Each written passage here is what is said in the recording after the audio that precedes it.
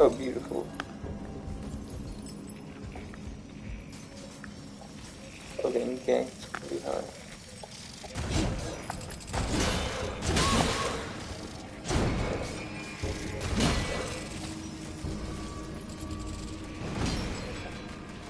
Okay, he's really into it now.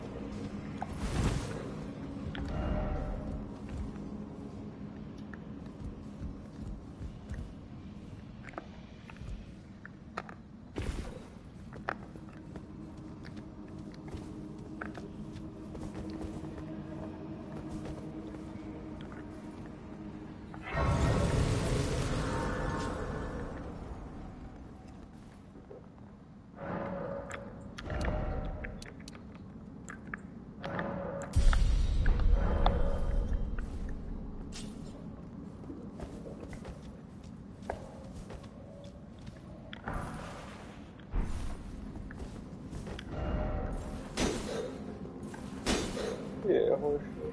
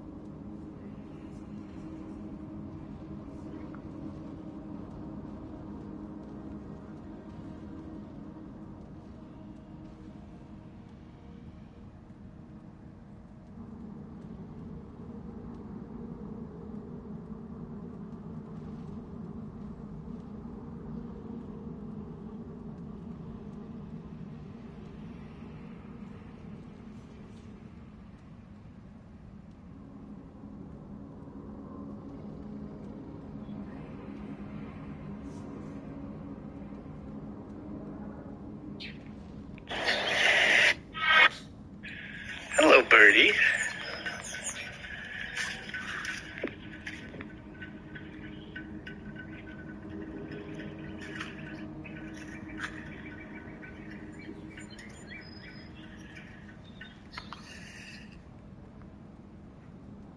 No, no, no! Years ago.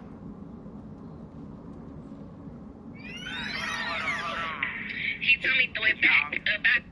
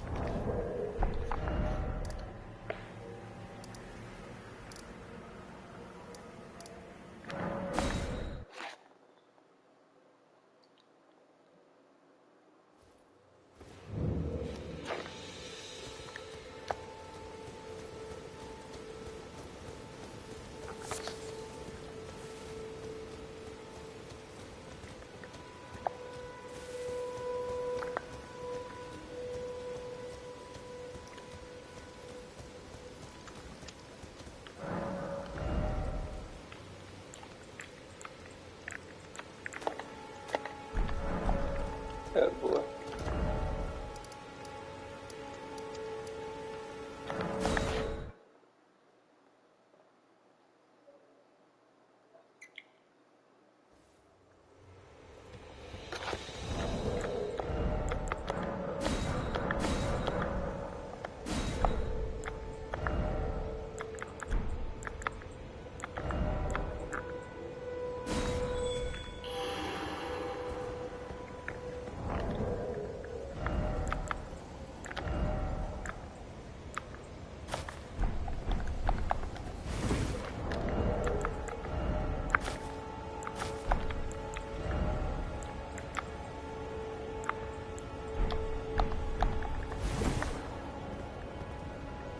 Not still.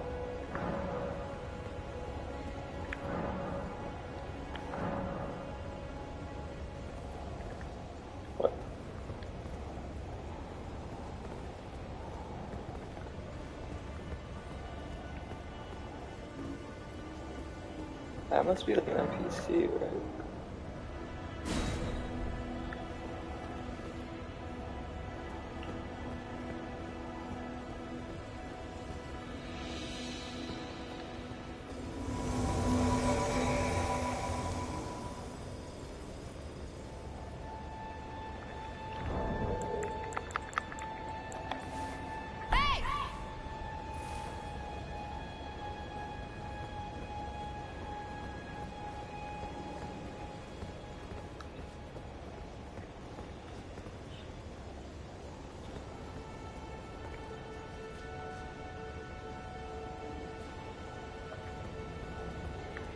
Yeah, you're...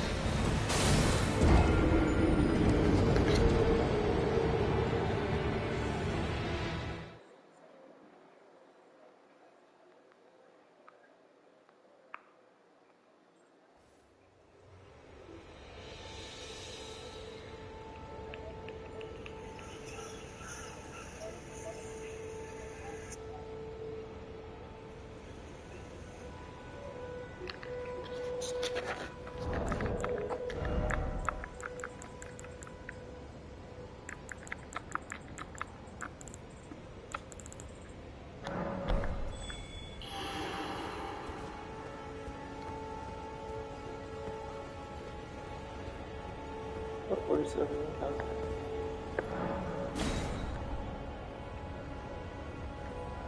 What?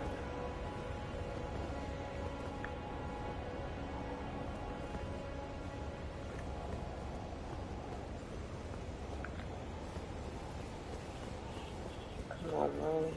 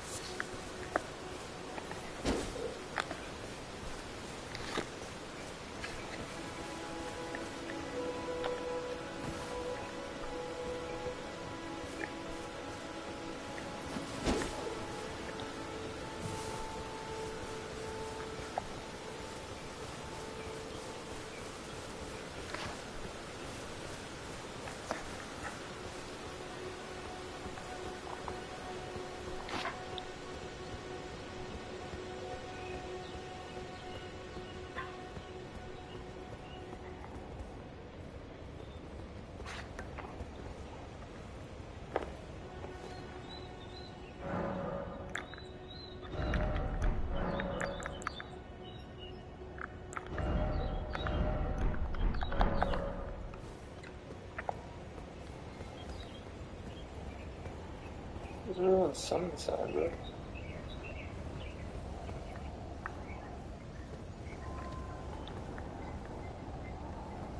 Deadass.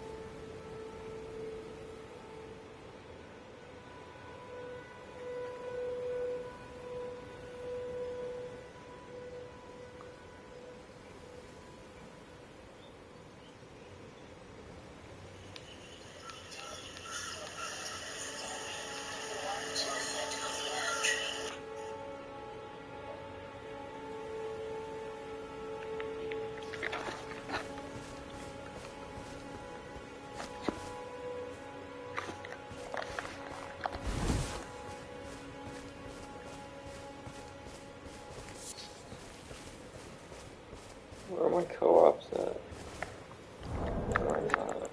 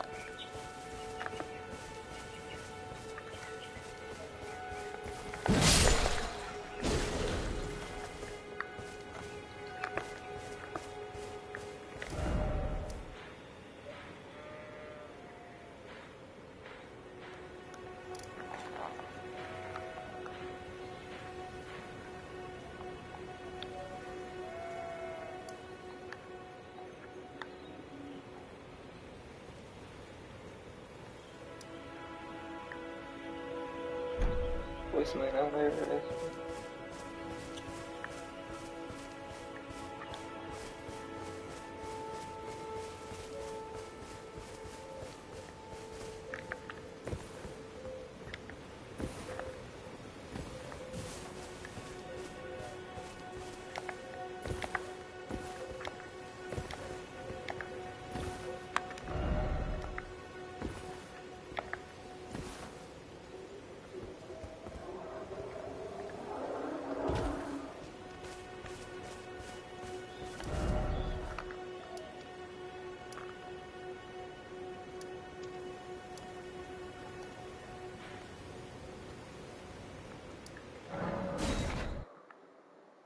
Where should do other shit?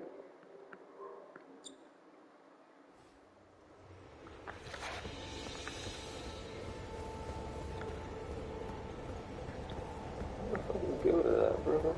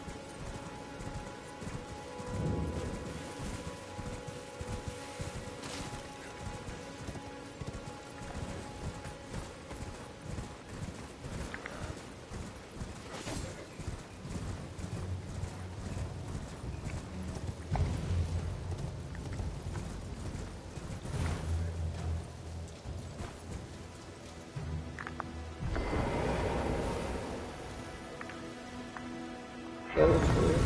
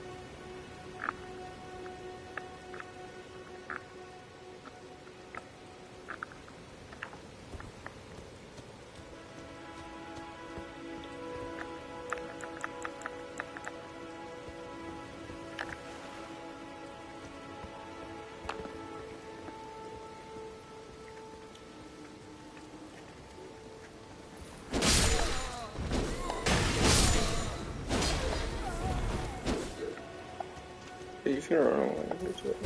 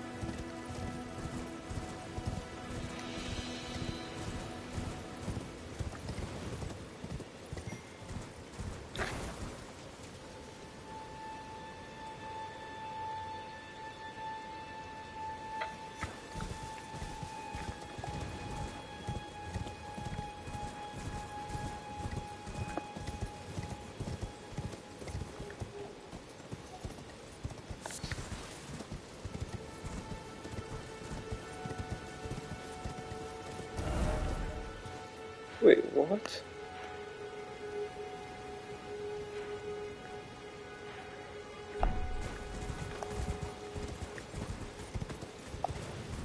So that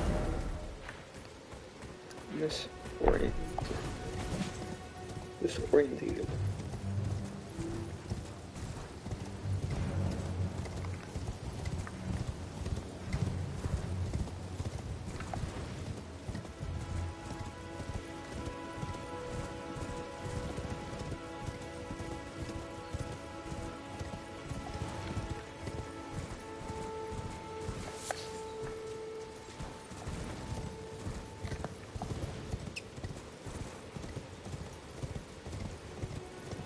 This bridge I probably have to run.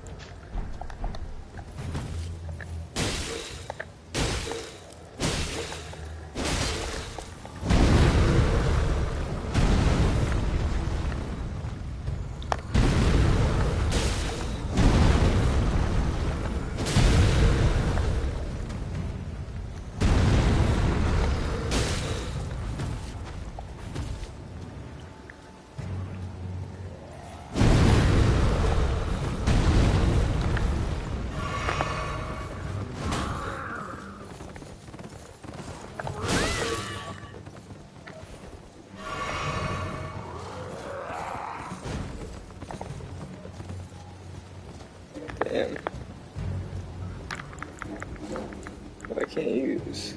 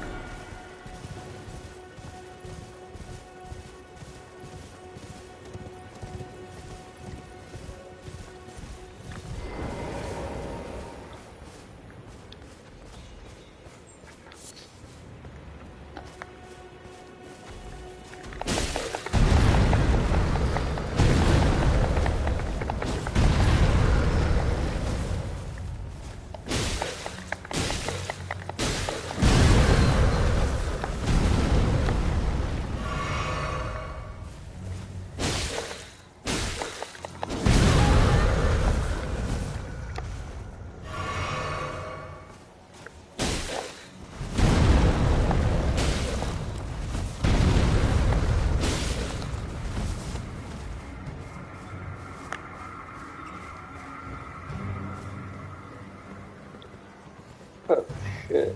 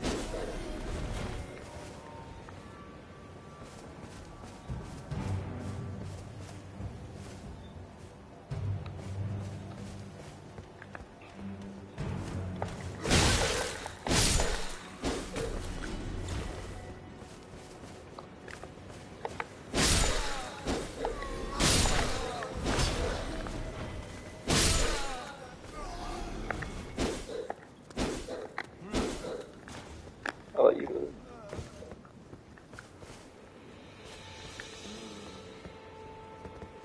Okay, you can move.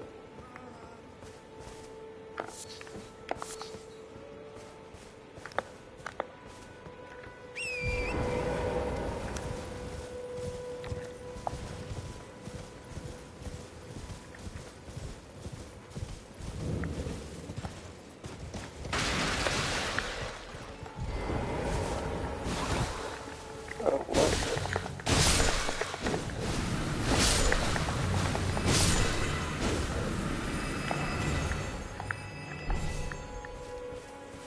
Great.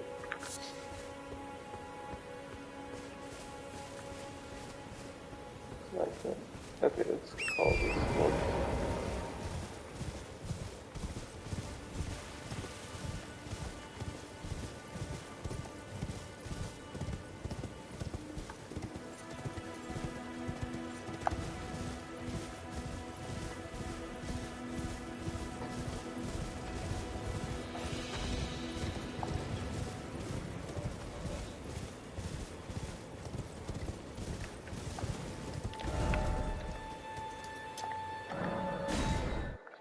However.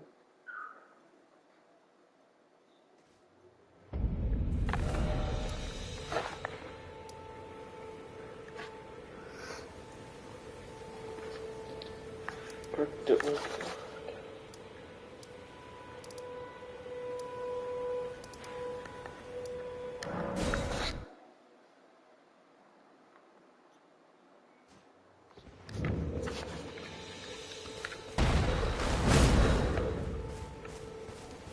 That uses.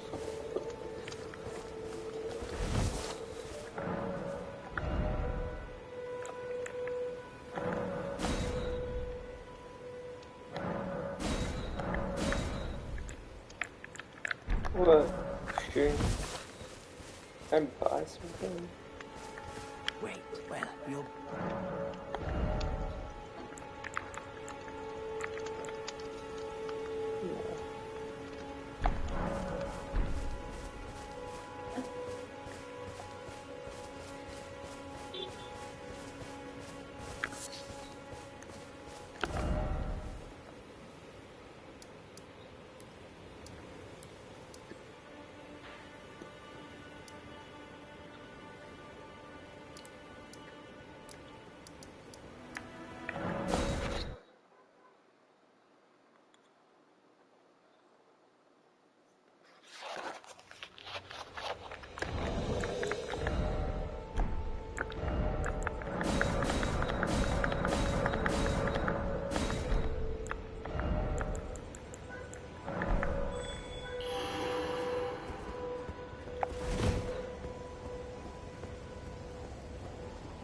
Why the fuck is there one summon center?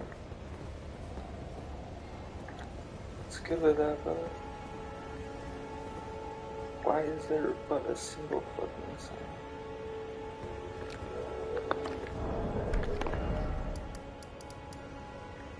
That's fucked up.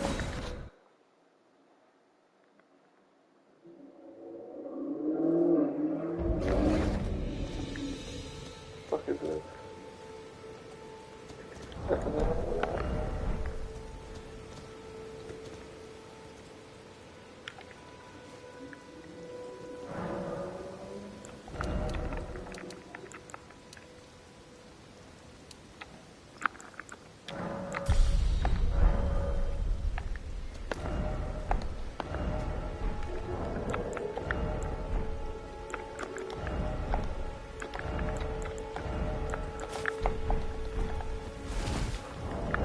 Still.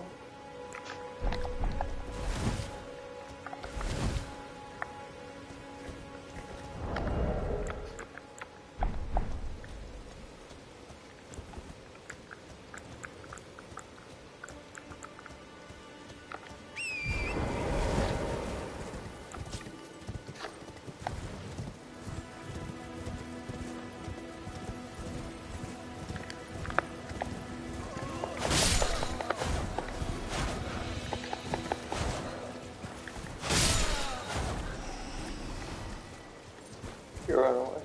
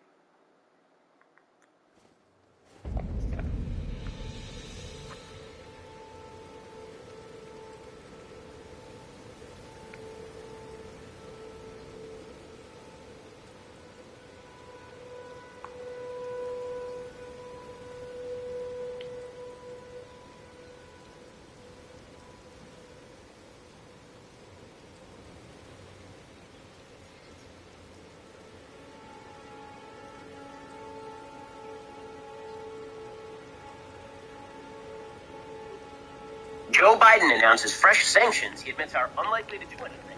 Secretary hopes Russia will just focus on climate change. And our celebrities have thought. Glad we're I'm Ben Shapiro. This is the Ben Shapiro Show.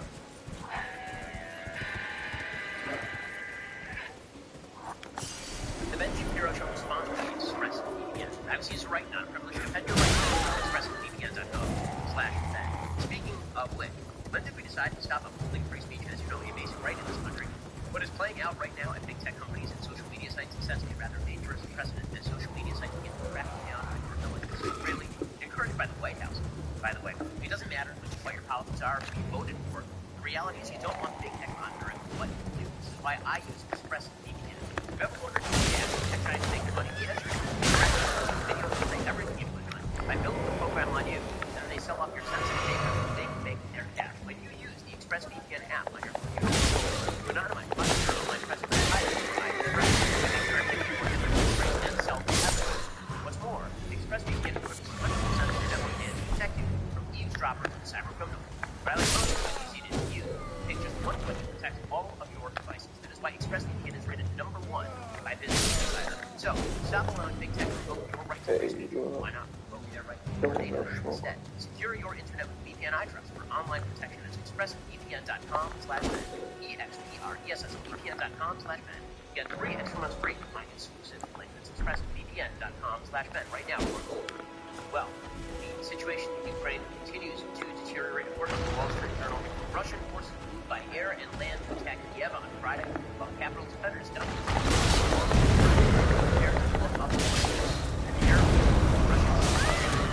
following an airborne assault linked with Russian armor in Belarus, bringing this Ukrainian armored nearby.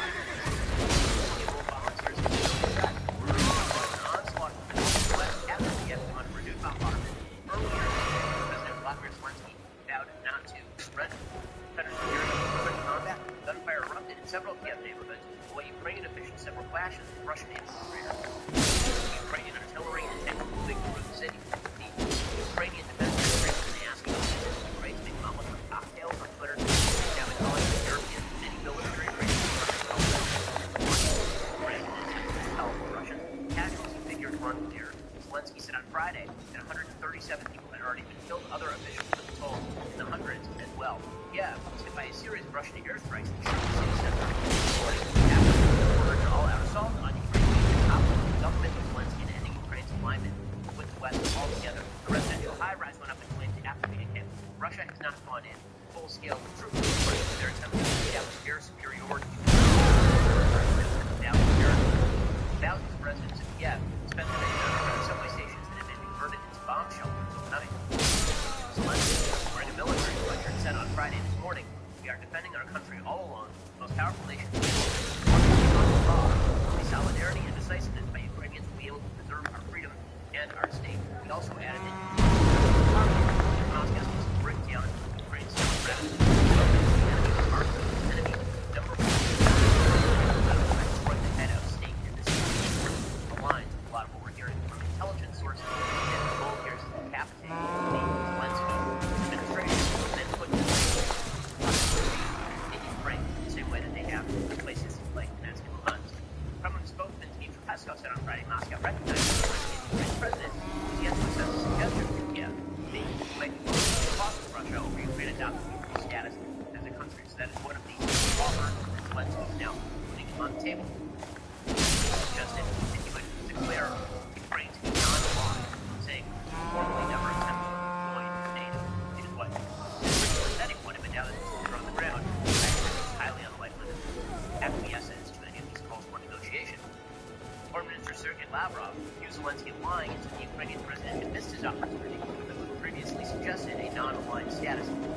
Lavrov is no longer interested in anything short of Zelensky and other veterans being locked up in Moscow neighborhood.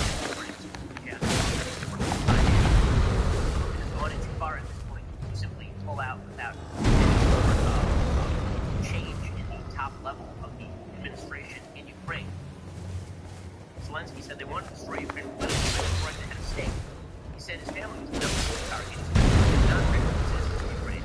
I have no right to say where they are. He said that enemy sabotaged the city according to the Washington Post, and that NATO and Europe had left Ukraine alone to defend itself against the Russian onslaught. The most dramatic footage of the day came from a place called Snake Island, which is just off the coast of Ukraine, and apparently there was one Russian warship approaching Snake Island, also known as Zimny Island.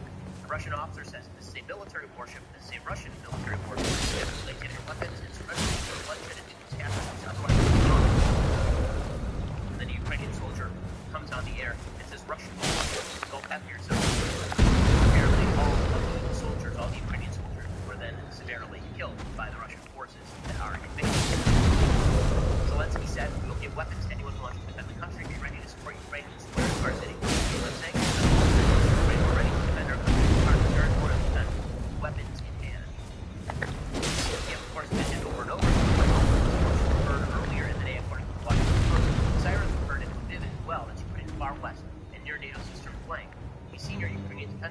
Russian forces were here to the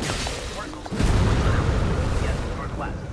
Biden administration officials told lawmakers late Thursday they feared the capital was called Russian mechanized forces that had crossed the Belarus on its outskirts. Already reports said Thursday the remaining Kiev enemy sabotage groups were already in the capital. So, things are extraordinarily good.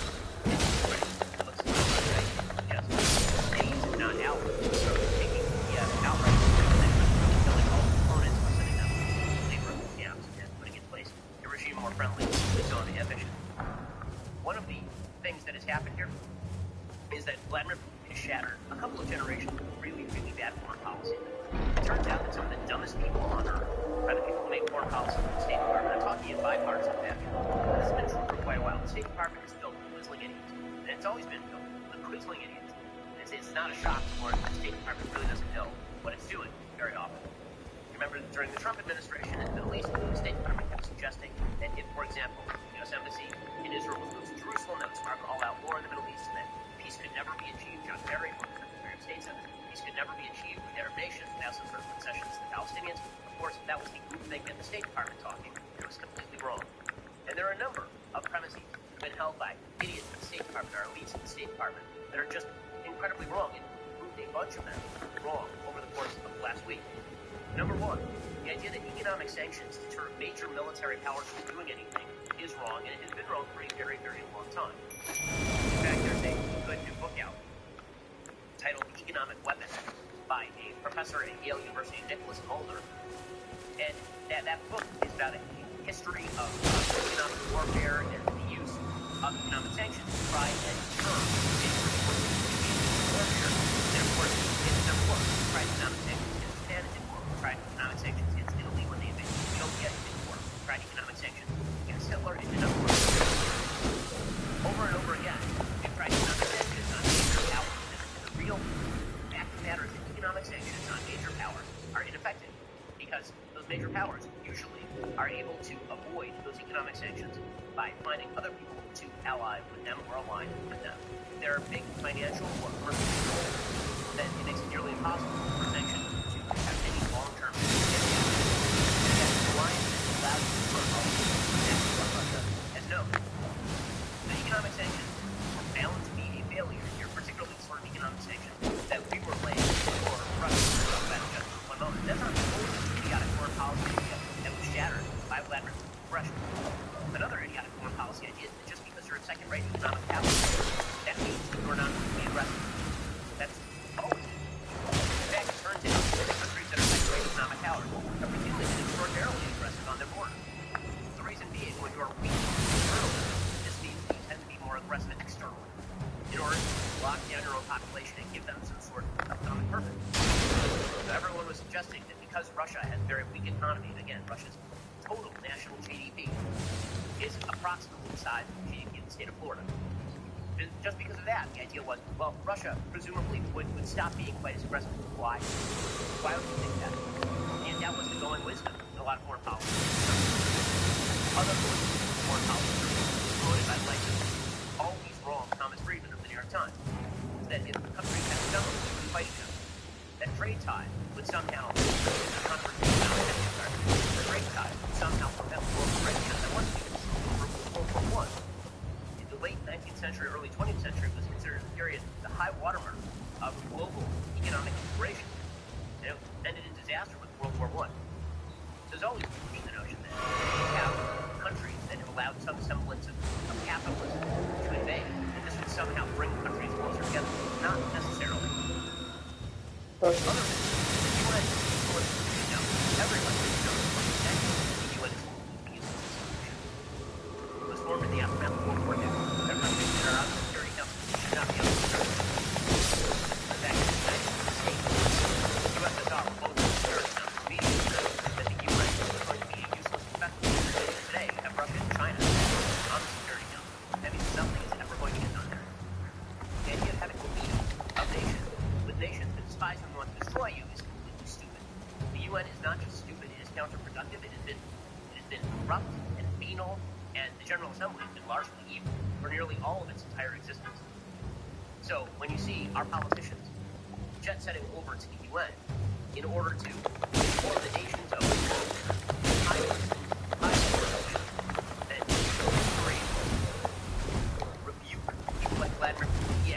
UN is a useless organization. We should level the building and salt the ground.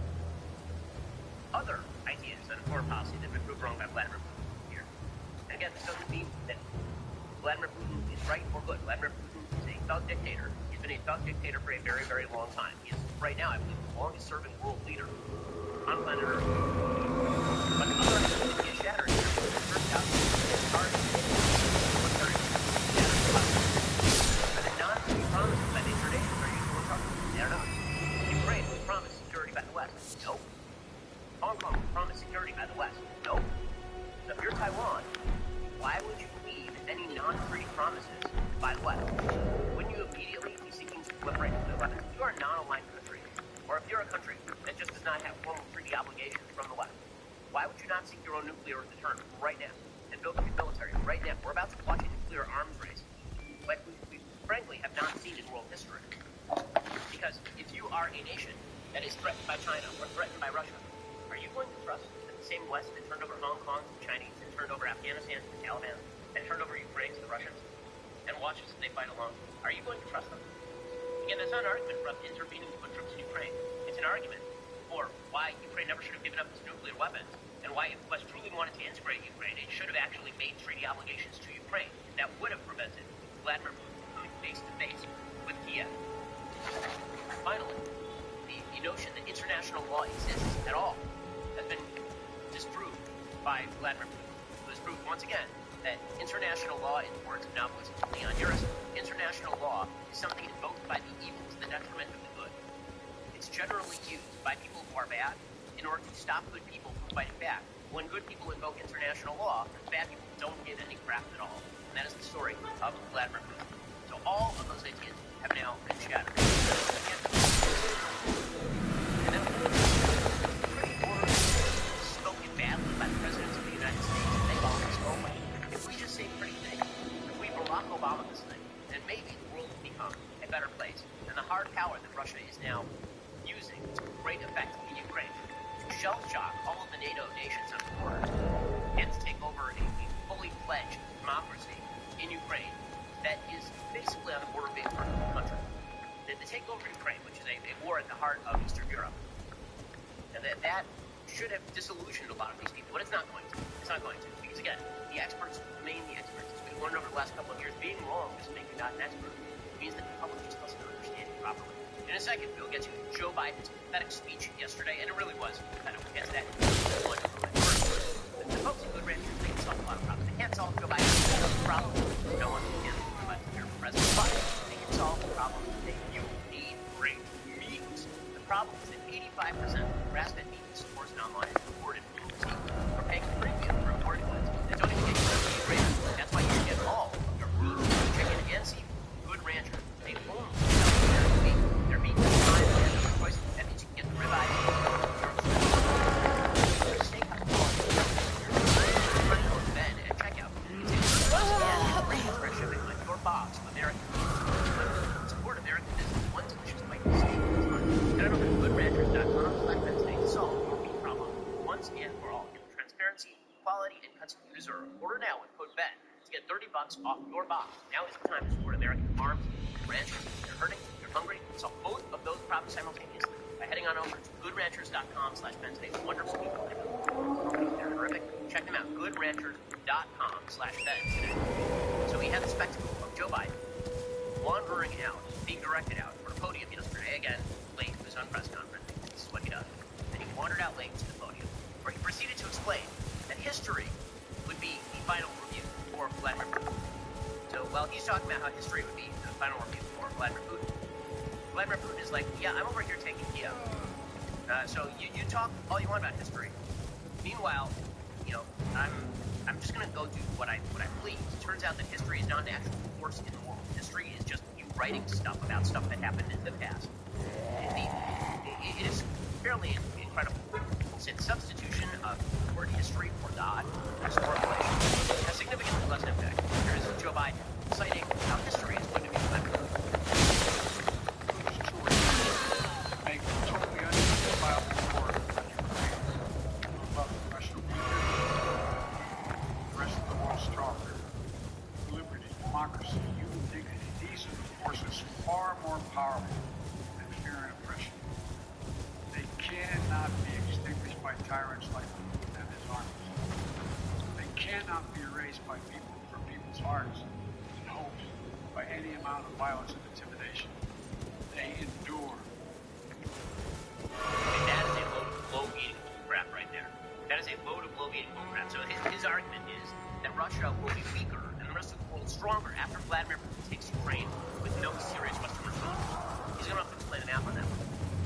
Also, when he says things like liberty cannot be extinguished, yeah, it absolutely can. There might be liberty beating in the breast of every human heart, the desire for it, but those require institutions. Those require governments that actually guarantee liberty.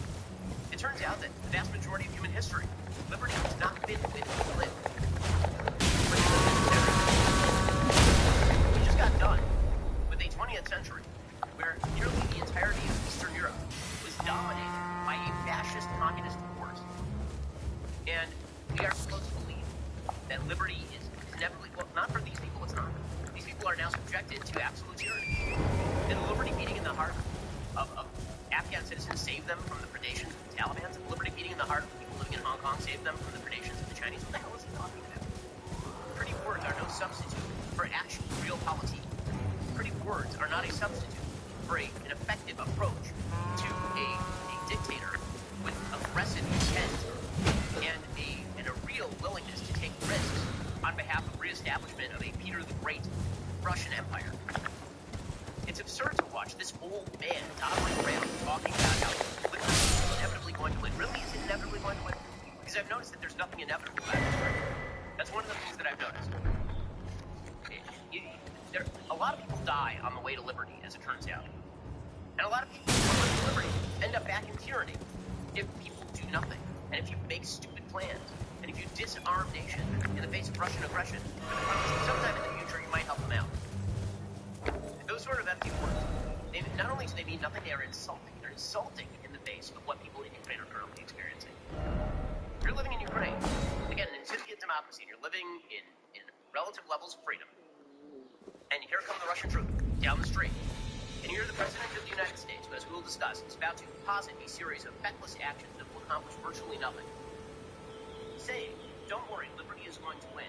All that does is make a mockery of liberty. The reality throughout human history is that if you are going to have liberty prevail, that requires actual hard-headed decision-making in pursuit of that liberty. Not a bunch of dusty words written by a bad 2 years out of law school speechwriter from Wellesley. It's ridiculous. The president makes a mockery of his own office. And this has been true, by the way, pretty much forever. Whenever a president goes out there and he launches this kind of rhetoric, history will judge, history. Like if you want to do this in a religious sense, like God will judge, yeah, after death, God may judge. But if you are going to suggest that history will judge, history is not a disembodied thing. Right now, Vladimir Putin has written the history of Russia. Joe Biden isn't writing the history of Russia. And so all of this would be less grating if Joe Biden actually had any sort of wherewithal to put together a plan. But he has no plan. His plan is to call on Americans to make sacrifices that he openly admits will not achieve their intended effect. That's the part that's amazing. I'm perfectly willing to go along with Joe Biden. If Joe Biden says, listen, here's the deal. We're going to go after the natural gas and oil sectors of the Russian economy. We're going to relieve all of the regulations on the American oil-producing part of the economy. We're going to go back to opening up federal lands. We're going to reopen Keystone XL because this is war. We are going to have to tell the Greens that they need to take a backseat for the moment while we deal with Russia. And you might have to pay a temporarily higher price at the pump in order for us to do that. And that is a case worth making. He's not making that case. He is saying that you should pay a higher price at the pump today so that he can pursue a bunch of actions that he himself openly admits will accomplish nothing like what he says he wants to accomplish. That's unthinkably bad politics. It's stupid on behalf of American citizens, and it's stupid internationally as well. Alrighty, coming up, Joe Biden says things are unfolding in Ukraine just the way we predicted. Well, if that's true, then why are you bad at this? Here's the thing, if you predict a bad thing is going to happen, then you don't prep for that bad thing to happen, and then the bad thing happens, and you didn't prep for it. This makes you an idiot. We'll get to that in just 1 second first. You know, I lead a busy life, early in the morning, gotta read the news, gotta stay on top of all this stuff. This means that if I am cruising my phone late at night, I want to be able to fall asleep really quickly. but blue light is even away if you use it right before bed. This is where my blue blocks come in. When I discovered blue blocks and their sleep products, my sleep was completely transformed for the better. Blue Blocks is an optimized healthy sleep and recovery company with evidence-backed products that have been tested under Australian lab conditions and backed by peer-reviewed studies. I have the Blue Blocks Sleep Plus glasses and the Remedy Sleep Mask. It's really big. The sleep mask is really told me because sometimes my wife reading she doesn't want to bed right away. Look, I can tell you that Remedy Sleep Mask is super helpful. It's the best sleep mask I have tried. It's the only mask that blocks 100% of light. There's no eye pressure, so I can open my eyes while wearing the mask. It has a fully adjustable strap for the perfect fit. If you ever wear some of these other masks, actually shape of your eye, and you open your eyes here, it's all blurry and weird. You don't get that with the Remedy Sleep Mask. You can also check out many other great products. Blue Blocks offer red light therapy and EMF shielding. Looking forward to trying all that too. To get the Remedy Sleep Mask and Sleep Plus glasses for yourself, head on over to blueblocks.com/Ben. Use coupon code Ben to save 15%. That's blueblocks.com. BLUBLOX.com/Ben. BLUBLOX.com/Ben. Use coupon code Ben to save 15%. He says, things are unfolding as we predicted. He's right. But the question is, if they're unfolding as you predicted, why didn't you do anything? Why didn't you do anything? See, this is the difference between Afghanistan and Ukraine. In Afghanistan, they did not unfold as Joe Biden predicted. Joe Biden thought that the Afghan regime was going to hold on the base of his element temporarily. That was time enough to get out of Afghanistan and save the base. That's what he thought. He was wrong because, once again, he is a total. He's been wrong on everything. Don't underestimate Joe's ability to have things. So he put all this in Afghanistan. Then he went there, he was lying that they were going just as they suggested. As American service people were being bombed to smithereens, as we were throning innocent Afghan families on our way out, and they some of the Taliban, there's 9 million people on threat of starvation. Right? All of that was according to plan, according to Joe Biden. But it wasn't. He was lying there. But here's the thing. We've known since November, and they've been spilling since November, that this is exactly what Putin was going to do. And he still did not have a plan. That's the amazing thing here. He still had no plan. If I tell you, I know that there's going to be a hurricane 3 days from now, but I don't want you to prepare for the hurricane. And then the hurricane comes, folks move off the house, and I didn't bother buying insurance. I didn't bother moving my family. People get hurt. That means I'm a moron. And that's what Joe Biden did. Here's the Biden answer. The Russian military has begun a brutal assault on Ukraine. Without provocation, without justification, without necessity, this is a premeditated attack. Vladimir Putin has been planning this for months, as I've been saying all along.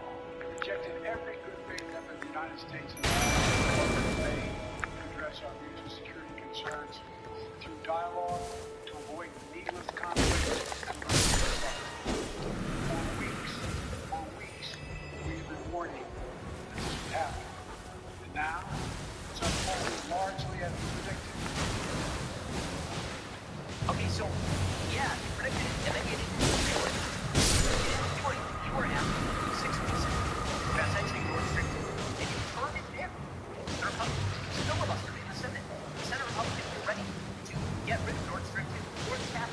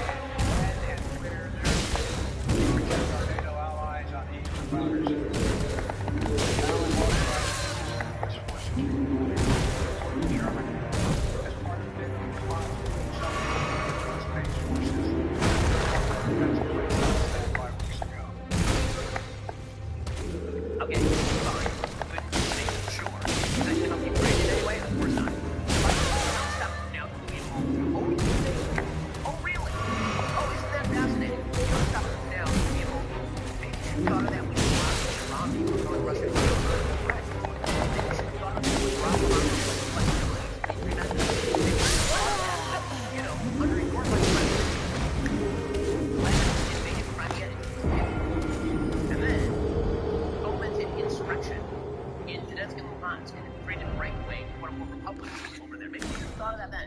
Maybe you should have thought of that when you were handing control of Syria over to the Russians. Maybe you should have thought of that when you were hanging out as vice president and helping Russia broker a deal with Iran, Malocracy. Maybe you should have thought of all those things. Or maybe it's a little late now to dissuade Russia from invading Ukraine because they've already done it. Here we go. How concerned are you that Putin wants to go beyond Ukraine and other countries, and the U.S. will have to get involved if he moves into NATO countries? Well, he is a NATO country. He will be involved. He will be involved. The only thing that I'm convinced of is if we don't stop now, he'll be involved. If we don't move against him now, and these significant sanctions, he will be involved. Okay, so he's saying now. So here's where we get to the brass tacks. So he says we have to move on these sanctions, otherwise he will be involved.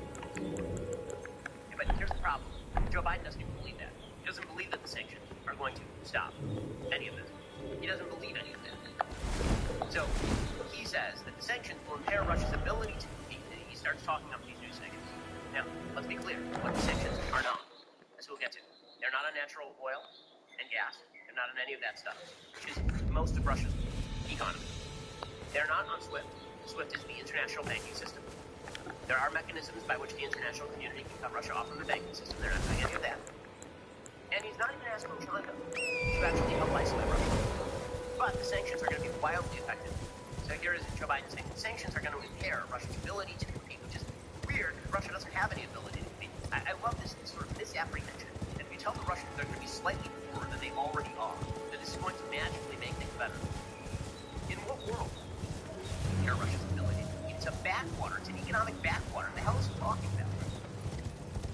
I just spoke with the G7 leaders this morning, and we're in full and total agreement.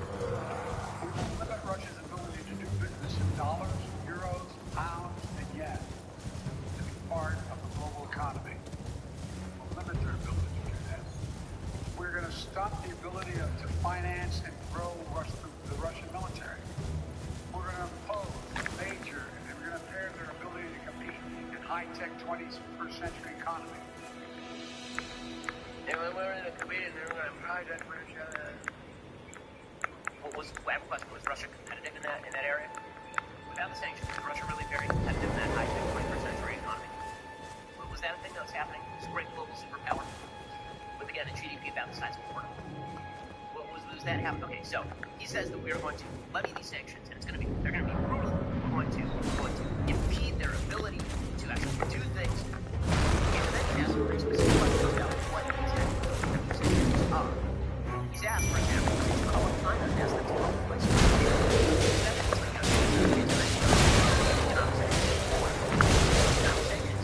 partner in mind.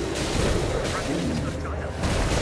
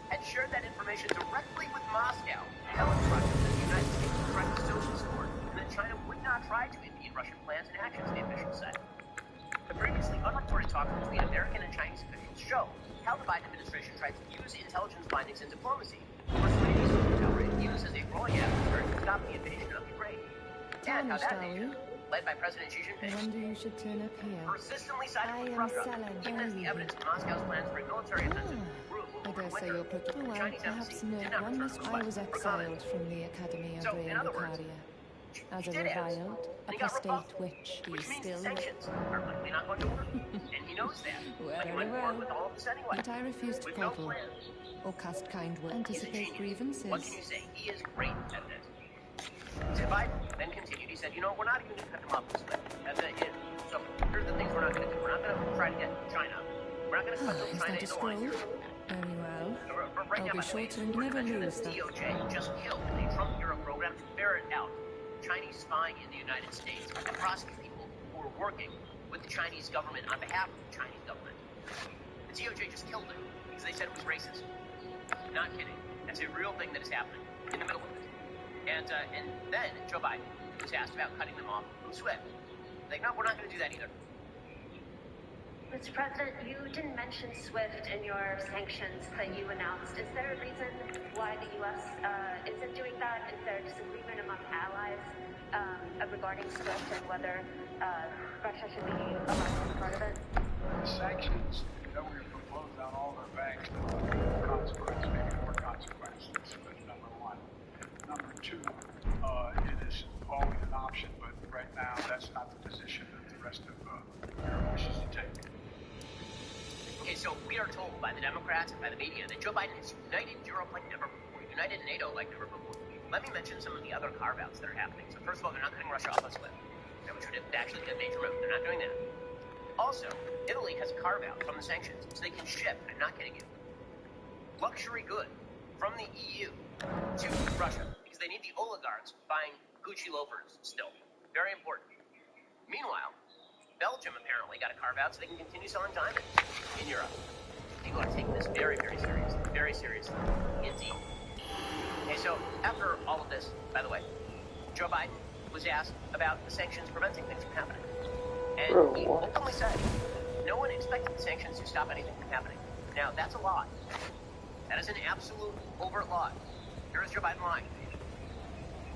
No one expected the sanctions to prevent anything from happening.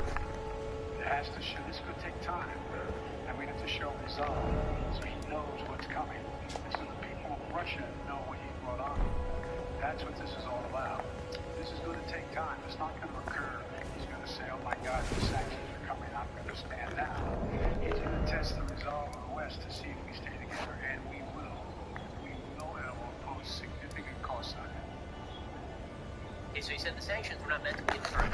I have a clip from your vice president, sir, from 5 days ago, saying that the sanctions are meant to deter Vladimir Putin.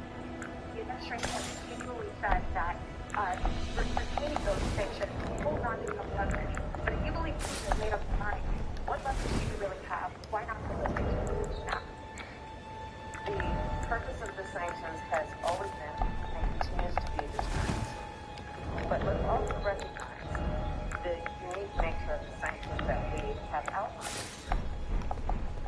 They're magical sanctions that are going to deter, but now Biden says they're not going to deter. And then he has asked Joe Biden, so are these ones going to work? Or he said the other ones don't work. You should expect them to work. Are the new ones going to work? Here's Joe Biden saying, well, maybe we'll find out after, like a month. The sanctions we impose exceed SWIFT. The sanctions we impose exceed anything that's ever been done. The sanctions we impose have generated 2/3 of the world joining us. They are profound sanctions. Let's have a conversation in another month or so to see if they're working.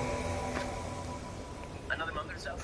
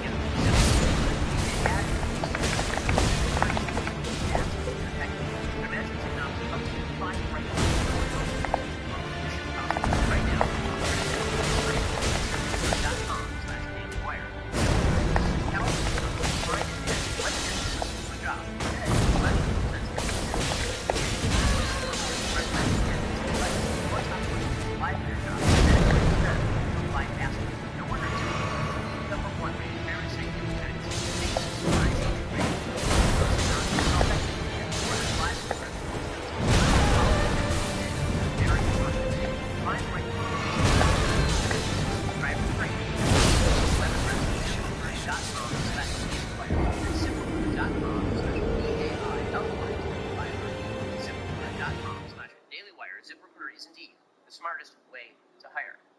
Okay, we're gonna get to Okay, I want to become a soldier. My favorite show to do here at the Daily Wire. I love this show, but I gotta tell you, my favorite personal show to do here is The Surge. It's a show unlike any we have done before. You get a chance to overhear the conversations that I have with some of my friends, some of the deepest thinkers on the planet. My first guest was the great Jordan Peterson. We sat down for coffee for a couple of hours and just chatted the way that we normally do. The second episode features another good friend of mine, the highly lauded historian Neil Ferguson. Neil is a genius. He's a brilliant historian. He's a terrific writer. In both episodes, we go out for coffee, an amazing conversation, which means we get to everything from our personal life all the way on down to the Chinese invasion of Taiwan. The episode with Neil, released last night, is exclusive to Daily Wire members. It is premium content. If you're not currently a member, head on over to dailywire.com/subscribe to join today. Also, I just want to note here, the amount of content we are putting out here at Daily Wire is just enormous, and that's because of you. That's because you subscribe and you allow us to put out that much content. We got things like this, we got my book club, and we have Shut It. You're doing all sorts of stuff, movies, comedy, documentaries, so much more. Shut It is a riveting redemption story. It's an absolute emotional roller coaster. It's artful, suspenseful, highly entertaining. 500,000 people watched it live during the world premiere last week. You should check it out as well. We're not just doing quality movies like Shut In, Run, Hide, Fight, or the soon-to-be-released The Hyperions and Terror on the Prairie. The latter is the one with Gina Carano.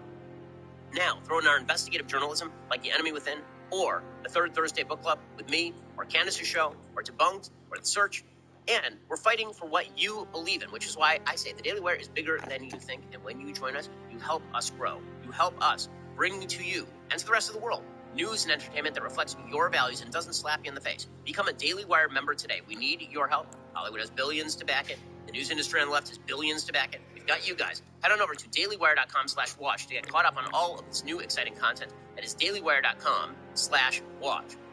Speaking of which, as we see the conflict unfolding between Russia and Ukraine, it's very clear dictators are not to be trusted. And as our country supported Ukraine's move to hand over its nukes in 1994 in exchange for Russia's promise to invade, apparently we cannot be trusted either. Which is why it is now more important than ever to understand the biggest threat facing the United States. It's not Russia, it is China. Our new show, The Enemy Within, is a docuseries featuring acclaimed journalist and expert in national threats, Lee Smith. Smith uncovers a political coup orchestrated by America's ruling class to generate their own wealth and power in exchange for the slow rise of China's Communist Party in America. He's a fucking In the fourth episode, keepsake. Oh he my describes god. how the NBA has come to depend on China for its profits, and as a result, how the NBA and its players have now become a mouthpiece for Chinese Communist Party propaganda. Check out the trailer. What if everything we think we know about our leaders, our society, and our relations with the rest of the world? America is facing two major challenges. One is the Chinese Communist Party. However, the most significant threat comes from within. You're trying to obscure responsibility for 4 million people dying around the world. Okay, Senator Paul, you do not know what you are talking about. You've already seen evidence of how the elites want to run the United States. They're modeling themselves after Chinese autocracy. For over a decade, the People's Republic of China has stood publicly accused of acts of cruelty and wickedness that match the cruelty and wickedness of medieval torturers and executioners. Dianne Feinstein had a Chinese spy as her driver for 20 years. We're not talking about one person infiltrating senior levels of the CIA or the White House. We're talking about an entire elite class throughout the political, corporate, academic, cultural, and media establishment. My name is Lee Smith. I've been a journalist for more than 30 years. This is the most astonishing espionage and infiltration operation in history. What you're going to see in this series will shock you. This is The Enemy Within.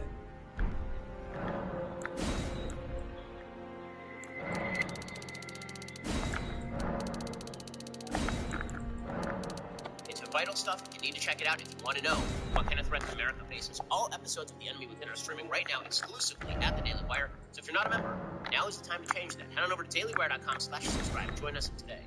You're listening to the largest, fastest growing conservative podcast and radio show in the nation.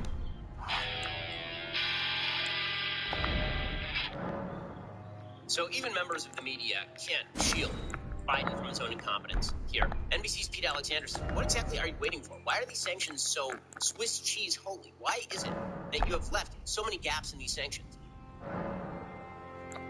detailed some severe and swift new sanctions today and said the impact it will have over time. But given the full-scale invasion, given that you're not pursuing disconnecting Russia from what's called SWIFT, the international banking system, or other sanctions at your disposal, respectfully, sir, what more are you waiting for? Okay, so the answer that Joe Biden gave was nothing. He didn't. There's nothing that he's waiting for. He just is not capable of mobilizing anybody in this way. It's just, for all of it, you got his entire national security apparatus out there talking about what a grand unifier he is. On what? On what? Fox News' Peter Doocy asked if Joe Biden had underestimated Putin. Of course, Biden's never going to admit to having underestimated Putin, but the answer is he did. Putin is an opportunist. He saw an opportunity and took it. I'm getting very tired of all these people saying that he's insane. He's not insane, okay? This is a very clear move by Vladimir Putin. It is clearly rational. It is very bad. It is morally evil. But you can do something that is morally evil and very bad and also clearly rational. And from his point of view, expanding the territory of the Russian Empire to include historic Ukraine, and doing so with a meetable cost, and in the process, basically breaking all bonds between the West and independent nations. That's a cost worth paying for Vladimir Putin. Why wouldn't he do this? Honest to God, I don't know why he wouldn't, given what he knows of the West. The navel-gazing West, which has blown out its debt to the tune of $30 trillion in the United States. The United States now has a GDP to debt ratio, or debt to GDP ratio, rather, of 119%. The United States is busily trying to inculcate diversity, equity, and inclusion in its armed forces and putting out commercials about transgenderism in the military. Why exactly wouldn't Putin make that move? What would be the overwhelming force that Putin would be afraid of meeting in Ukraine? What would dissuade him from doing that? You may think that his ambitions are crazy by your calculus, but that's because you don't understand his ambitions. He wants to be Peter the Great. He's actually more like a Tsar than he is like Stalin. He's not interested in imposing communism as a worldwide program. He's interested in the revanchist mentality that expands the Russian Empire. He wants to go down in Russian history. Biden wants to talk about history. Putin wants to go down in Russian history as a great leader. That means expanding the territorial holdings of Russia, which is historically, like in the 18th and 19th centuries, exactly what Russia used to do. So why exactly is this somehow irrational? It's not irrational. He saw weakness, he went for the jugular, and Biden underestimated him, period. Here's Peter Doocy asking Biden about it. Did you underestimate Putin? And would you still describe him the way that you did in the summer as a worthy adversary? At the time, he was. I made it clear as an adversary, and I said he was worthy. I didn't underestimate him. And I've read most of everything he's written. Did you read it? I should say. You heard the speech he made, almost an hour's worth of speeches, why he was going into Ukraine. He has much larger ambitions in Ukraine. He wants to, in fact, reestablish the former Soviet Union. That's what this is about. Okay, well, if that's the case, then why are you not doing anything? I mean, seriously, it's amazing. Because here's the thing, they're not. According to the White House's Dilip Singh, who is one of their deputy national security advisors, he says, oh yeah, don't worry, our sanctions, we're actually not going to target it. Only the largest sector of the Russian economy. We're not going to touch that. Because after all, Joe Biden understands that there's domestic cost. So he'll tell you that he wants to impose domestic cost. But then he's afraid of actually imposing the domestic cost, something that might actually achieve something. There is a Dilip Singh.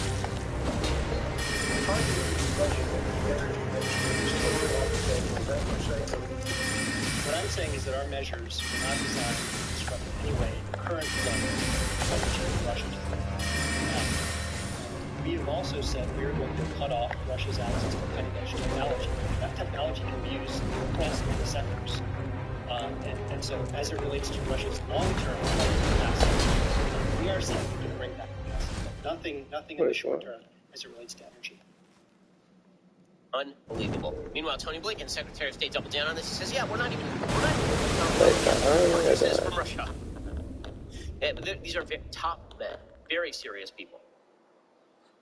Would the U.S. consider cutting off oil and gas purchases from Russia? Well, what we're doing, Nora, across the board is making sure that we inflict maximum pain on Russia for what President Putin has done. while minimizing any of the pain to us. We're in full coordination with other countries, both consumers and producers alike, to minimize any impact that this may have on energy prices and on gasoline. Amazing. So yeah, well, we're not going to actually go after that part of his economy. You know, the only part that actually matters. We're not going to touch that. We will continue buying. By the way, not only will we continue buying natural gas and oil from Russia, we will also maintain our restrictions on American energy production. There was Jen Psaki yesterday from the White House. She was asked if they will relieve restrictions on American energy production in order to, increase our own productive capacity to fight off Russia and not be dependent on them. Here's Jen Psaki being like, no, we got to listen to Greenpeace and Greta Thunberg. I mean, what might happen if Greta Thunberg got very upset with us? She was upset with us. What would we do? What would we achieve? This is what unserious nations do. Jen Psaki. If there's an invasion of another country by a big country, there's going to be impacts on the markets, right? And we certainly anticipated that, and we anticipate that as it relates to the global oil market as well. So that's why the president for weeks now has been engaging with a range of the big global suppliers, some in the Middle East, others, to see what we can do to ensure there's supply out there in the market to reduce the impact on the American people. Okay, well, so no. The answer to that question was no. They will not relieve restrictions on American energy production. They'll do things like release a little bit from the Strategic Petroleum Reserve to OPEC, but no, they wouldn't want to piss off the environmentalists in their own base. So how dumb are these people? How dumb are these people? John Kerry went on TV in the last 2 days, and John Kerry literally said that the big problem here is that Ukraine might distract Russia from the real crisis, the climate crisis. Here's John Kerry, Easter Island head, talking about how Russia needs to help us with climate change. I should think, to Castle Stormvale I'm very concerned about I'm concerned about Ukraine because of the people of Ukraine and because of the principles that are at risk. You know, I think hopefully President Putin has realized that in the northern part of his country, they used to live on 66% of a nation that was over frozen land. Now it's thawing, and his infrastructure is at risk, and the people of Russia are at risk. And so I hope President Putin will help us stay on track with respect to what we need to do for the climate. Well, that's the real important thing. That's the really important thing, guys. We have to keep Russia on board with climate change. And also we have to keep Russia on board so that we can make concessions to Iran. Because we have an Iran deal under negotiation whereby we will give a bunch of money to a dictatorship that murders its own people and then threatens Israel with nuclear weapons. I mean, the priority, guys, is very, very serious. By the way, Kamala Harris, for her part, frankly, I'm shocked Kamala Harris can solve this problem. She's such a problem solver. We have now deployed her so many places on the globe to solve problems. We deployed her down to the Northern Triangle to try and stop the illegal immigration crisis. She handled that. Have you heard of the big problem? Probably not. She's solved it. No, she's solved it.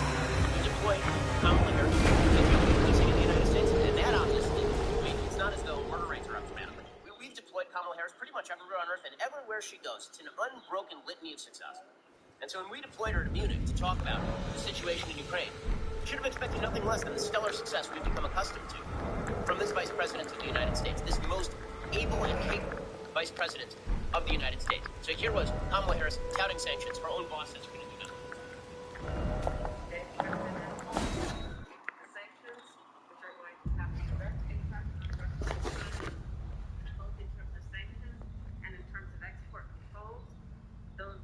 The effect will be immediate on Russia, and we will continue as we have from the very beginning, work with our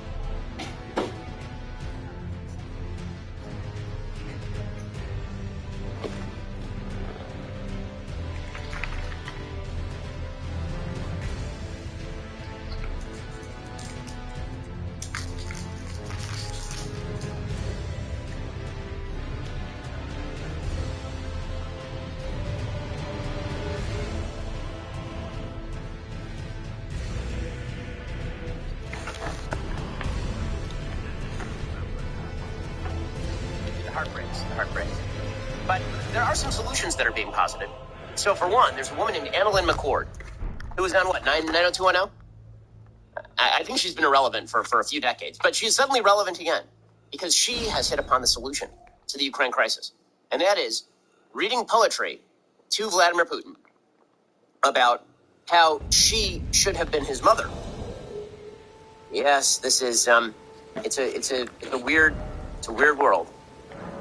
This lady will eventually be president of the United States the way we are going. Here's Annalyn McCord. Dear President Vladimir Putin, I'm so sorry that I was not your mother. If I was your mother, you would have been so loved, held in the arms of joyous light. Never would the stories plight the world unfurled before our eyes, a pure demise of nations sitting peaceful under a night sky. If I was your mother, the world would have been warm.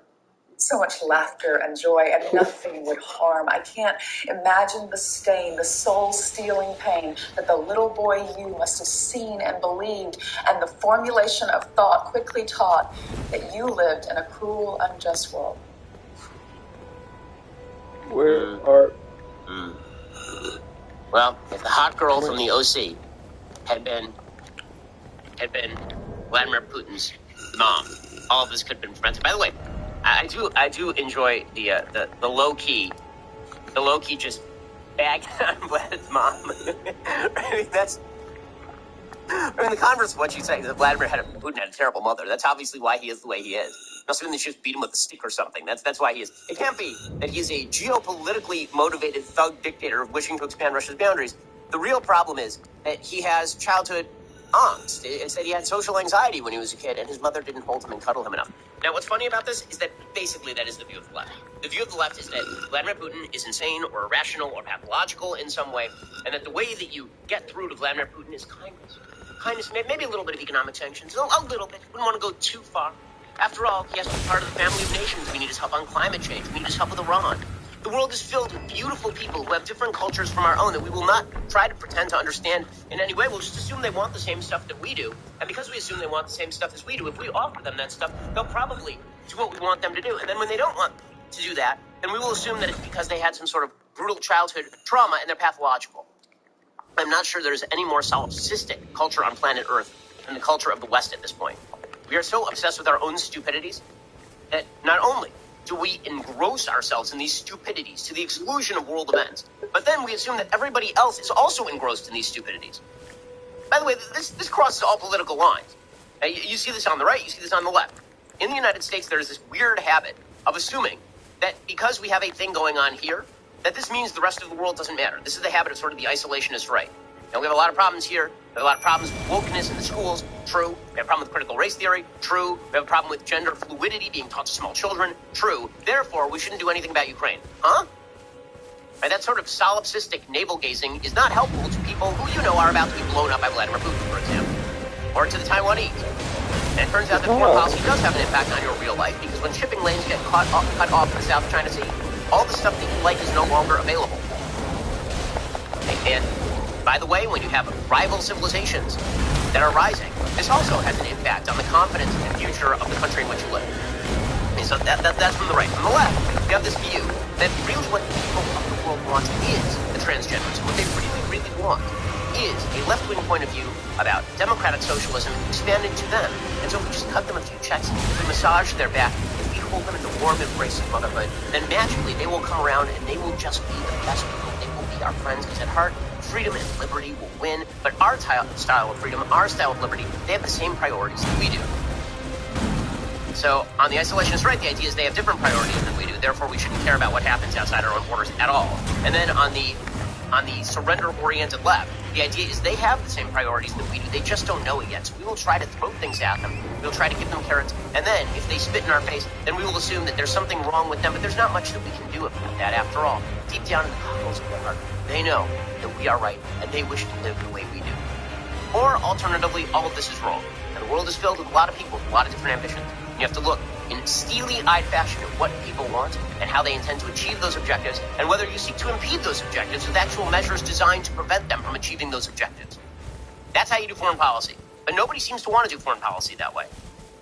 And that's why you end up with the mess that you have in Ukraine. By the way, it ain't going to end in Ukraine. I know right now everybody's got their eyes on Eastern Europe and Latvia and Estonia, Lithuania. The notion that Vladimir Putin is going to invade those particular countries, I think that's unlikely in the near future. I think he's perfectly happy with having carved off this giant chunk the size of Texas in the middle of Eastern Europe. Seems like a pretty good start for his global empire. But the place we should be looking right now is, of course, Taiwan. And we're not. The Biden administration is more focused on all of the things that they say everybody else should be focused on: climate change, racial equality and justice, systemic injustice and systemic racism and income inequality and all the other nonsense causes that they've dedicated their lives to.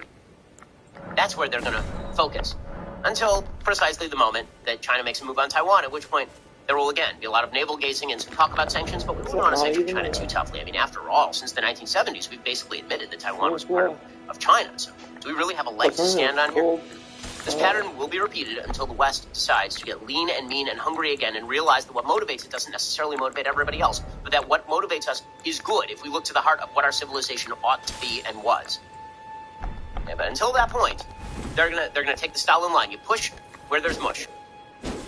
You just push as far as you can until somebody stops you. Ain't nobody stopping Vlad. Ain't nobody stopping the Chinese yet. So that means they're going to continue pushing. So get ready for things to get a lot worse.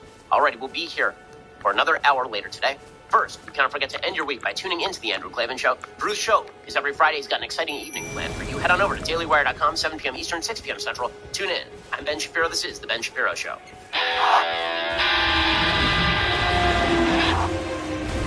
The Ben Shapiro Show is produced by Elliot Bell. Executive producer Jeremy Boring. Our supervising producer is Mathis Glover. And our production manager is Pavel Wydowski. Associate producer Bradford Carrington. Editing by Adam Sayevitz. Audio is mixed by Mike Coromino. Hair and makeup is by Fabiola Cristina. Production assistant Jessica Grant. Ben Shapiro Show is a Daily Wire production. Copyright Daily Wire 2022. Hey everybody, this is Andrew Klavan, host of The Andrew Klavan Show. You know, some people are depressed because the Republic is collapsing, the end of days is approaching, and the moon's turned to blood. But on The Andrew Klavan Show, that's where the fun just gets started. So come on over to The Andrew Klavan Show and laugh your way through the fall of the Republic with me, Andrew Klavan. What is the relationship to the working people, the oilmen, the loggers, the fishermen, the farmers, the service people, the truckers? It's anathema to that. And by the way, he's hurt the reputation and the historical legacy of the party he represents, and I'm not an MVP. But I can respect and know what they did, and I admire them for that. Even the Communist Party of Canada announced yesterday that they weren't in favor of the Emergencies Act because they realized that allows instantaneously for the demonization and the criminalization of anything like organized labor protests. And so, obviously...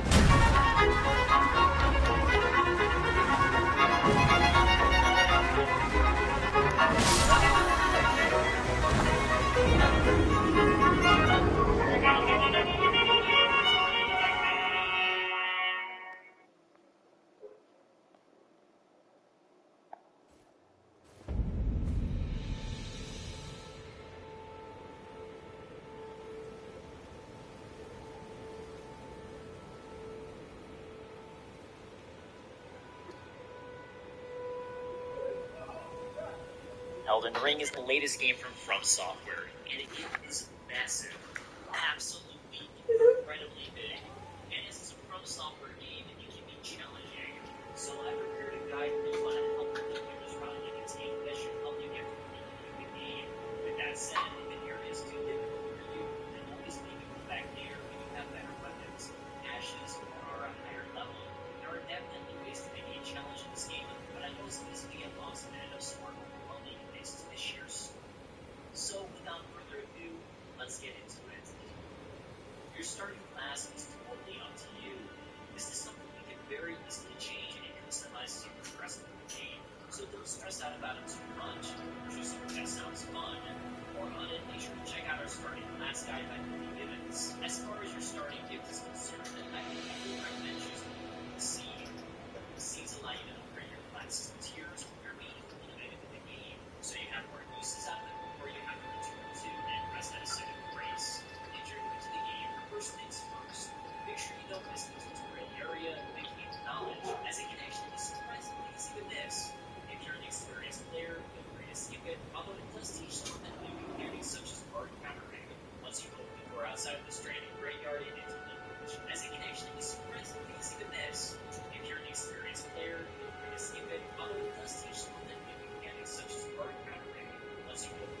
side of the stranded graveyard and into the grave, rolling truly is your oyster. But don't be overwhelmed. Your first goal is to activate the precise grace, as this great element to you will not only give you the ability to access more into the spectrum of Steam, but also the ability to level up to easily access more itemized signing the spectrum of Steam whistle to your quick item menu, which you can access in the weapons section. That way you can just put an action key and the corresponding direction button to move it over to you. This means you won't have to spend time scrolling your item menu, so you can quickly escape the situations that get a bit sticky. You'll also want to find your first map bracket, so you can more easily explore and find things in the midst. Your first site of grace is easy enough. Right in front of you at the first step. Next, you'll want to head directly north and find the tree set hanging out on the path, where you'll find the Church of Ella, another site of grace, a blacksmithing table, and Kali the Merchant. If you need a hand finding these three, just follow the golden path. Kali the Merchant sells a number of useful items. The crafting can both body and use all of the crafting materials you gather throughout the game and craft whatever you choose. I can highly recommend buying a torch here. It's only 200 points. You can definitely want them for the dungeons ahead. He also sells milk about the class of to visit. This is a 100-kilo class you find, which can be incredibly useful. This note clues you in on the location. Just northeast of the forest is your next destination. This leads you to the game of ruins in your first map fragment. If you need help tracking down these map fragments, look at them and these icons. That's where you find them. Make sure to fully explore these ruins in your first map fragment. If you need help tracking down these map fragments, look at them and these icons. That's where you find them. Make sure to fully explore these rooms, as there's a secret basement that contains a whetstone, which is what allows you to put ashes over your weapons, which are very useful skills you learn throughout the game. On top of that, on the other side, you'll find a chest full of swords and great sword. While you might not have the stats to get completed yet, this is a great starting weapon for any type of strength build. And if you're new to these games, I recommend trying it out and letting up your strength stats to feel it when you can. The weapon's a little slower, but it's powerful enough to allow you to quickly stagger many enemies who otherwise couldn't just by taking a two-handed attack, or even sometimes a one-handed attack. Not only that, but to the northwest and southeast neighborhoods. 5 6 race, rest at one of these and all aren't only building on the level of this course. Once you've done all of this, I want you to hop onto our network. This will lead you to the west neighborhood site of the race. And follow the path up to the school shack. Along the way, you'll find another golden seed, which you'll definitely want, as it will allow you to get another upgrade to your classes and tiers. Not only that, but at the store of the shack, you'll find an NPC named Spirit Jellyfish Ashes. In my opinion, this is an incredibly useful Spirit Ash, as you can use it to help distract bosses and take their aggro away from you. However, you can't use Spirit Ashes yet. But now that you have Torrent, you can now find the Spirit Calling Bell, which allows you to do this. First, you need to use your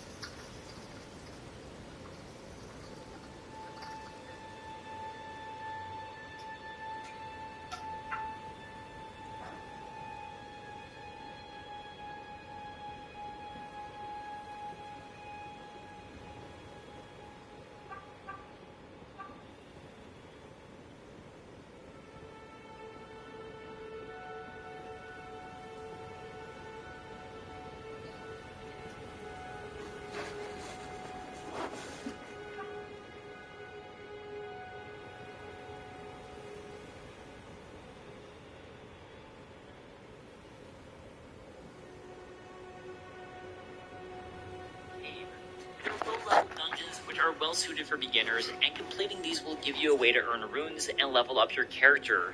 Both of these locations are along the cliffside northwest of the Church of El. Low-level dungeons, which are old ashes. Now you have an extra tool to aid you in combat. From here, there are 2 dungeons I recommend checking out. These are Stormfoot. Wait for a second.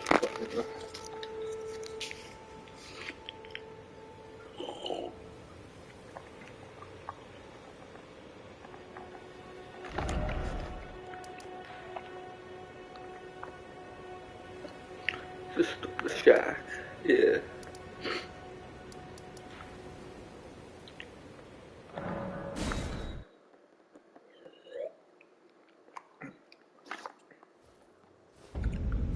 Wait.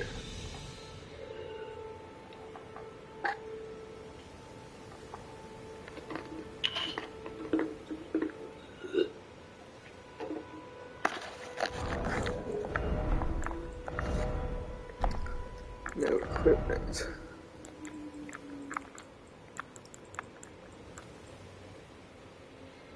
How do you... Oh.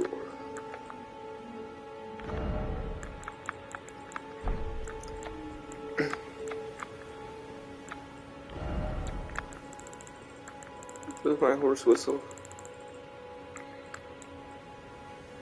Where is it? Which one of the horse whistle?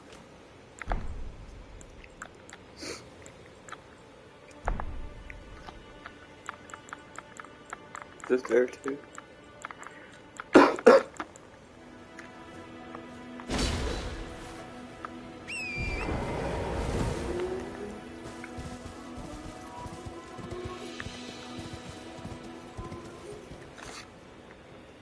First thing you need to do is rest at your site of grace and pass time until night. But, in my opinion, this is yet another upgrade to the west of the Gatefront site of grace. And follow the path up to the Stormhill Shack. Along the way, you'll find another golden seed, which you'll... Okay. Wait, I need that again.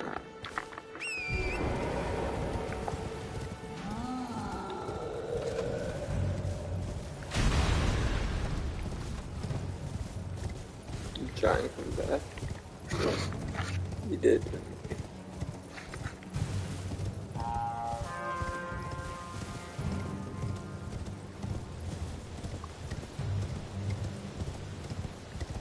Was this it?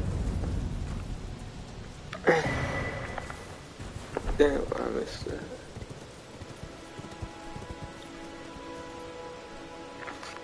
See if any patrols Definitely want, as it will... In my opinion, this is an incredibly useful... First thing you need to do is rest at your site of grace and pass time until night, as the NPC who gives you this only appears at night. Next, warp back to the Church of Ella, and you'll now find the witch Renna.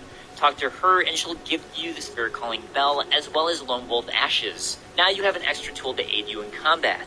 From here, there are 2 dungeons I'd recommend checking out. These are Stormfoot Catacombs and the Groveside Cave. They're low-level dungeons with ashes. Now you have an extra tool to aid you in combat. From here, there are 2 dungeons I'd recommend checking out. These are Stormfoot...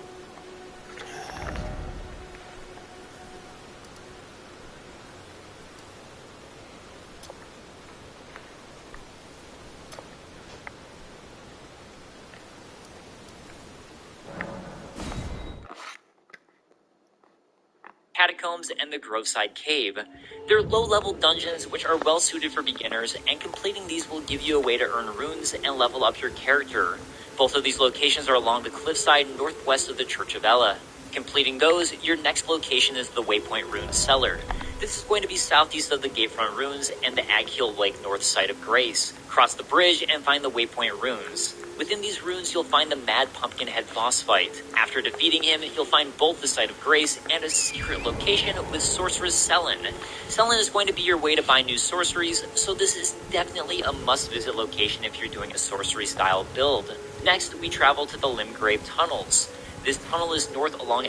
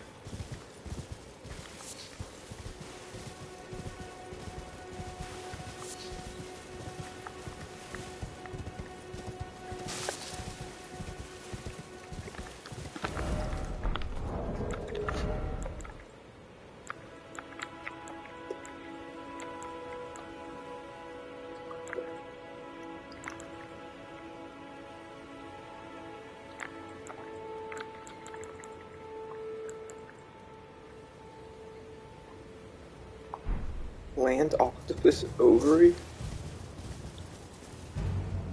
I didn't even know there was bitches. Those they have vaginas, octopus vaginas.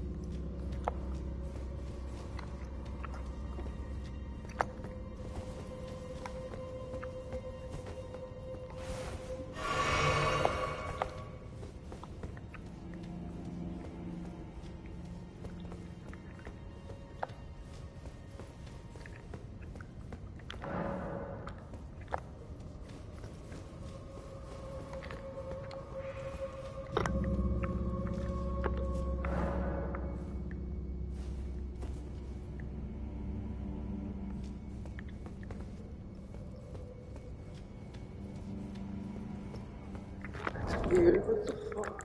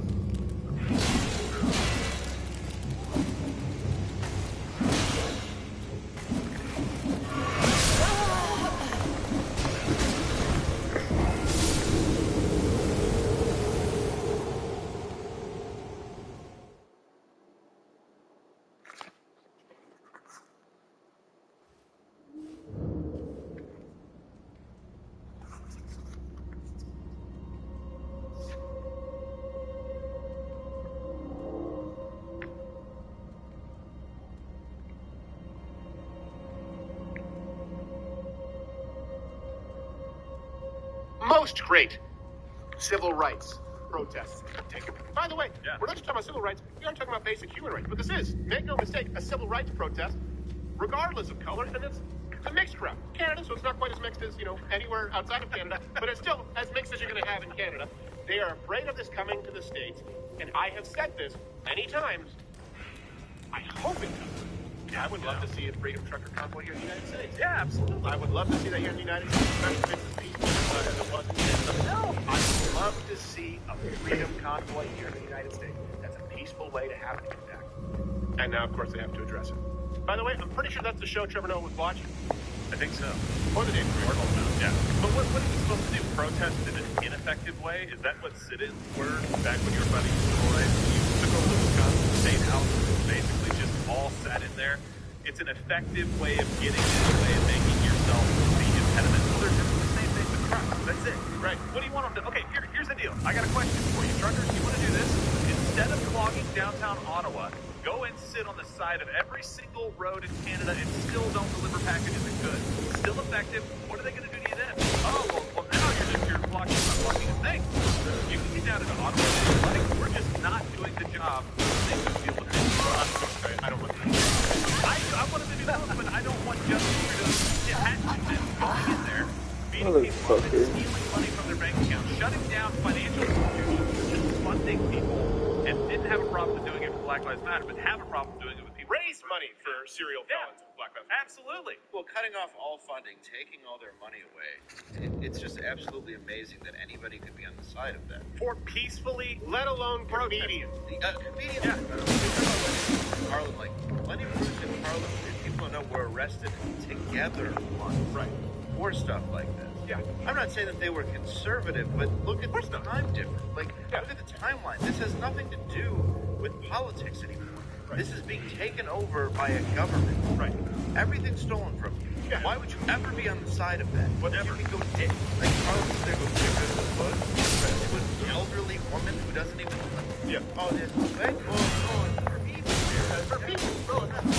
No, they didn't say... No, they didn't say dig yourself. They don't. We're saying, we want them to have a movement. So, dickhead, stop using foul language.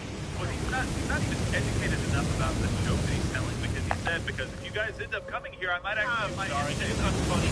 Yeah, the show got canceled, and so he has to, be a lackey for Trevor. And you would think Trevor Noah, hey, from South Africa, what's he thinking? He's still like, hey, look, just so you know, I kind of have the inside lane on what happens with unfettered government.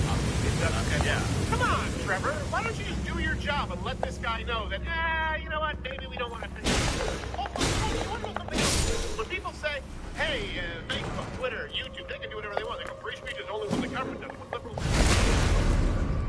What liberals Section 3. The government, Twitter, Facebook, YouTube, right? They're one and the same when they're enacting policy. The government, they've said we want more curtailing of speech on as we just saw recently.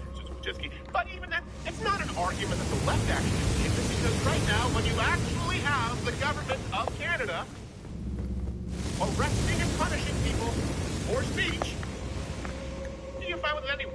So don't act just like when people say, oh, what about dreamer children? Fine. Dreamer children. Would you get rid of, right? Would we kick out all of the illegal criminals for overcrowding our prisons? You care about kids who are here, the anchor baby, because that's not what it's about. When you say abortion, right? Well, what about rape and incest? Okay, allow all of rape and incest. Would you be, well, then don't say it's about rape and incest. Don't say it's about individual platforms being able to ban whatever speech they want. That's not technically censorship, because you're fine with it when the government does it anyway. And I know that in Canada they don't have freedom of speech, which is what you would like to bring here to the United States. But let's not act like if we cross that bridge, you're going to have a problem with it then. You only demand fewer rights and less speech. I've never seen it in my lifetime. If you're on the same page as me, smash that like button. Smash the like button if you have never seen in your lifetime people in our generation, people who are supposed to flip the bird to figures of authority, doing their bidding like we are seeing right now. In every situation, it's about what it is about. Like, it's about rape and but it's about not going on bro. Well, minority of the royal family. No. Well, that was just me. Right? Yeah. But you repeat yourself. Right? Yeah. That's just, well, really take out the rape. You mustn't use synonyms. It makes you sound redundant. Inarticulate. By incest, you mean love. Yes. Yes, love. Yes, the old tale that she should only be awakened by true incest. My sister, mother, wife is a beautiful girl. I know what you're talking about. You were saying rape, incest, abortion. There's a difference between that and doing a TikTok video of your senator. I mean, that's all these extremes that everybody wants. They're the most awful things in the entire world. That's what I know.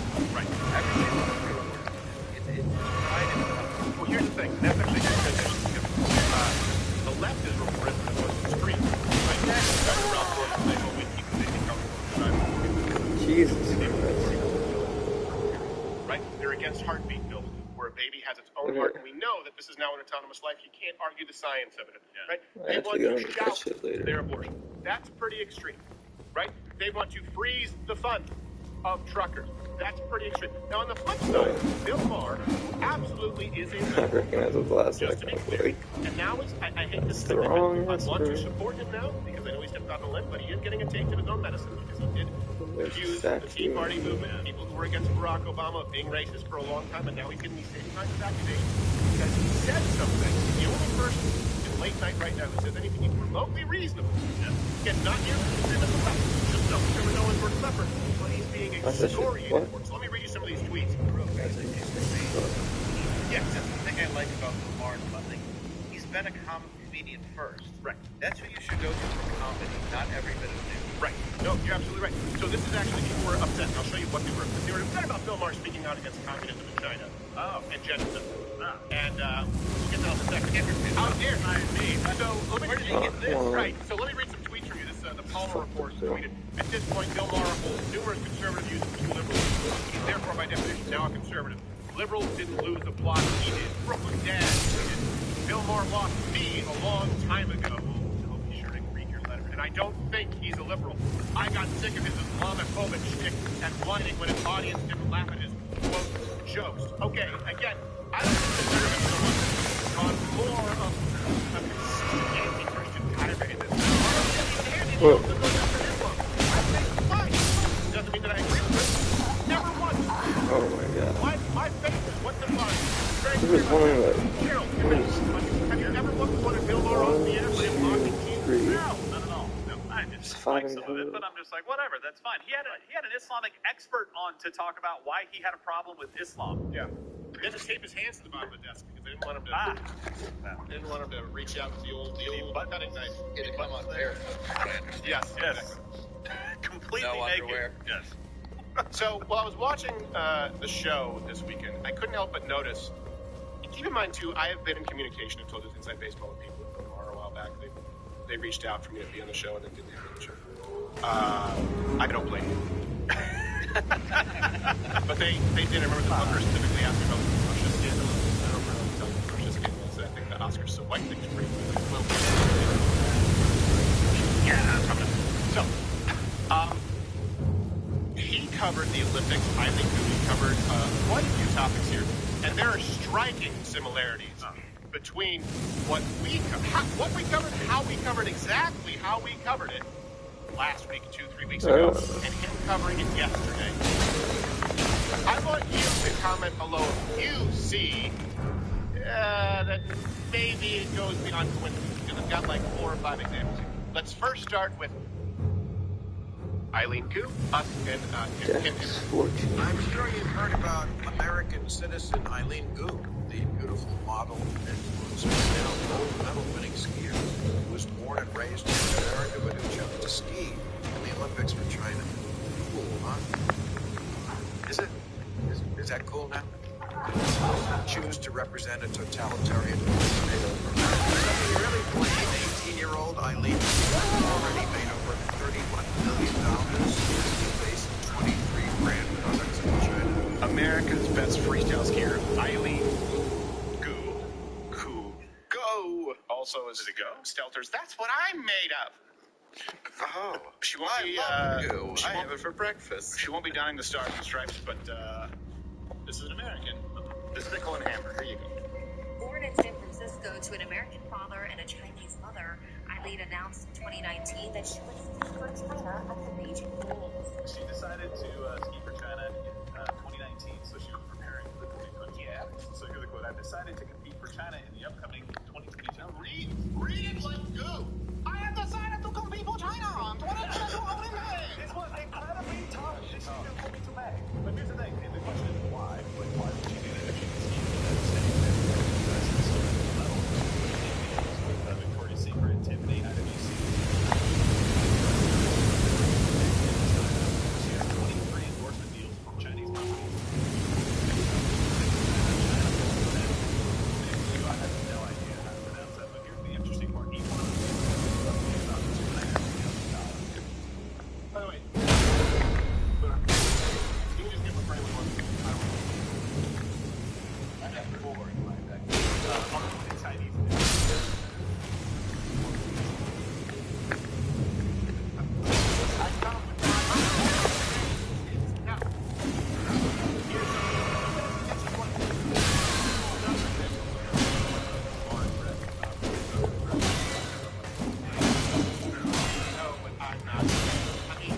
absurd.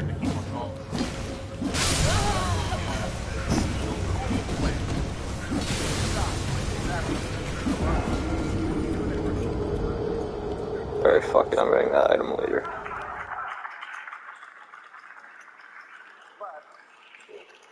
On the flip side, though, this has been a huge propaganda. The Chinese, topography is something really special. It is a beautiful backdrop there in the,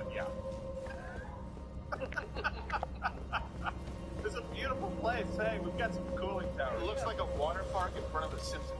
Yeah, put the stuff there. Okay, so now that's two. There's something going. Keep in mind, it's all one segment. Like, these are chronological, I think.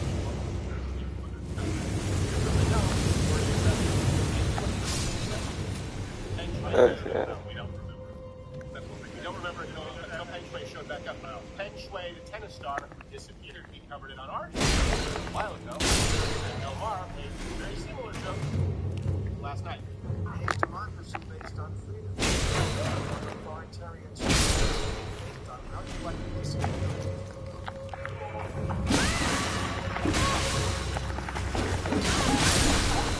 Oh, fuckers.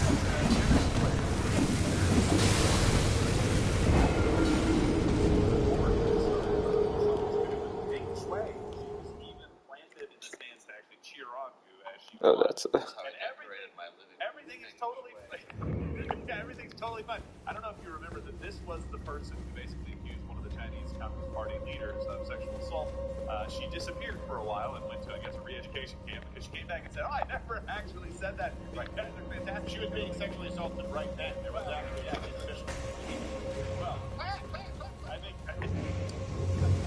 there's three. I'll let you guys comment. Then the final one is for a show. Have you been moonlighting? Somebody is. Well, that's not the only example, because now we also have, of course, and look, I do appreciate that Bill Maher is here is him talking about secret camps. Perspective matters. China has basically failed an entire ethnic minority, the Uyghurs. A situation that and private is called a genocide. America's not close to that. Who gives you access to our billion plus?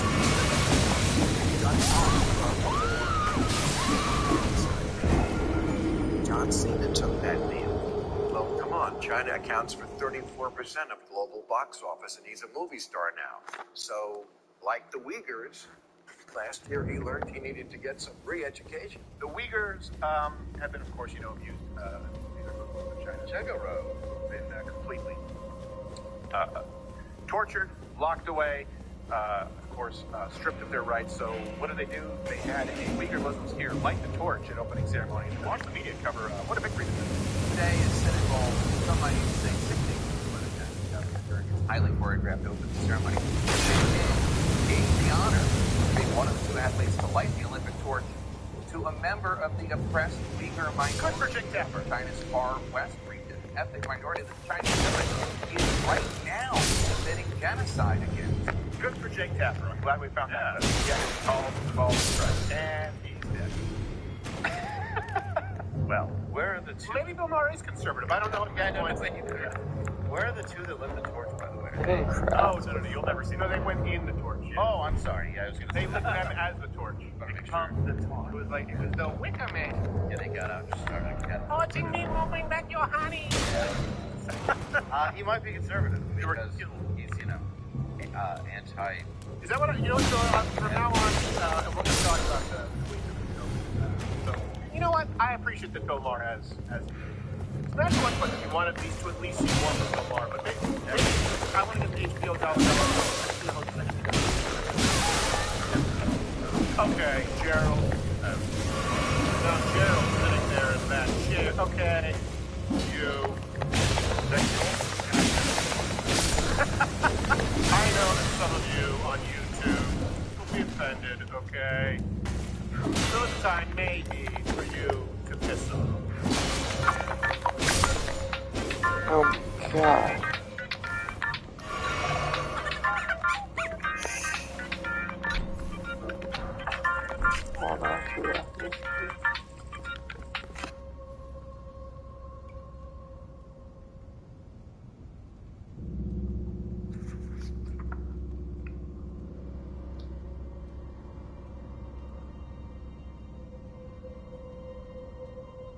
helpful information. That It's is helpful, a real fact. Yeah, it is a real fact. You can look it up. Yeah. No, I'm saying It's cultural. It's helpful. Yeah, it's a cultural thing. Yeah. It's warning. It's not a mouth.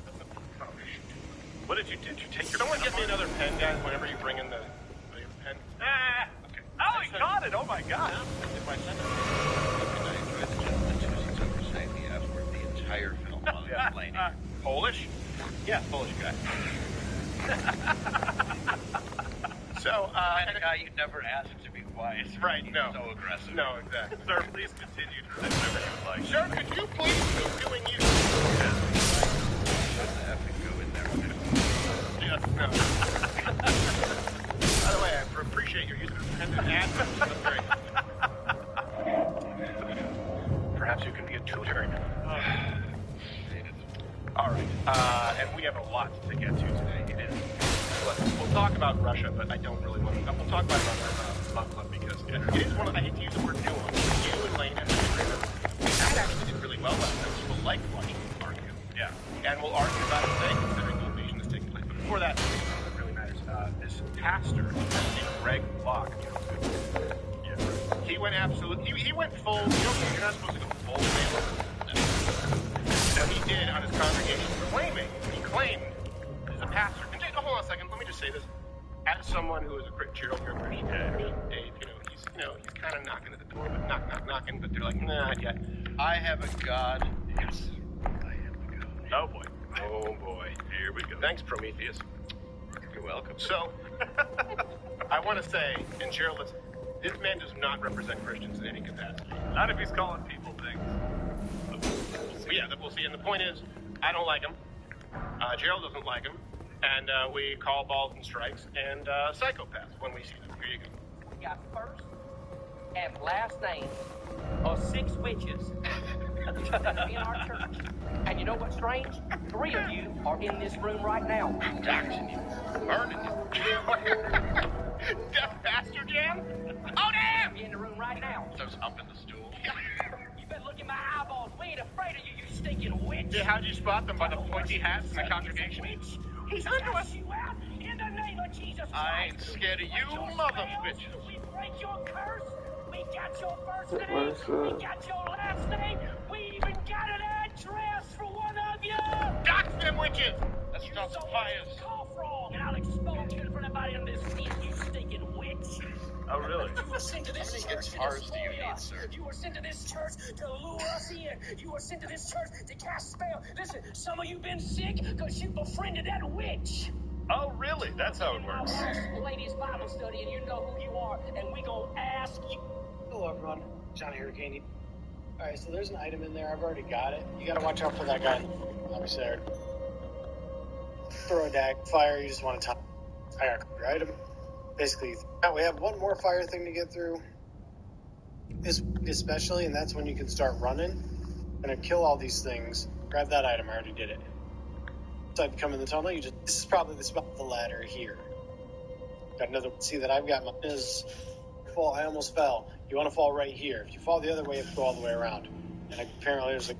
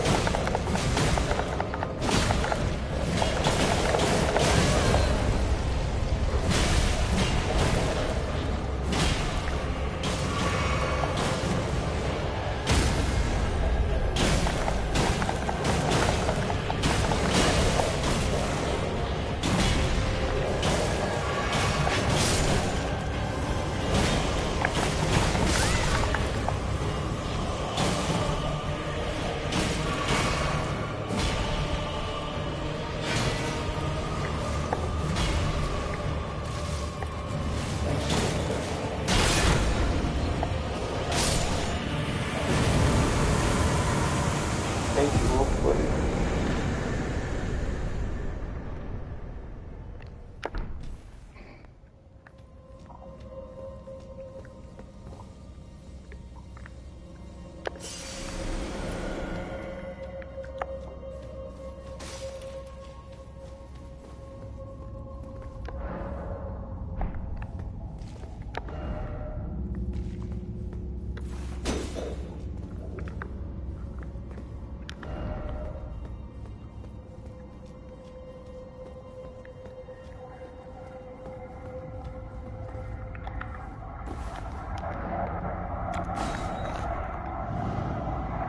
Yes, sir.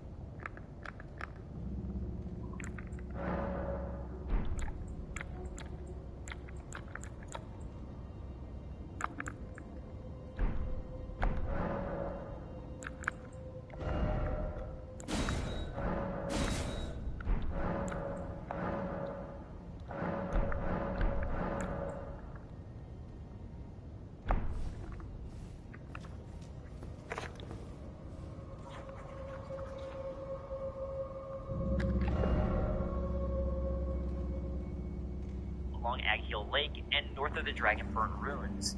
A must-visit location if you're doing a sorcery-style build. Next, we travel to the Limgrave Tunnels. This tunnel is north along Ag...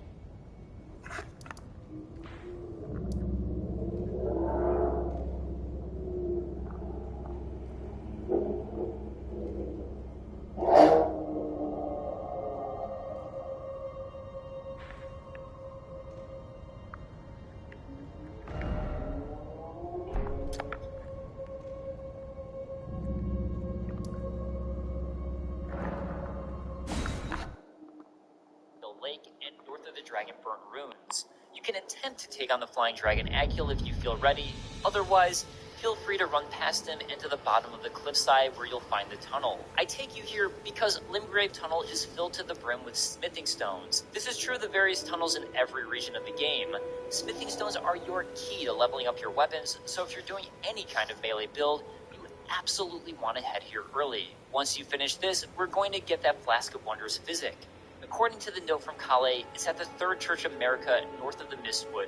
So all you need to do is go back to the Waypoint Rune Cellar. Now take the path north, don't cross the bridge, but rather keep following the path. If you keep following it to its end, you'll come to the third thing you need to do is go back to the Waypoint Rune Cellar.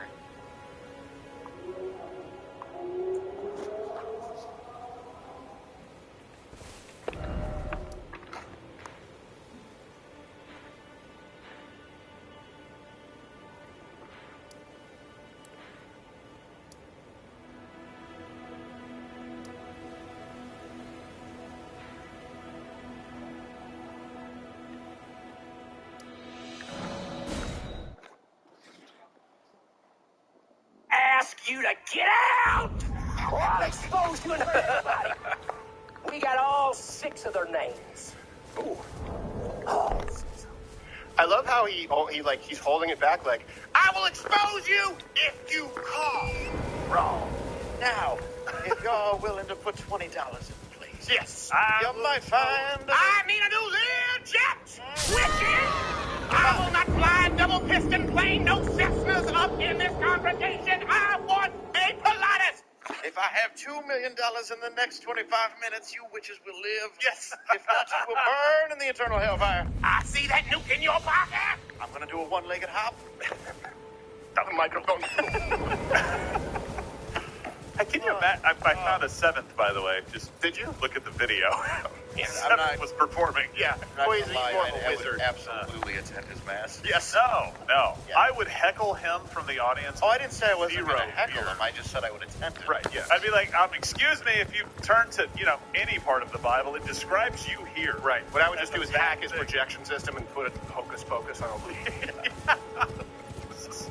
There's no white man that can skip like that. That is an unnatural gift. And this is a good example, too. We'll get to John Oliver, what he does, trying to say conservatives who oppose critical race theory. They just find someone who's crazy, like Jordan Klepper did yesterday, and they try and point to that as emblematic of Christianity. Look, don't look to that guy. Look to Christ. That's why I have a problem with Islam, because I look to Muhammad and I go, ooh, sex slavery. So the point is, we have differences.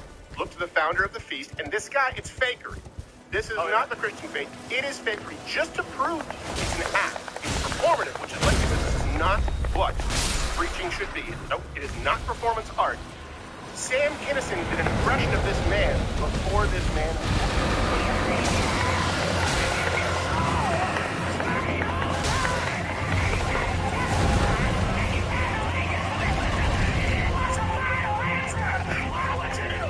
There's a time traveling witch! Forget he was the pastor. He was preaching. Oh, wow. And he kind of exposed him. He was never anti-Christian. He was very rough and vulgar. But yeah, he was disenchanted with the faith of a lot of the churches. And you see it. Yeah, I look at him. Actually, if you look up him and Pastor Drew Aiken this morning, a lot of stuff all about this guy.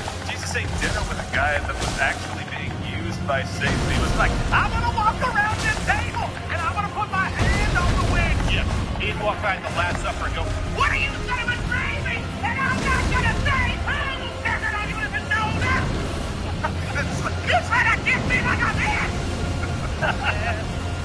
Is that how you would train a son of man? By kissing like a homosexual?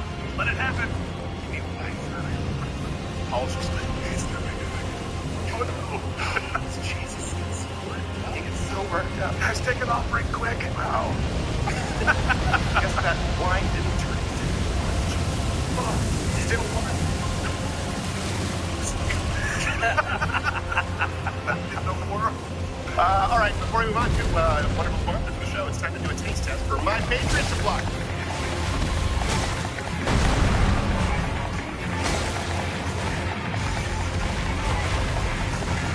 All right, just so you know, this is actually prepwithbrowder.com where you can go. It's $50 off of all emergency supply kit. Now remember, I talked about this many, many years ago.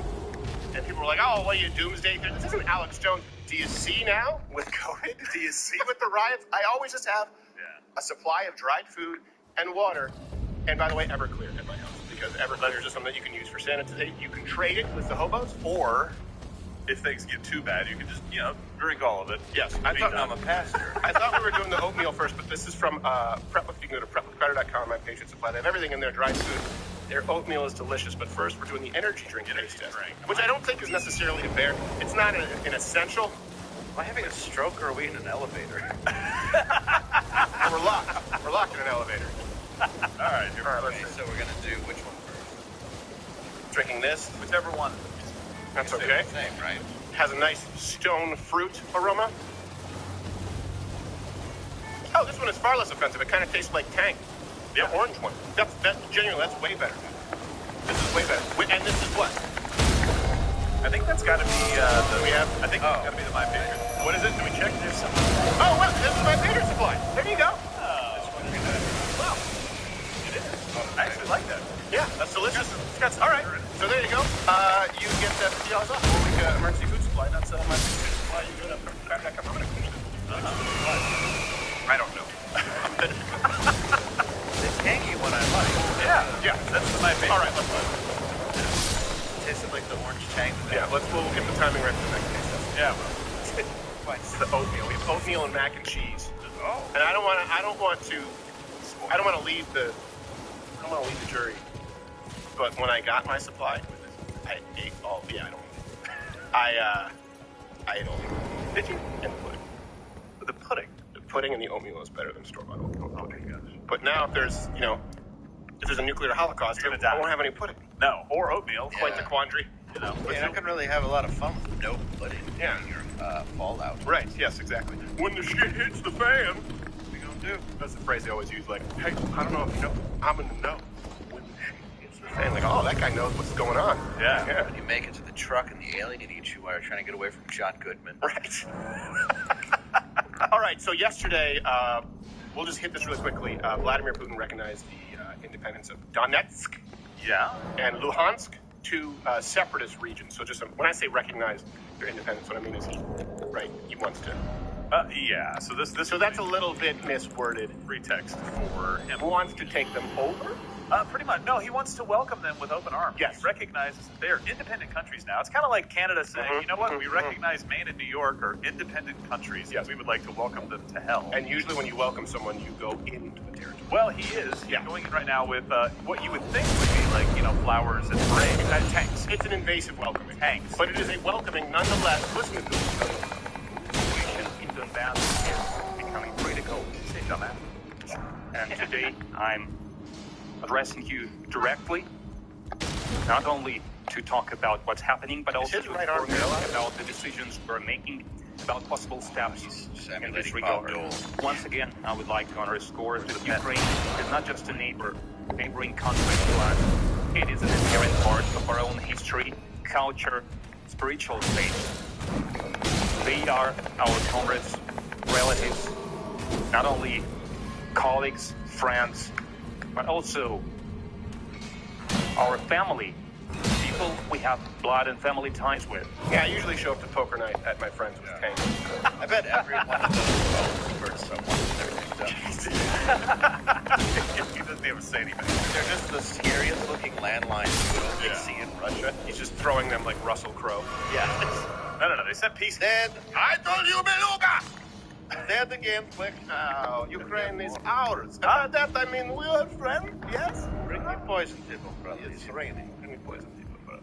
If not, gun justice. It's fine. Whatever gets you out of the Whatever. Nobody cares.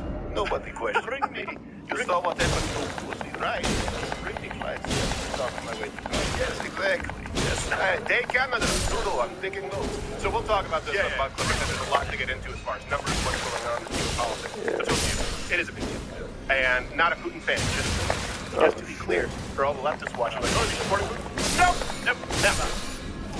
He seemed a bit more afraid of Trump, though. He did. He was just putting it out there. I saw people tweeting yesterday saying, like, oh, if this were Donald Trump, he would congratulate Putin. And you know what? Okay, let's say we can what if all we want, but that never happened. Yeah. It happened under Obama. A similar situation happened under Obama. It's now happening again under former Vice President Joe Biden. Nothing under Donald Trump. Nothing with North Korea of significance. Nothing with Russia. Yeah. Actions matter more than words or mean tweets. I'm starting to get the picture. Now, he flew over and out crazied him. I know. Yeah. If it was Trump, he wouldn't be doing it. Sorry, that's the reality. I don't care what side you're on. No, you saw with your own eyes for, I'd say 3 years before you were president. Yeah, before, less than internet. Yeah. The pandemic. I'm sorry, the pandemic. Pandemic. Yes. Don't bring up what the tweets are. It's international. Okay, let's move on here. So last night, the House in Canada voted to extend Trudeau's emergency, the Emergencies Act, which is absolutely terrifying. For people who don't know, that was supposed to be 7 days. This means he can, talk about the freeze bank accounts. Effectively, there's no due process, and we just saw the police chief saying that they're going to pursue people who've taken part in these protests indefinitely. So, by the way, to truckers in Canada, just so you know, it's not. There's no upside to leaving now. Stay back. Run, truckers, run. So closer to spring, actually. Yeah, I mean, just stay. Really? Just stick around. More of an upside to stay. See what happens. Just Pacific Heights that shit. Don't leave. Rights, huh? Squatters' rights. Now, here's something else, a story, though, to give you an idea. And I want to talk about the difference between the approach to police, because we've talked about this, and sometimes we catch flack as people who are more conservative look, especially when Black Lives Matter was happening, they were simply targeting police officers. I think that's obviously wrong. I think there are a lot of good cops. But I do think there's a difference between that and a healthy mistrust of authority. And when you see the left, what they do is they say, and I do mean where I do left and right, because fundamental difference. Okay, let me substitute left with the entire DNC. Happy now, where they say, hey, let's support these rioters who space to protest. The summer of love. They should not stop and they should continue. President Harris said that. And these are acts of violence, right, committed against police officers, which they've supported. And then when people on the right say, hey, look, this is an abuse of power, you say, well, why are you showing mistrust in institutions and they want to change? So let me show you exactly how we go on down the trail to tyranny. Canada's just a little bit further than the United States. Ottawa, live reported police intimidating. So this is a reporter in Ottawa. I hope, Kyle, if you want, I hope I have your name right. Yellow references available at autogun.com and comment on YouTube. The police intimidating an owner, and I'll give you the story of a cafe. Here you can actually see what's about to happen here.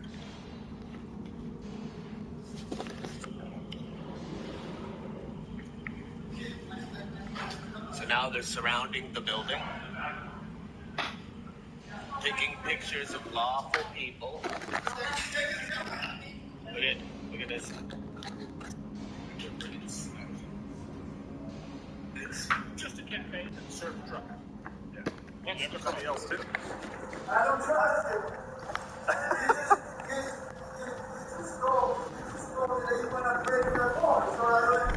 They said they were going to break the window. In the name of Jesus, I command you to go. It's the same preacher. It is. It's the same guy, yeah.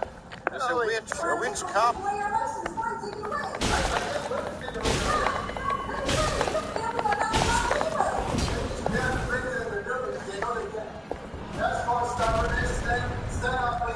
Do these cops surround the Walgreens to protect it? No. The Jean Coutu in Quebec for Canadian question.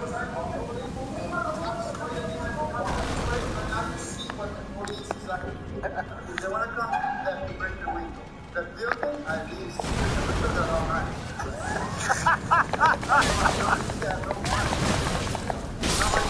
They want to expect what? That was it. This is a whatever, but when you have a road,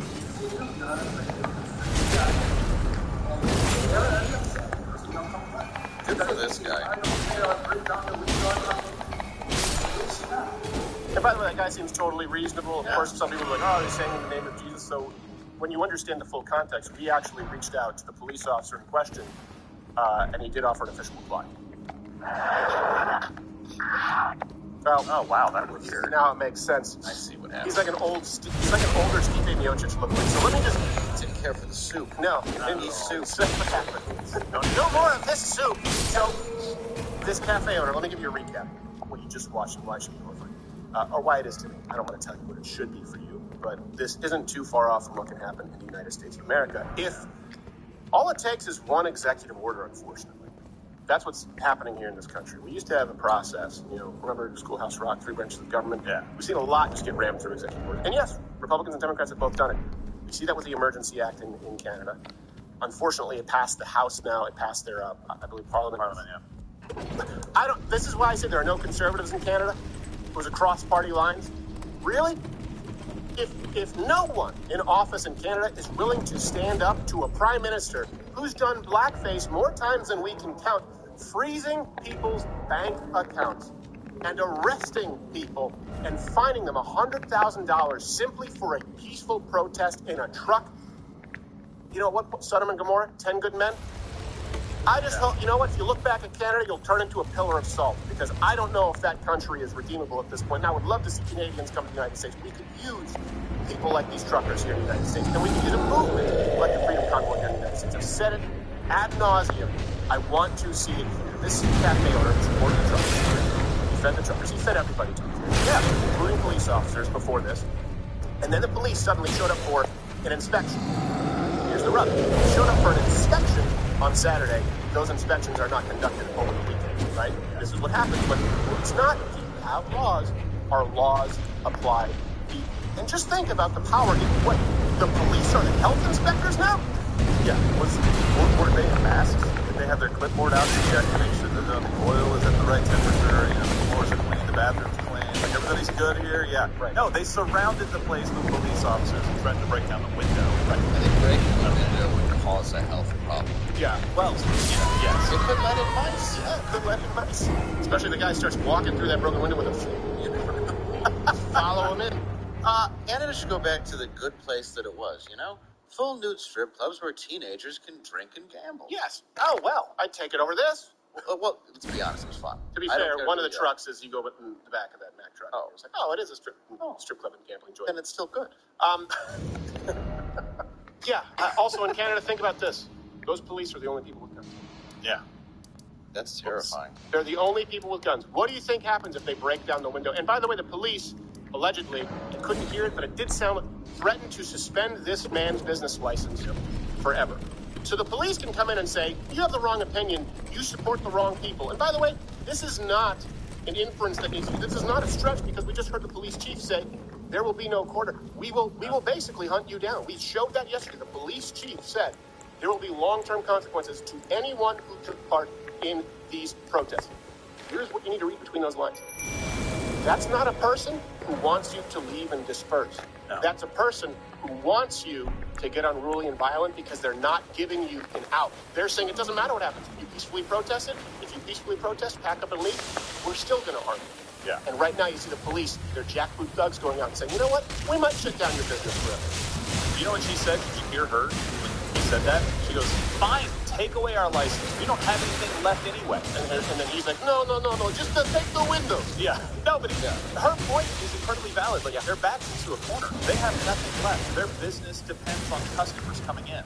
They have made that impossible, and now they've essentially blacklisted them and said, look, we're going to come back and harass you and make sure that you guys have to pay the penalty. But neither do the cops, though. That's the thing. In America, I wonder, I think the police would kind of stand up at this point. When you look at here, but I think they're all back into a corner. That's the problem. Everybody is so desperate that these police are trying to do this to save their own asses, while these people are trying to save their cafe, and all they're trying to do is feed people that are hungry. Right. How does this happen? Right. In such a short amount of time. How it happens. It's disgusting. A march towards it. Step by step. Just like we're almost going a little bit later about a friend of mine whose grandmother was from Poland under Nazi occupation.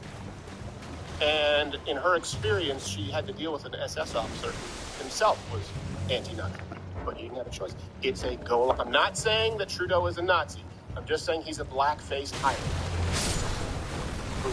Like some of the strategy. Yeah. Well, see, the playbooks. He's a Nazi stylist. Yes, I like that. Yeah, Nazi stylist. Yeah, he gets it. And I think this is important too because we need to recognize the difference between the left and the right in their approach to police officers. Now, I am not saying that you should go out and treat police officers as, when you look at the mass protests from the left, and we saw this mostly peaceful, fiery, $2, $3, $4 billion in damages.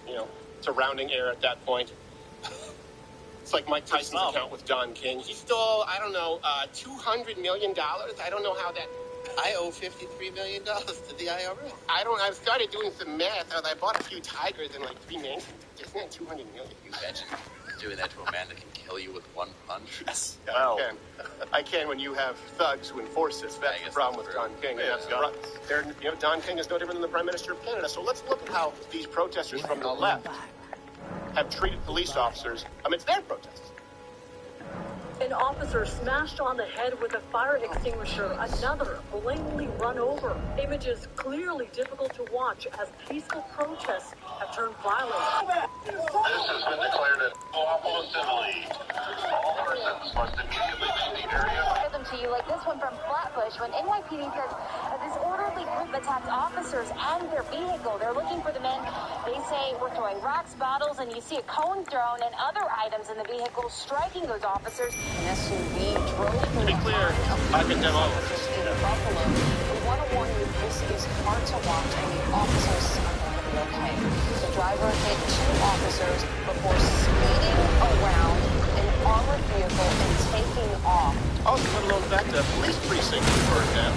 Oh, I can't remember if that was Minneapolis or if that was Seattle. Could have been a few. I mean, there were a number of them. They just sort of bleed together at a certain point. To be clear, I condemn all of them.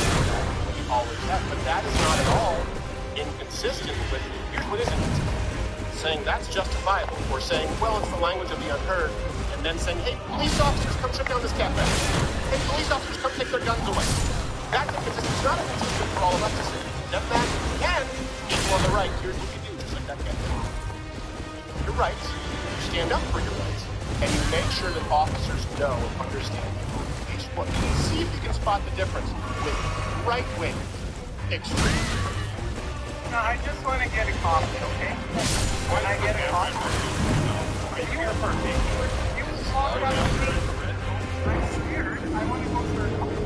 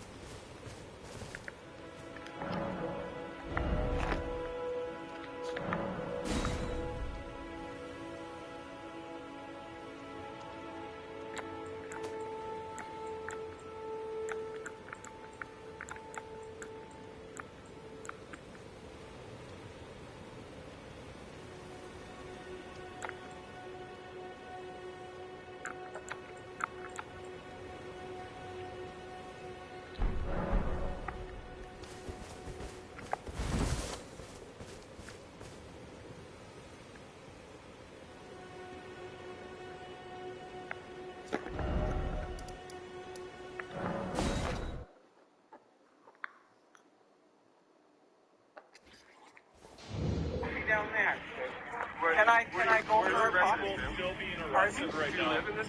No, I don't live here, but I'm Where do you live? Alberta. Time for you to leave. We will kill you. I want your camera. Get out of here. Did you ever consider burning down his precinct? Consciences officers, do the right thing. You know no one here means anyone any harm. You have been lied to. You've been brought in because you haven't been around us. You have been brainwashed. Stand with the people and don't conduct these orders. Children will look back and say, what did you do for freedom? Child, you are trying to make a point. She has done nothing illegal. Stop it. She has her son with her. You're embarrassing. Can you please not get so close to me? I will touch you. You have come within 1.5 meters of me. Take your hands off of her. They're kids. Keep away from me. There's someone you reported murder. She has her child with her. You are disgusting. And you know what's really unfortunate? The reason you see that is because cops know they're not at risk. Yeah, right, protesters. They're not at risk of Molotov cocktails. They're not at risk of some guy coming out and throwing a brick at him and taking it from the pallet that was suspiciously dropped off. They know that they're just going to be that. Here's how you do. Here's what you do need to do. Recognize your rights. And don't think that police officers recognize your rights. It is your job to inform police officers if they are infringing upon your rights. That's at least how you start. And if enough of you do that, maybe some officers in Canada might start feeling some accountability. And I know there are a lot here in the United States, but we certainly don't blindly support the police officers. We just support them being able to go out and do their job and not be shot, not be harmed, not be maimed. There's nothing wrong with telling them that they're breaking their rules. Yeah, and every single officer out there right now, I don't care what country you are in, I was just doing my job has never been a good excuse in history. That's the line of every villain lackey in the, in the second to final scene before the last. I was just doing my job. So am I. Blam! You witch! How long, though? Names. I mean, it's easy to say this is what right-wing protesters do, but how long until it's not? Well, that's the thing. I mean, how many times you can take somebody's business, lose their life, and people take what in front of their children? Yeah. Until it becomes the exact same thing. Yeah. Until it becomes us versus authority and it's just all-out war and chaos. Well, I think what you will see is before that happens, they will be defending their own property. They're not going to go out into the streets and hunt police officers. Black Lives Matter people have done, Antifa have done, of course, should be condemned entirely.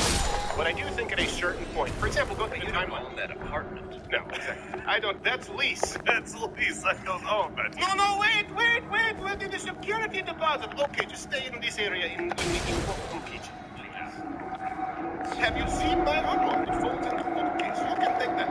Yeah. So, let's go through the timeline. Okay, Prime Minister comes in, shuts down the economy in Canada. 3 million jobs lost in a country that has about 35 million people. 200,000 more jobs lost in January. And of course, you have to have a passport to the second class citizen if you don't opt to take an mRNA injection into your body. Protesters peacefully show up to simply say, stop with the mandates and stop with the lockdowns. And then you have officers threatening to close those businesses down. So they're already unemployed, and the people who are not unemployed are actually going out and protesting for the unemployed, and then you decide that you're going to intimidate them. Do I have that about right? At what point do you think, that's why I'm saying, I don't think Canadian police when they say we're going to pursue you even after this protest is done, they want to be given a reason. You don't understand what you're asking. When you talked about the vote that happened in Parliament, fortunately, I think there was 141 people who voted against it. It was like 175 or 180 that voted for it. Roughly, I'm doing the numbers in my head. One of the guys who voted for it said two things. One, this is all based on disinformation. And two, this isn't just truckers wanting to end the mandate. This is foreign people coming in and doing it. That's the only caveat in the Emergencies Act that says you can implement this because they've shown no proof of that, by the way. By the way, foreign people come here, they can vote. Yeah, exactly. These are the same people who go, no, we have a problem with foreign protesters. Okay. How about foreign people voting? Or what about sanctuary cities? Do you want to just at least, I don't know, evict serial felons who are occupying our prisons? And we know that they're not doing this? No, that would be unreasonable. Let's just make sure we go out and tear gas and Clydesdale stomp the truckers. Right? And they're also not all truckers. No, they're not. That's really what it breaks down to. No, they're cafe owners. Well, listen, every single government right now needs to understand you rule at the will of the people. That's it. You only get to be in power because we give you the power to do it. And I'm sorry, guys. Guys, smash the like button if you want. Today's show is just going to go late. I didn't plan on spending this much time on this topic. I was raised, and if you're okay with it, smash that like button. If you want, otherwise we'll try and end it on time. But we have the whole John Oliver rebuttal, which I know is going to take us a half hour. I was raised in Canada, and here's something too. I was just talking with someone recently who they've traveled the world, and I have immense respect for them. They're asking me, "Do you really want to travel?" I said, "No, not that much." And they said, "Why?" Here's why. I was raised in Montreal. Okay, I was raised in Montreal, which is far more European than it is American. And I was raised to my mother's side is French Canadian, and I was surrounded by a French family who didn't speak English. And holidays, I went to French speaking school for half of my life. And all I can remember was wanting to come to the United States. My dad was American. I was born in Detroit. I moved to Canada when I was 3. When I was 18, the second I could move here, I did. Because I saw what was happening. And now I don't really have that much of an interest going elsewhere. You'll visit every now and then, but you visit Europe, you visit a lot of Canada's an older country, you visit these places to see the beautiful things that were, and you come to America to be a part of the beautiful thing that is. And I just want it to still be the is 10, 20 years from now. Canada is no longer beautiful. That is an ugly, ugly place. Yeah. It all started with, you can't tell these people. Yes. Right. It really did. Well, you can't mix gender. No, remember Mike Ward? Yeah. Yeah, of course. They literally fined and put it through human rights tribunals. Well, that's a mean joke.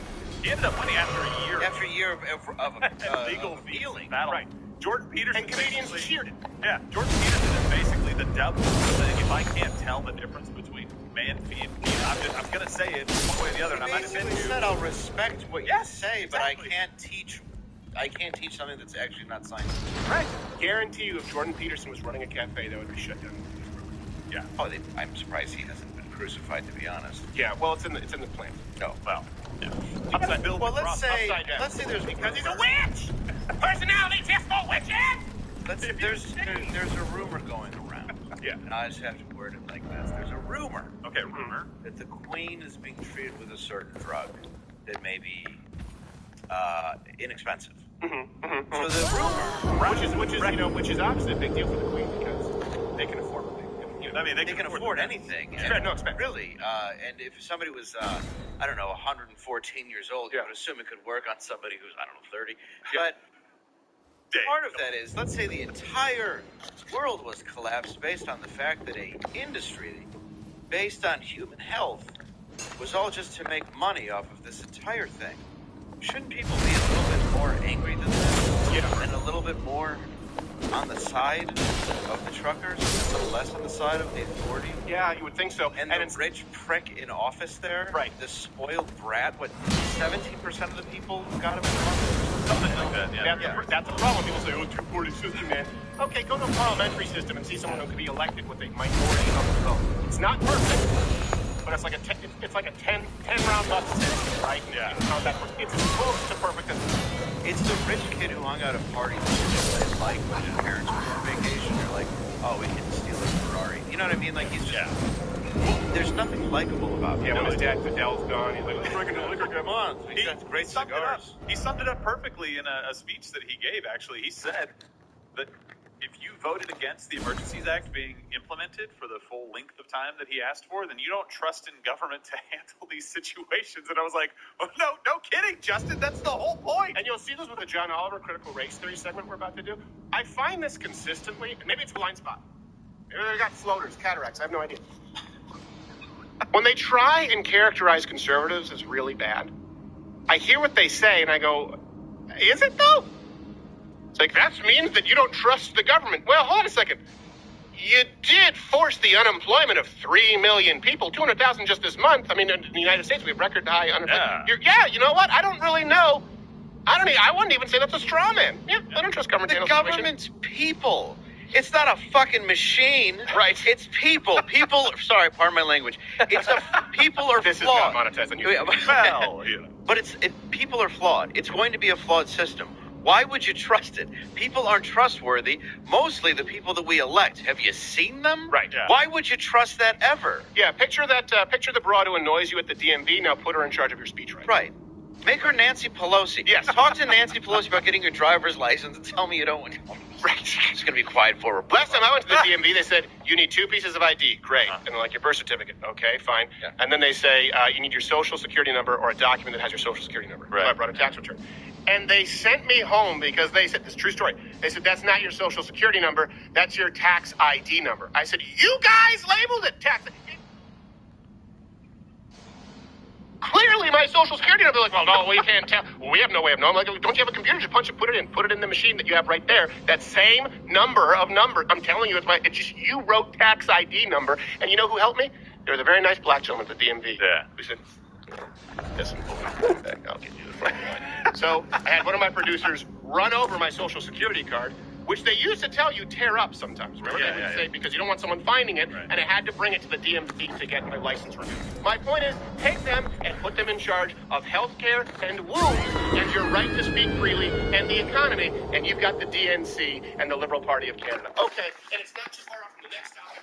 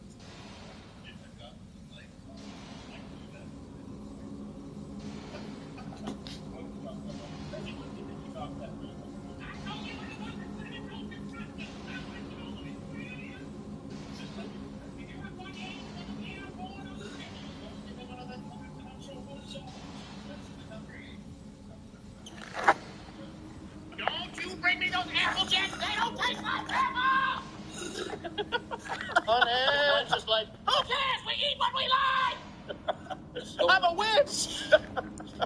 All right. How Chocula.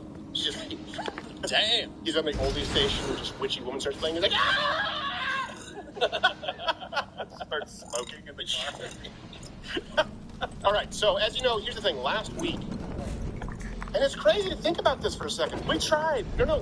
Seriously, communist China, when you look at what, there's not enough of a contrast between them and Australia and Canada at this point. Right. There is not enough of a contrast. There really isn't. Think of what happens to protesters in these countries. Yeah. Think of what the police do. And think of what happens in Canada. Think about the quarantine camps that you see in Australia. It's not look, if communist China if there's not enough of a stark contrast between that and the free world screwed up.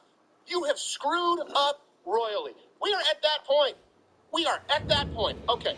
So as you know, last week we tried to get the trend actually started trending, the hashtag trash TikTok. Yeah.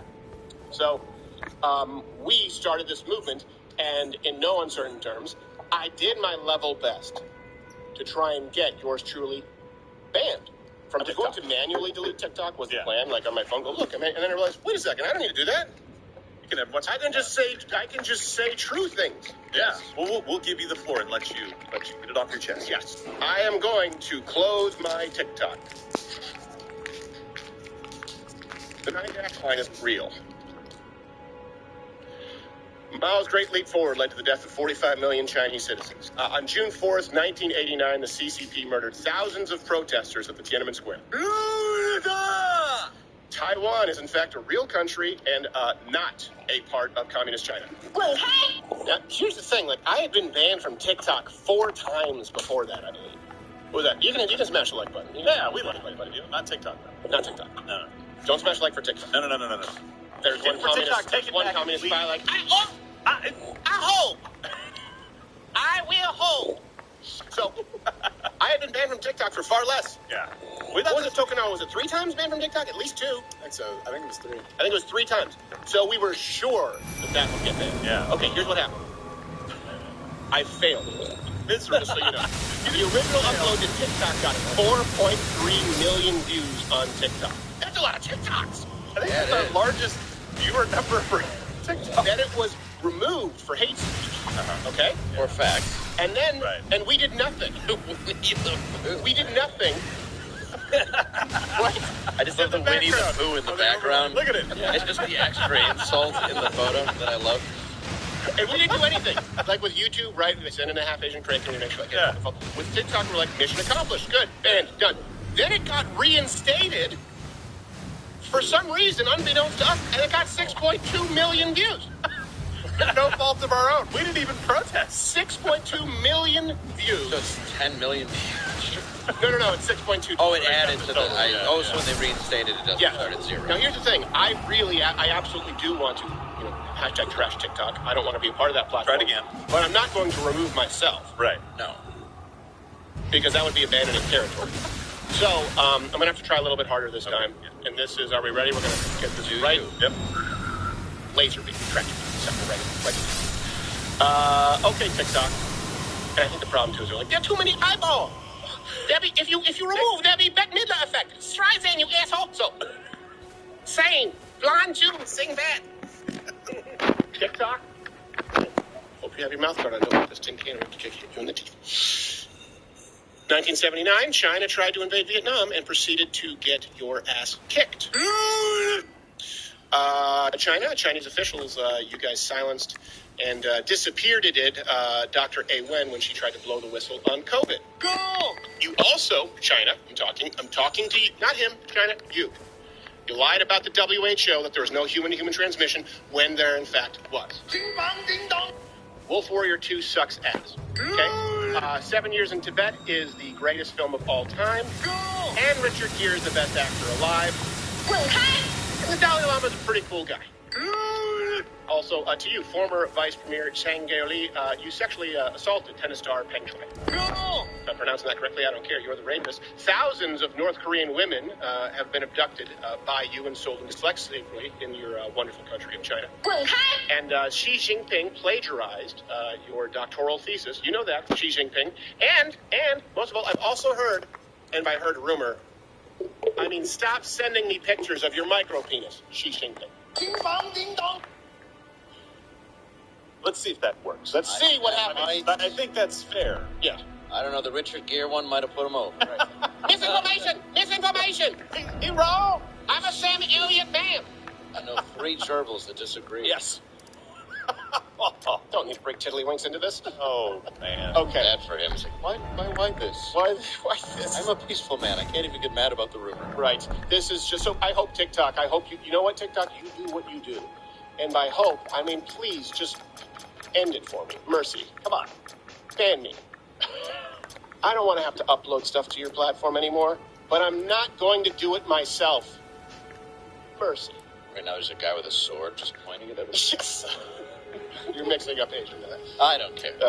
You're like, that's misinformation. That's Japanese. We believe they're inferior because we're racist. Well, I'm trying to get off TikTok, right? Yeah, exactly. No, I'm juggling it all wrong. Yeah, you Chinese kamikazes. Totally did it on purpose because I'm aware of all Asian culture. It's like, what are you going to do? We're going to ban me? No, send you Sherry's berries, son of a bitch. I didn't know they did it. What do I got to do?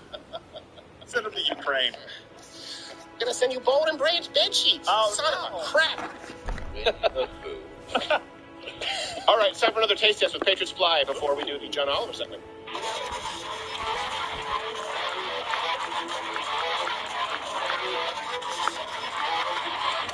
Thank you. Oh, we're doing what happened? Did we burn the oatmeal? Is that what happened? No, it's coming last. Oh, well, that's my favorite one. Okay, so we have mac and cheese. It's prepwithcrowder.com. You get $50 off a 4-week emergency food supply. Now, here's the thing: you don't have to be a prepper. You don't have to be a doomsday theorist. Right. You just need to understand that stores can be completely barren. Truckers do go on strike, and governments do freeze bank accounts. Oh yeah, this would be way better. Okay, so one of these is the Patriot Supply. Prepwithcrowder.com. One is Kraft. One is Kraft, and we have to decide which we would rather have. Yes, stuck in Cloverfield Lane. Okay. Tastes like mac and cheese? Yep. I'm not the biggest mac and cheese fan, just to let you know. I like mac and cheese. Now, look, I'm not just saying this. I know which one is which. This one is absolutely better. This one right here, the one with the thicker noodle. Yeah. It's better. It's absolutely better. And I've never thought that. It's better. Yeah. It's much better than Kraft, and it is actually better. Is this, which one is this? This is simple. It's my Patriot Supply. Wow, they're really better. It actually is better. This one was the one I thought would be the hardest to be better. Yeah, just because the shit is the fan doesn't mean that you can't eat like a king and queen. I thought I was going to have to fake it. Kind of hungry. And I don't. No, it actually is significantly better. I'm actually happy I don't have to lie. All right, so there you go. You go to prepwithcrowder.com. This has been another Patriot Supply taste test. Yeah.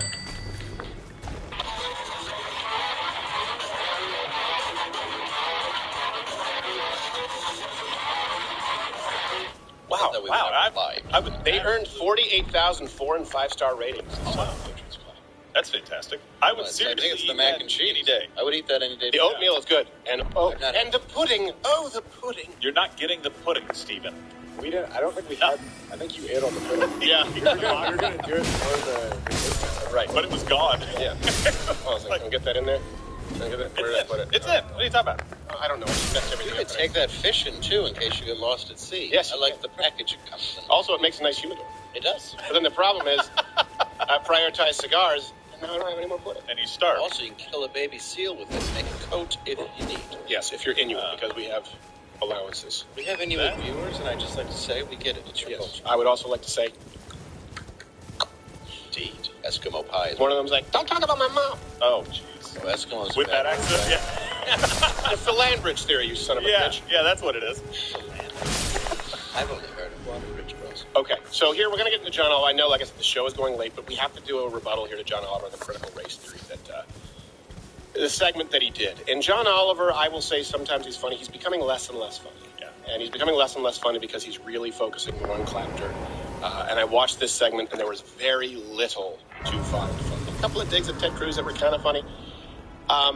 And it's just a total misrepresentation. This is another example of most Americans, including, by the way, I'll get to this, Black Americans, minority Americans of all colors and sizes and shapes, are not big supporters of critical race theory. No. Okay? Because they don't want their children being indoctrinated and they don't want to sow division in this country. There really is a clear dividing line right now between Americans who want to unify, and you hear this all the time, common ground, but you can't find common ground and unify if the elites in power don't want it and won't allow it. So, John Oliver did this segment yesterday, and it always gets thrust into my YouTube timeline. When's he going to be banned from TikTok? Seth Meyers, John Oliver. Yes. So his first show back in 2022, he tried to make every parent who's concerned about critical race theory, he tried to make them out to look like crazy conspiracy theorists. And I don't know, gaslighting is thrown around a lot. I think this is almost a master class in gaslighting. Let's start. You have probably heard people yelling about critical race theory on TV for more than a year now. And people have been listening to that noise, especially judging by what's been happening at school board meetings across the country. See, it doesn't look that bad to me. The Western culture and values that brought forth Christianity in the founding documents are being called evil and racist. I am not co-parenting with the government. It is not your job to force these ideas onto my child. Are these the highlights? This country is that we're all inherently racist, and I'm about sick of it. It's a Marxist ideology, and we all know it. Indiscernible from Gestapo. Intent to make our children feel disgust towards our nation. This country isn't even a racist country. We elected Obama for 2 terms. Wait, hold on. America can't be racist because of Obama? I don't know if you remember the 2008 election, but things got pretty racist back then. People kept saying he was born in Kenya, people said he was a secret Muslim, and then a few years later, we elected that people president. So let's just agree to disagree on that one, shall we? Okay, really quickly. First off, just notice the straw man right away. And that's the worst example. In other words, he's pulling the worst examples of radical conservatives that you can think of, right? We just showed you people knocking police unconscious and running them over in the streets. And he shows somebody at a school board using a legal term saying, we do not want to co-parent with the government. And then we're supposed to believe that, look, I get it, Obama was not born in Kenya, I understand it, but the idea that Obama was a secret Muslim, this isn't based on race, it was based on his own writings. What, you can't say, well, hold on a second, this guy claimed that he converted to Christianity, but then he described the Islamic call to prayer when he was in Indonesia as, quote, one of the prettiest sounds on earth at sunset. The Islamic call to prayer at sunset, I don't think it's pretty. When I hear it, it's scary. No, if you're in Hamtramck, Michigan, trying to eat pierogies and you start hearing that coming from the mosque, oh my gosh, it's terrifying. It ruins the meal. I'm not gonna lie. I'm like, okay, something. Right. I am legend. Headdresses. It's terrifying. By the way, the kid thing was just if you were allowed to run for president. It wasn't like, oh, he's born in Kenya. Nobody from Kenya. We don't like that. Is it racist against Latinos that people say Ted Cruz is born in Canada? Right. Exactly. My point is just trying to score political points. It's not racism.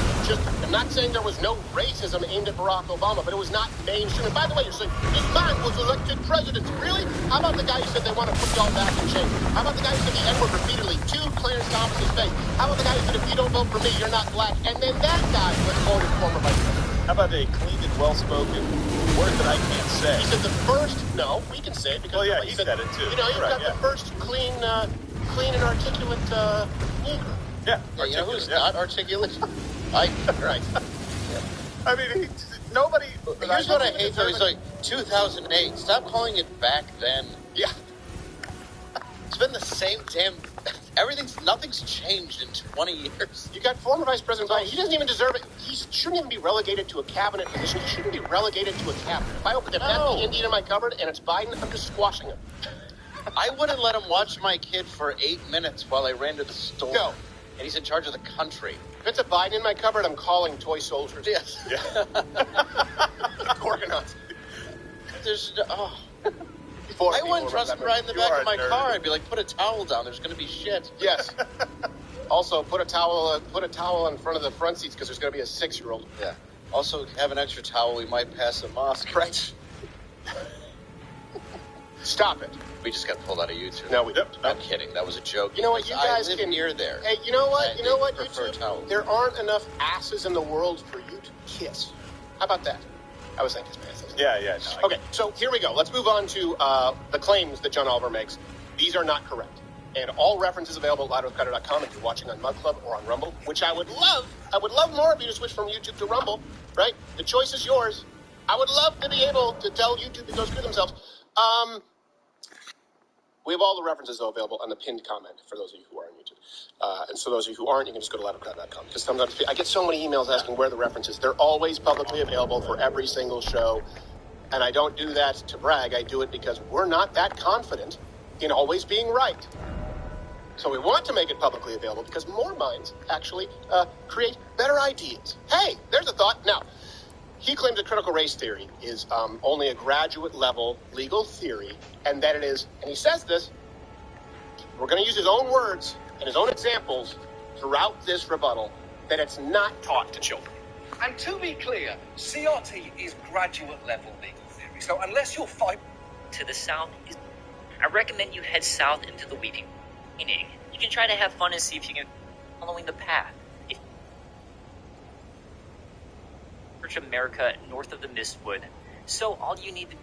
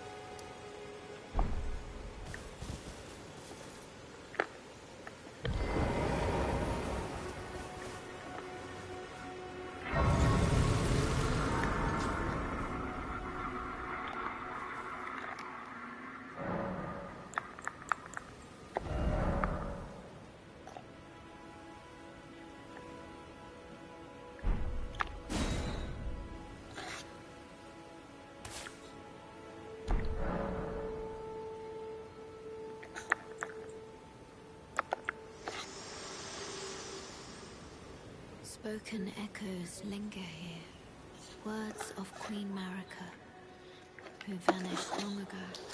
If you wish, I will share them with you. Very well. In Marika's own words, my lord, and thy warriors, I divest each of thee of thy grace.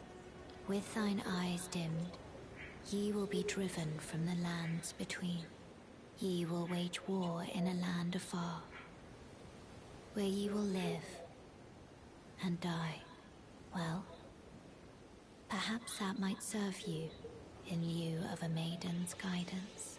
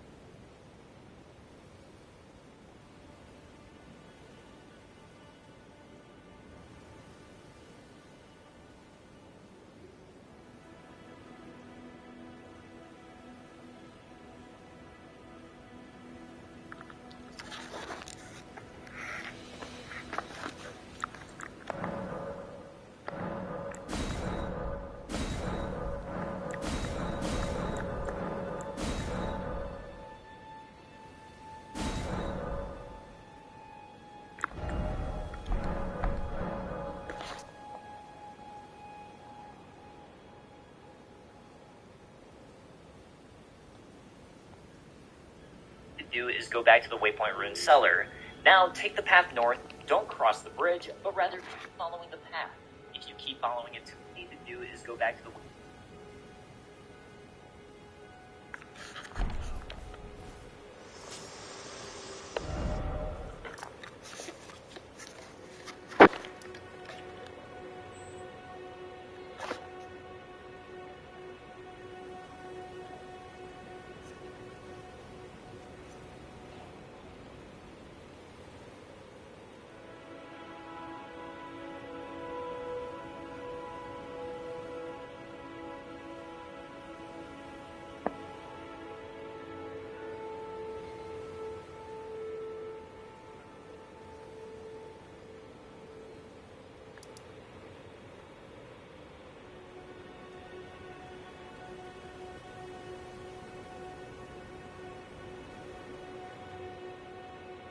cellar.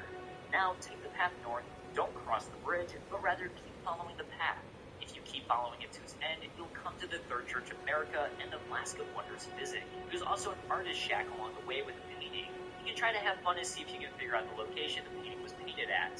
Now we have some options. There are plenty of side dungeons to do in the main part of Limgrave, and I recommend completing these, as it will help you level up your character. Once you finish this and want to explore more, rather than heading north into Stormhill and Stormvale Castle, I recommend you head south into the Weeping Peninsula. This is definitely meant to be the early game area you go to, and there's plenty to find here that will help you out. Castle Morn to the south is a much larger dungeon, but much easier to complete than Stormvale, and definitely meant for lower level players. Not only that, but on the way to Castle Morn, you can find yet another golden seed. On top of that, you'll find a minor Erd tree on this peninsula, which will give you more goodies you can use for your Flask of Wondrous Physic. And probably most importantly, there are multiple churches on the Weeping Peninsula that contain sacred tears. While the golden seeds upgrade the number of uses you have out of your flasks of tears, the sacred tears upgrade the people you see and make it so each chug will heal you for more. Once again, I recommend exploring all of the Weeping Peninsula for its various secrets and dungeons, which will help you level up and strengthen your character, preparing you for Stormvale Castle. If you still don't feel confident, this might be a good time to go explore Mistwood Foley, which is to the east of Limgrave, as well as Stormhill, which is to the north side. Just make sure not to venture too deeply into Elden, as that is definitely a high-level area. Alright, all of that done, it's time to tackle Stormvale Castle. Or is it? If you can, might as well go ahead and have fun and see if you can conquer the challenge. If you're still struggling, there's actually a way to skip Stormvale Castle and travel directly into the area of the lakes. To the east side of Stormvale Castle, just north of the Stormhill Shack, you can find a path that will lead you to a broken bridge. Go ahead and travel to the end of that bridge, and you'll find a crumbling path that takes you down and through the side of the castle. This will take you right to the Lake Basin Cliff Shrine of Grace and Liurnia of the Lakes. Now you can fully explore this section and its dungeons and try to level up even further, which will help make Stormvale more simple. I'm not going to go too deeply into this area, but I will say this. I recommend going to Caria Manor before the Academy of Rael Lucaria. I also recommend that after you finish Rael Lucaria, you travel up to the Atlas Plateau and Langdell as your next location. Caelid is a very high-level area, and while you can find it early on, I think Langdell is actually logically supposed to be first. And there you have a beginner's guide and path to take with Elden Ring. Of course, you're free to alter this however you like and have fun and explore however you want. That's the joy of this type of game, but that's not clear. CRT is graduate level. So unless your partner is currently pursuing a law degree, they're not reading Kimberly Crenshaw. Okay. So he uses Kimberly Crenshaw as an example.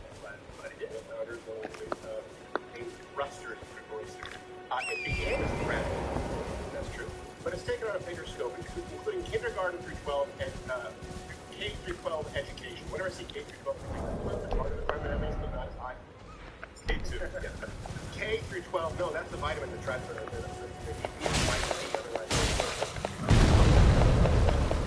I have a subscription to Alan Jones' box. I wonder if this one is oregano oil.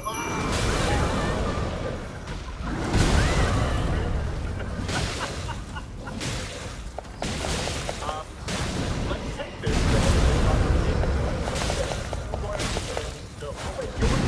You're Kimberly Crenshaw.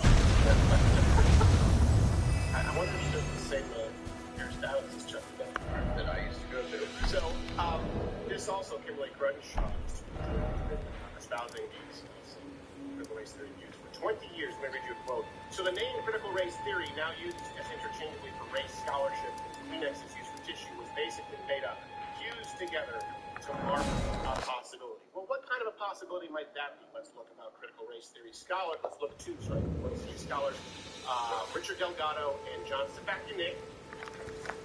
I don't know if I'm pronouncing it properly, and I don't care because I don't.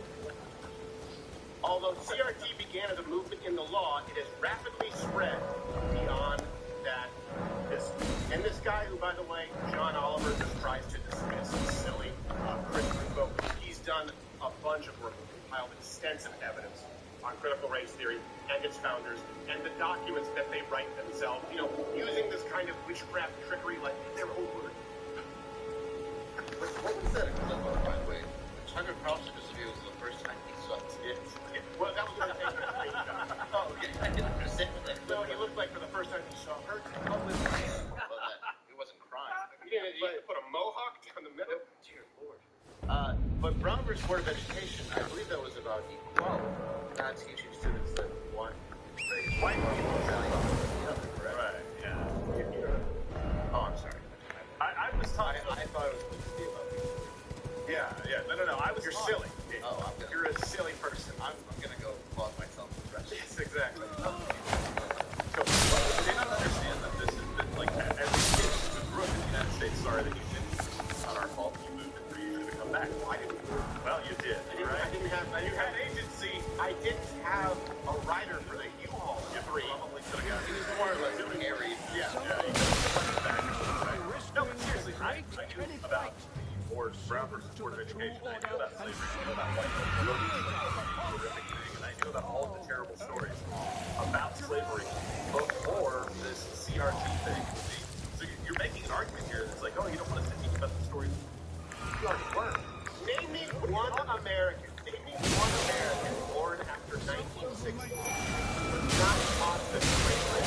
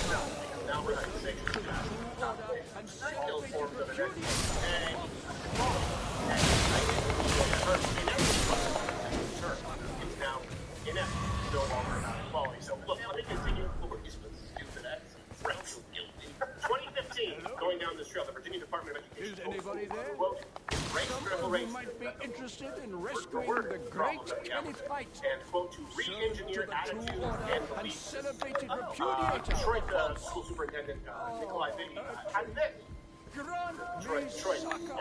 It's Detroit school, he had this to say about critical race.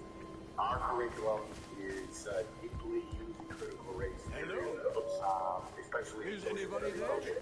Someone who might be interested in rescuing the great Kenneth Haidt, servant to the true order and celebrated repudiator of the false. Materials and embedding critical race theory. I'm going to continue going back to this. The English parts, he said.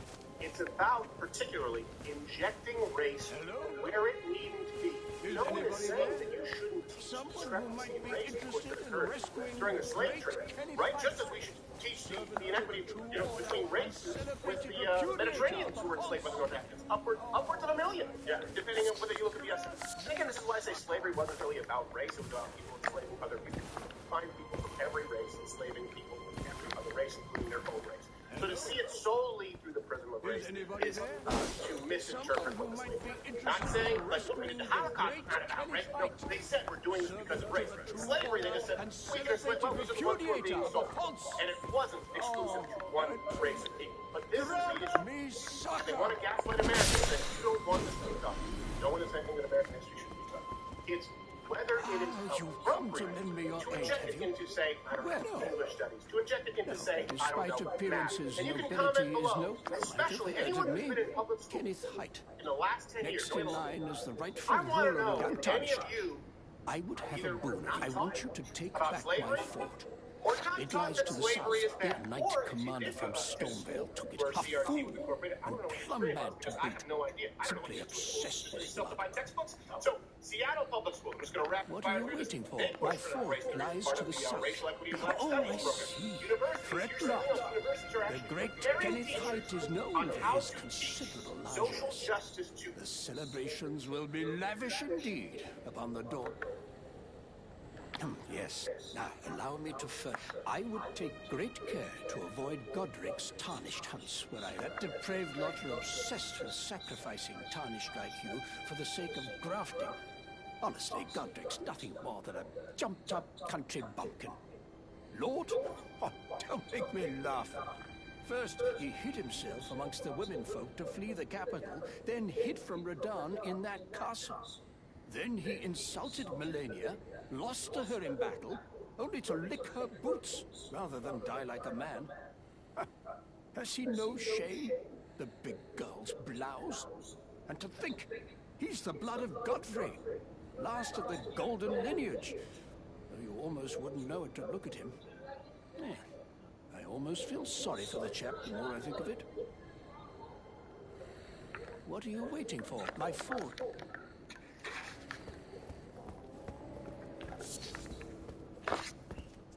Children using critical race theory scholarships. Now, let me make sure that you understand this because civil teaching at university. No, what I'm saying is they have critical race theory scholarships for people who learn how to teach it to children. That's several layers of systemic bullshit.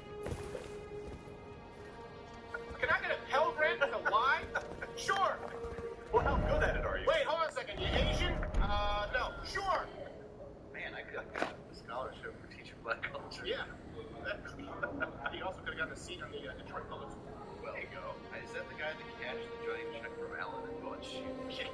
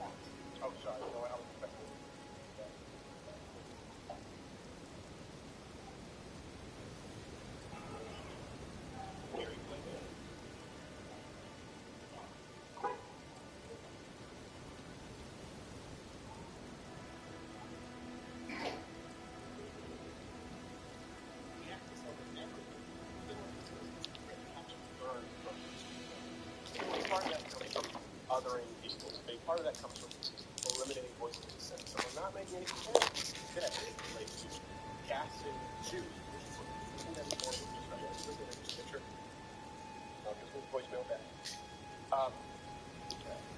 But trusting the science is something we'll talk about. How have we come to this point? How have we come to the point where we see what's going on in Canada and Australia and here in the United States? How did we get here? And it all started with trusting the science and the danger of the science being synonymous with the government science. And we're going to follow that trail down to where we are today. It's pretty scary, and it does mirror almost to the letter what happened in Nazi Germany in the way that they use the science and they use it to try and other citizens. Not saying that the Jews were going to be rounded up in cyclonic showers, just saying that this is how March happens. And I don't think it's an inappropriate comparison with dealing with Canada and Australia at this point. Oh, yeah, forced quarantine camps.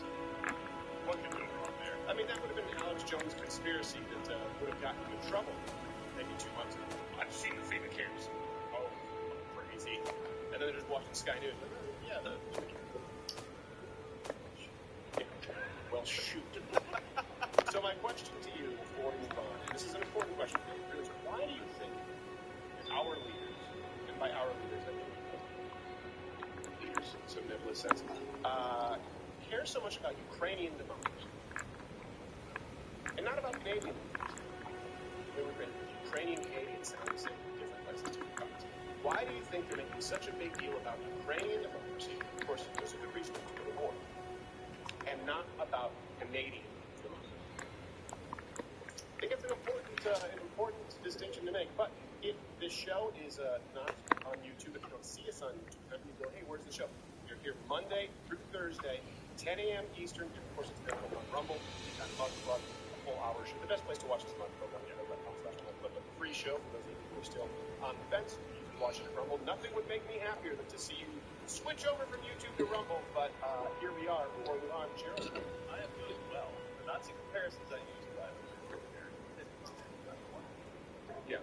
Just saying. Well, you were getting fitted for a nice Hugo Boss SS. Well, they were classy uniforms. Nobody argues that. Nobody has a problem with it. How are you just well? No, even the Allies showed up. Those are impressive. I mean, I hate to. Can you do this so I can shoot you and keep the coat? Yeah. I don't so much want to collect Lugers. I want to collect Ecos. Gosh, Logan Heroes largely based on the flexibility of the also the inspiration for every Harley Davidson motorcycle. I see people that was like, oh, you put a horn on it. Either you're that little guy or you're that right. I drink a little bit of wine.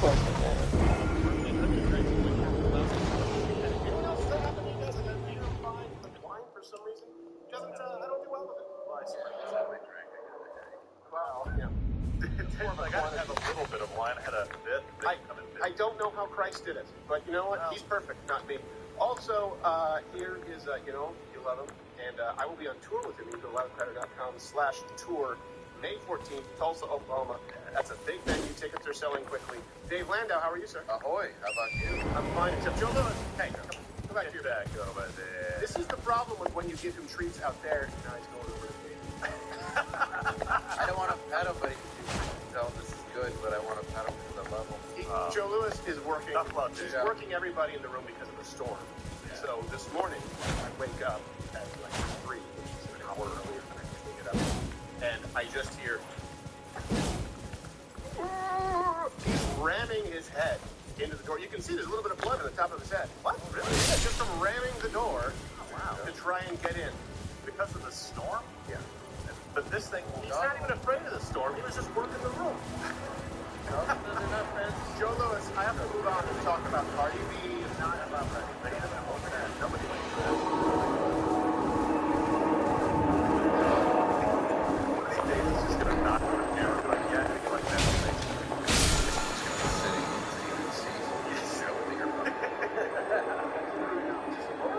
Just swimming in the bowl. Did they do it right?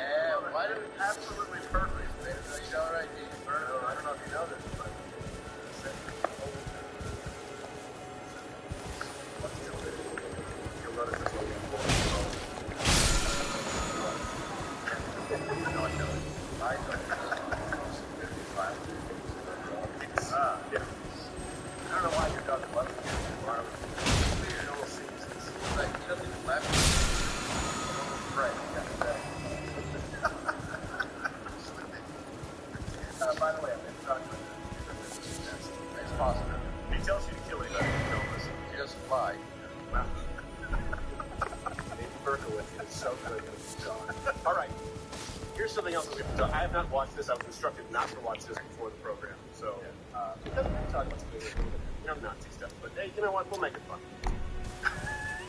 This beautiful and brave person this is how I was told to describe it on Instagram, explaining why women. Remember how at one point women needed their own spaces? You know, the thing, women only spaces. And that was the thing. Like, okay, that makes sense. Like Curves, Weight Watcher, plus James Corden. Right. Well, now women don't need their own spaces. Watch this. Explain it.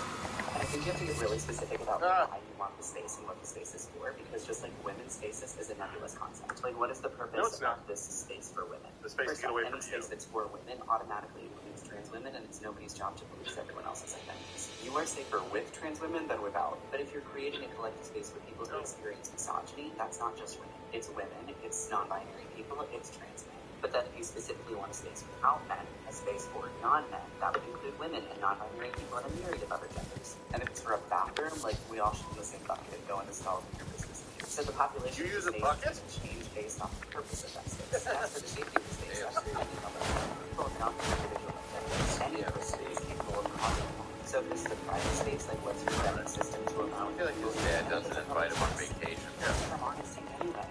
It gets the bigger conversation. Does it beget the... Oh, does harm count you wearing a skin suit? Yes. I don't know what she said. Yes. And yes, furthermore, I don't care. I don't know that I don't know what she is. We'll see. But I'm being here.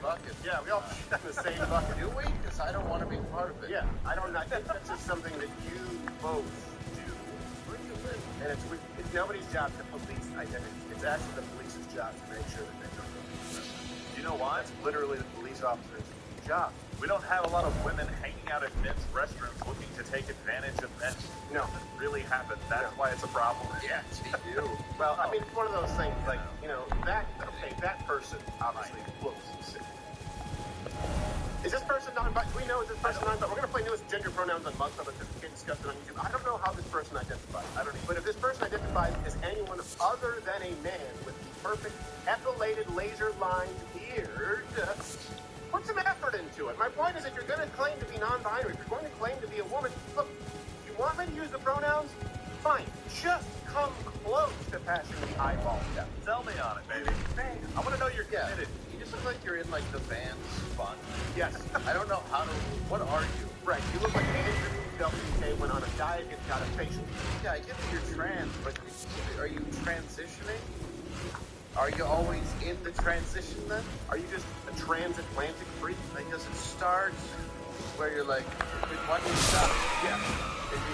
I don't know, I mean, it'd be like if we look at the fossil record, and then there's just, stops here, Australopithecus, I don't know. Aren't there humans? That's not a thing. I'm aware of. That's right. Yeah. It's just like a Halloween mask. Oh, yeah, it's the exact same. I now experience all the splendor that is woman. A myriad of other genders, by the way. That was my favorite comment. I'm like, oh, God. Here's the thing. I would be lying if I didn't say that. I don't find satisfaction in some masculine feminist in a female-only space. That thing walks in. It's like, you want to be the world's most powerful genie? Everything that comes with it. Well, everything you say is a riddle. That's the problem. I don't understand what you mean. Something, So you want men in there because it's a safe space, and there's a box, and then we all poop in a bucket. I was going to say, I noticed you're missing a bucket. We use the toilet. Yeah, you have a bucket, dude. We use the toilet. That's not going to work for me.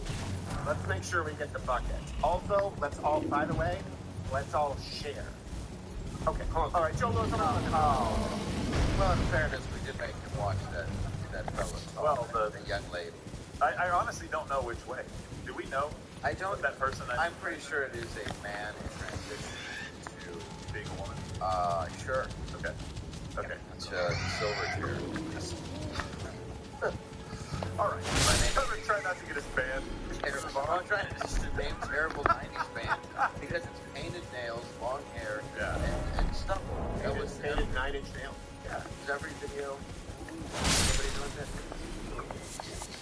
I found is the length of the nails that crucified Jesus. So it's not. It says they, she. That's a they. They, she. What's the they? I thought you had to go with she, her. Yeah, I thought you have to pick. They're not even picking their own lane. They is not a thing. No, they is not a thing grammatically. It's just it's like nails on. It's like nails on a chalkboard. It's like nails on your matte striped beard. That's what Jamie looked like before the. That's how Jamie do. Who cares? Do what you want.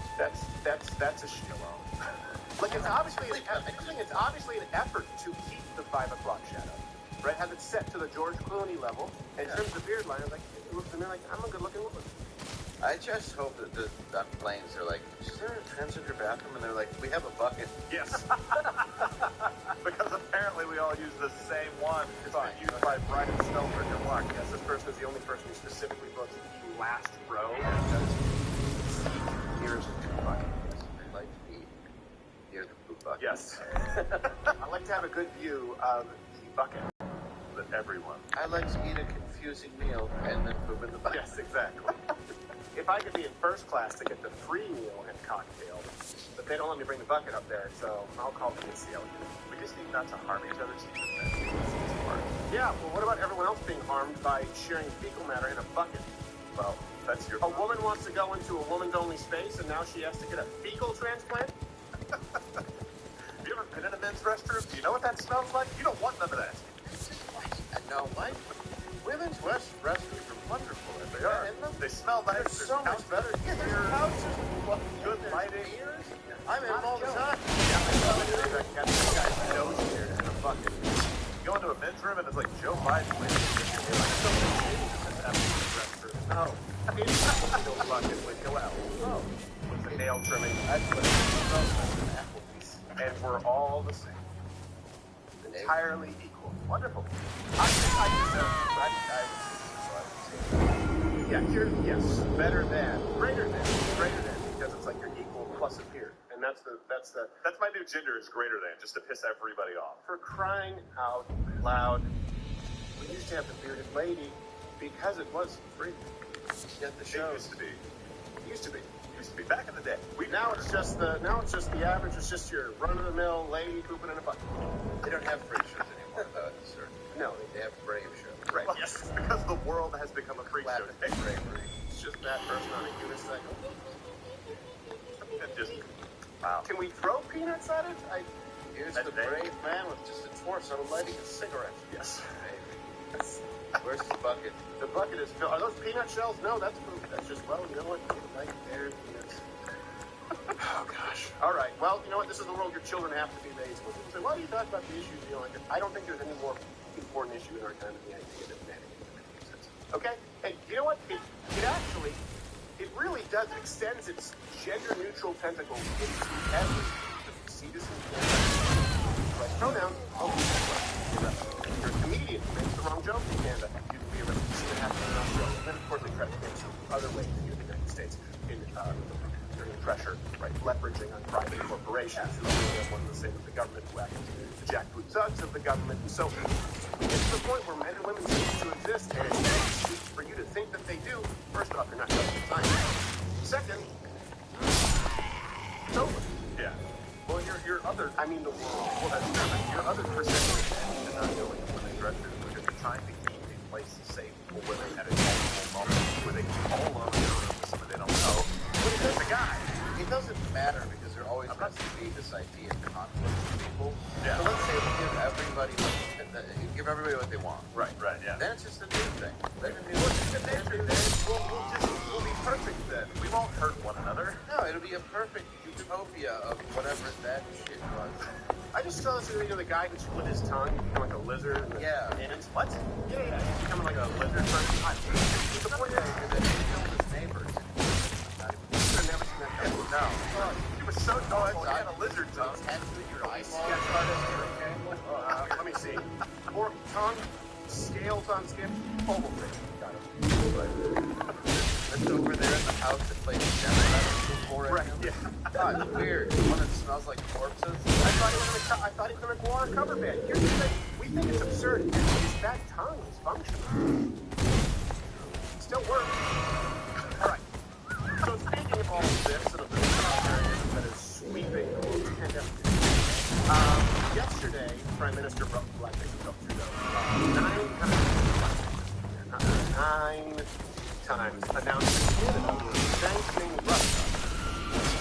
against, and keep in mind, this is the same candidate you think. I know some of you want to see another candidate, but it's the same candidate, same prime minister, standing against Russia to stand against authoritarianism. Canada and our allies will defend democracy. Shut up. We are taking these actions today to stand against Why are there two authoritarianism. The people of Ukraine, like all people, must be free to determine their own future. We will continue working with our international partners to safeguard Ukraine's territorial integrity and prevent further Russian aggression. Hold on a second. Silver lining, I see an opportunity. You know what Ukraine should make their next export? Translators. Yeah, signers. Is there a law against having normal/healthy signers in North America? Is there a meeting behind our back that I didn't know about? Well, sometimes, I mean, her hands are in shape. Crack a lot. There were some very weird ones for New York. She had man hands. So, Canada, they want to... Oh, did we just turn the volume here a little bit? Okay. Canada, they want to stand against authoritarianism in Russia, Ukraine. Well, that sounds noble enough, right? That's good. We should be on the same side. But we've talked about Canada quite a bit. And just in Canada, a convoy organizer was coming yesterday. Tamara Lick was arrested, denied bail for organizing the convoy. And Biden also spoke about. So we're seeing this in Canada, and then the United States spoke about the sacrifice that would be required to defend freedom. And the person who starts that phrase, like, he's turning babyface. No, to defend freedom. As I said last week, defending freedom will have costs for us as well here at home. Let's be honest about it. But as we do this, I'm going to take robust action to make sure the pain of our members is targeted Russia, not ours. If you take any robust action, it results in pain. Hold on. He's a walking Robaxin commercial. What? Basically just said, now when we fire missiles, I'm going to make sure they don't get us. There is no one... Won't hurt. I'm like, what the... Oh my God. Now, one clip exists where he doesn't stutter. He can't get out a sentence. Just read it. We're going to take... No more meat on the streets. So these are, by the way, I'm sorry. Train's coming again, I can't see. I'm trying to see this similar to his remarks on Canada where Biden said nothing. Absolutely nothing. It's true. People being arrested, people being trampled by Arabian horses. Yeah, lives ruined for parking a truck. Yeah, that is basically what we're talking about. Oh, that's cool. So this is the question. These people who are obviously internationally focused, right? The term globalist is almost overused. People try and say, oh, that you mean that because you're an anti-Semitic. That's what you really mean. No. When I'm saying Trudeau and I'm saying Biden, these people are globalists, but these people definitely, their primary focus seems to be on international interests. Why is it that they only care about democracy and freedom abroad? Do you think that let me ask you this. Let's say that if Russia didn't go in physically, but Russia just went to Ukraine, took over their government, and said, you now need passports to travel. We're now going to shut down protests here in the Ukraine. We're now going to shut down voices of dissent against Russia. No actual physical violence. They said we're going to have forced quarantine camps. Would these leaders go in and try to ensure that democracy could thrive in the Ukraine? Why is it they only care about it over there? Yeah, exactly. I mean, we've got a neighbor to our north dealing with this right now. Why isn't it time to stand in solidarity with our brothers and sisters in Canada? They're so close to the border anyway. It's not like we would have to travel long. Right? Let's just do it. Come on. Well, because be a part of the United States. I wouldn't be opposed to just taking over Canada. I wouldn't either. I don't think Canada would be opposed to you taking over Canada. No, I don't think so. Be like, hey guys, remember when you burned down the White House? Yeah, that was a real jerk move, but we're taking you over. Revenge is a dish best served 2 centuries late. Yes. I'll be honest, I didn't know that happened until I was on the show. It technically wasn't a country. No. It was technically still a colony, I believe, but they brag about it. They really consider that their big win that they burned. Is it like the real White House or the Richmond one? No, the real one. Yeah, it was a real White House. Yeah, they showed up and were just like, hey, what are you guys doing? Like, oh, nothing. So we went out for dinner because we thought it was safe with the Canadians. But we came back like, what the? Come on. Oh, well, we put one over on you. Like, all right. God save the Queen. Oh. All right. Well, we'll allow you to exist for a little while longer because we're benevolent. So basically, just go to the golf course like Caddyshack? Yes, pretty much, yeah. Like, Rodney's putting on a big show. Just leave for an hour. I'm all right.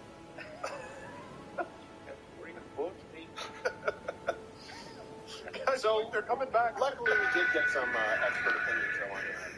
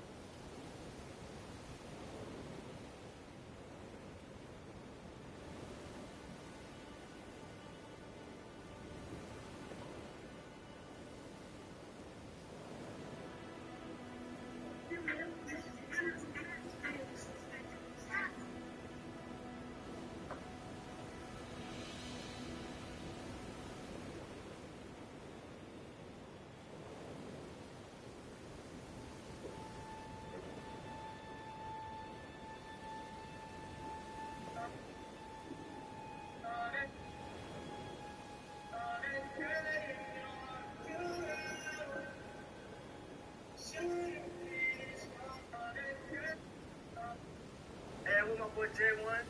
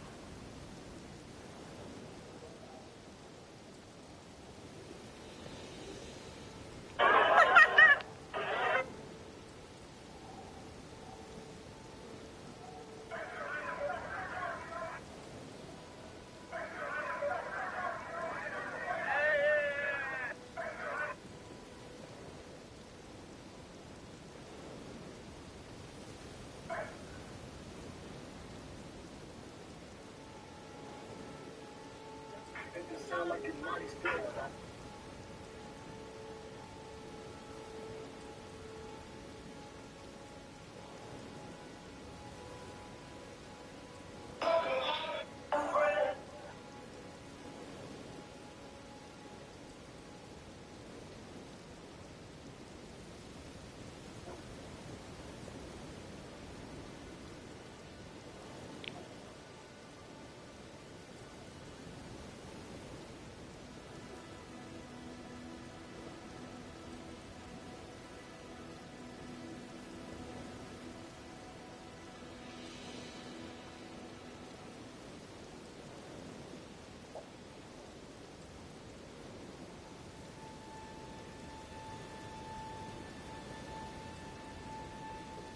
Ukraine crisis.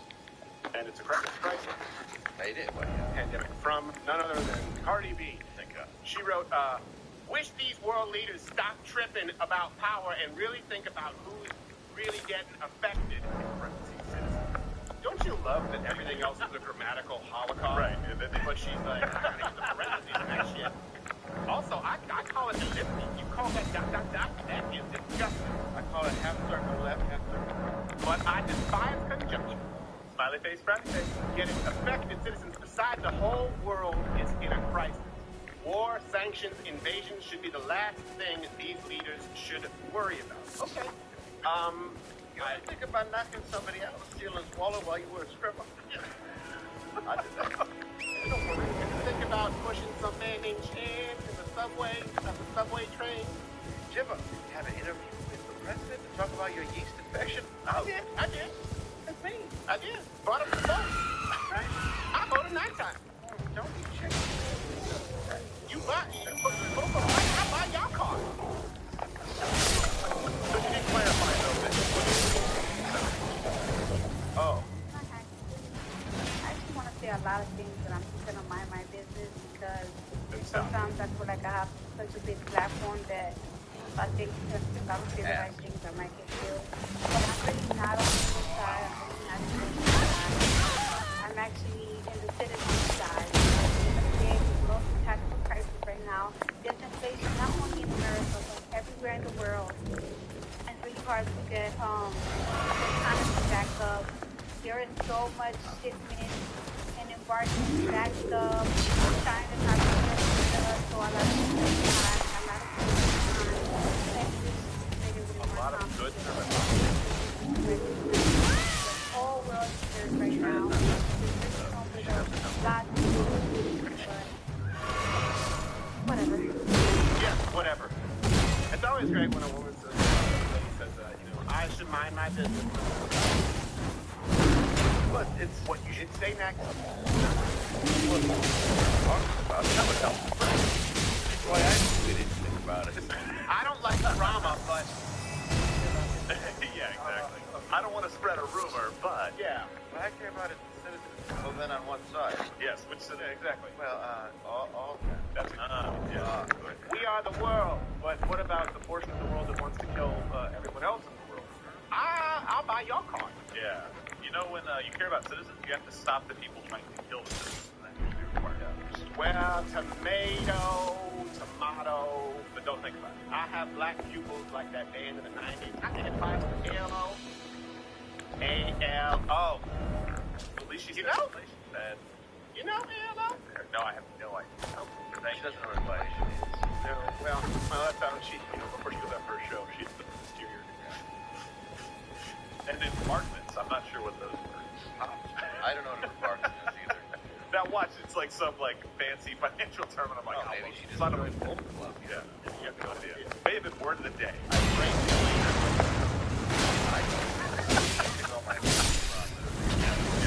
And also, by the way, she has very helpful advice. Surprisingly for Russian soldiers. Well, let me tell you, I don't know something. That definitely don't wash your ass. Because when you get older, that's when you know how to wash your ass. The whole finger inside your asshole. Around and everything. And you wash your ass like this. You look like you're playing with your asshole, but you're really not. Yep. Far be it from me to question her expert advice, but sometimes you keep that to yourself. Yes.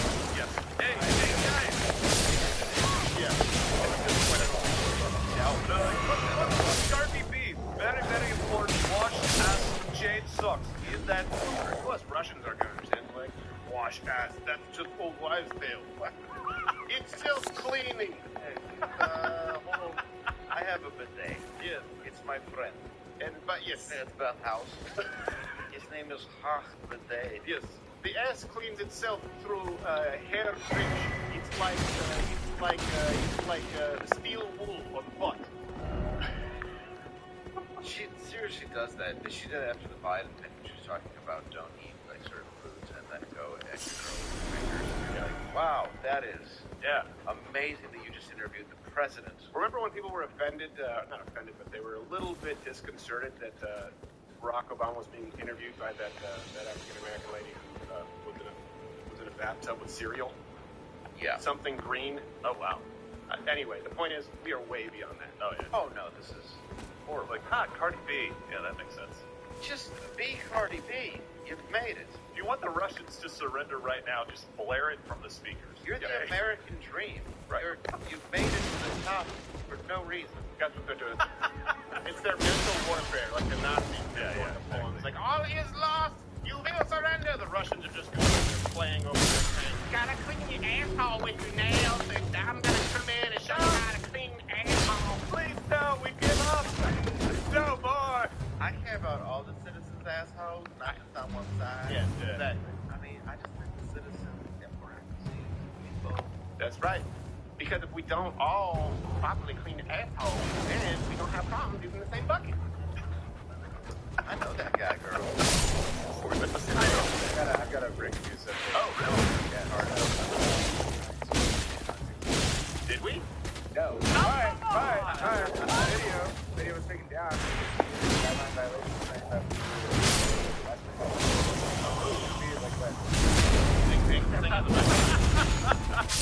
Now, are they going to put it back up? You know? I don't know that yet, but they haven't taken this down. So we're gonna have to try again. We're gonna have to try again. Xi Jinping is sitting as a microbeat. Yeah. Upset by that. That's true. Okay, all right. Let's try this for TikTok. Hashtag trash TikTok. I don't know what this is breaking. Xi Jinping hasn't trimmed his nails, thus doesn't properly clean a bathroom. Xi Jinping, you have a disgusting, smelly, unclean sphincter. That's why your nickname is Winnie. Smells like poo. Yes. Oba. I don't know. Is there anything else that we can say from TikTok? I mean, we've tried just about everything. I don't know. You know what? We'll take your chat here on Mug Club afterwards. What would be good? I mean, we took a steaming dump in the bucket that is the Communist Chinese Party. Certainly. And, I left a fake mustache in there. yeah, they're just fighting back going, no, we don't care. Yeah. They're just pretending they don't They're care. just pretending they don't No, care. they're furious. Big head, dirty asshole. Yeah. That would be the rest of the quote. Yeah. Imagine the guy that has this show in China video. And he's immediately signing his own death warrant. Oh, yeah. We've already had 4 people killed. Dear leader, I have news from Lotto with powder. No! Bring it here. I don't want. I said bring it here. No. And read as if it's your own words. Micro penis. How do they know? Good advice on how to clean it. Hey, no. I didn't realize my nail, cuticle, had poo-poo on my nail. Oh. Do you have any idea what would happen if Cardi B tried to make it in Chinese cinema? You mean killed at birth? Yes. Yeah, no, left alone on a mountain to die, Dave. That's what.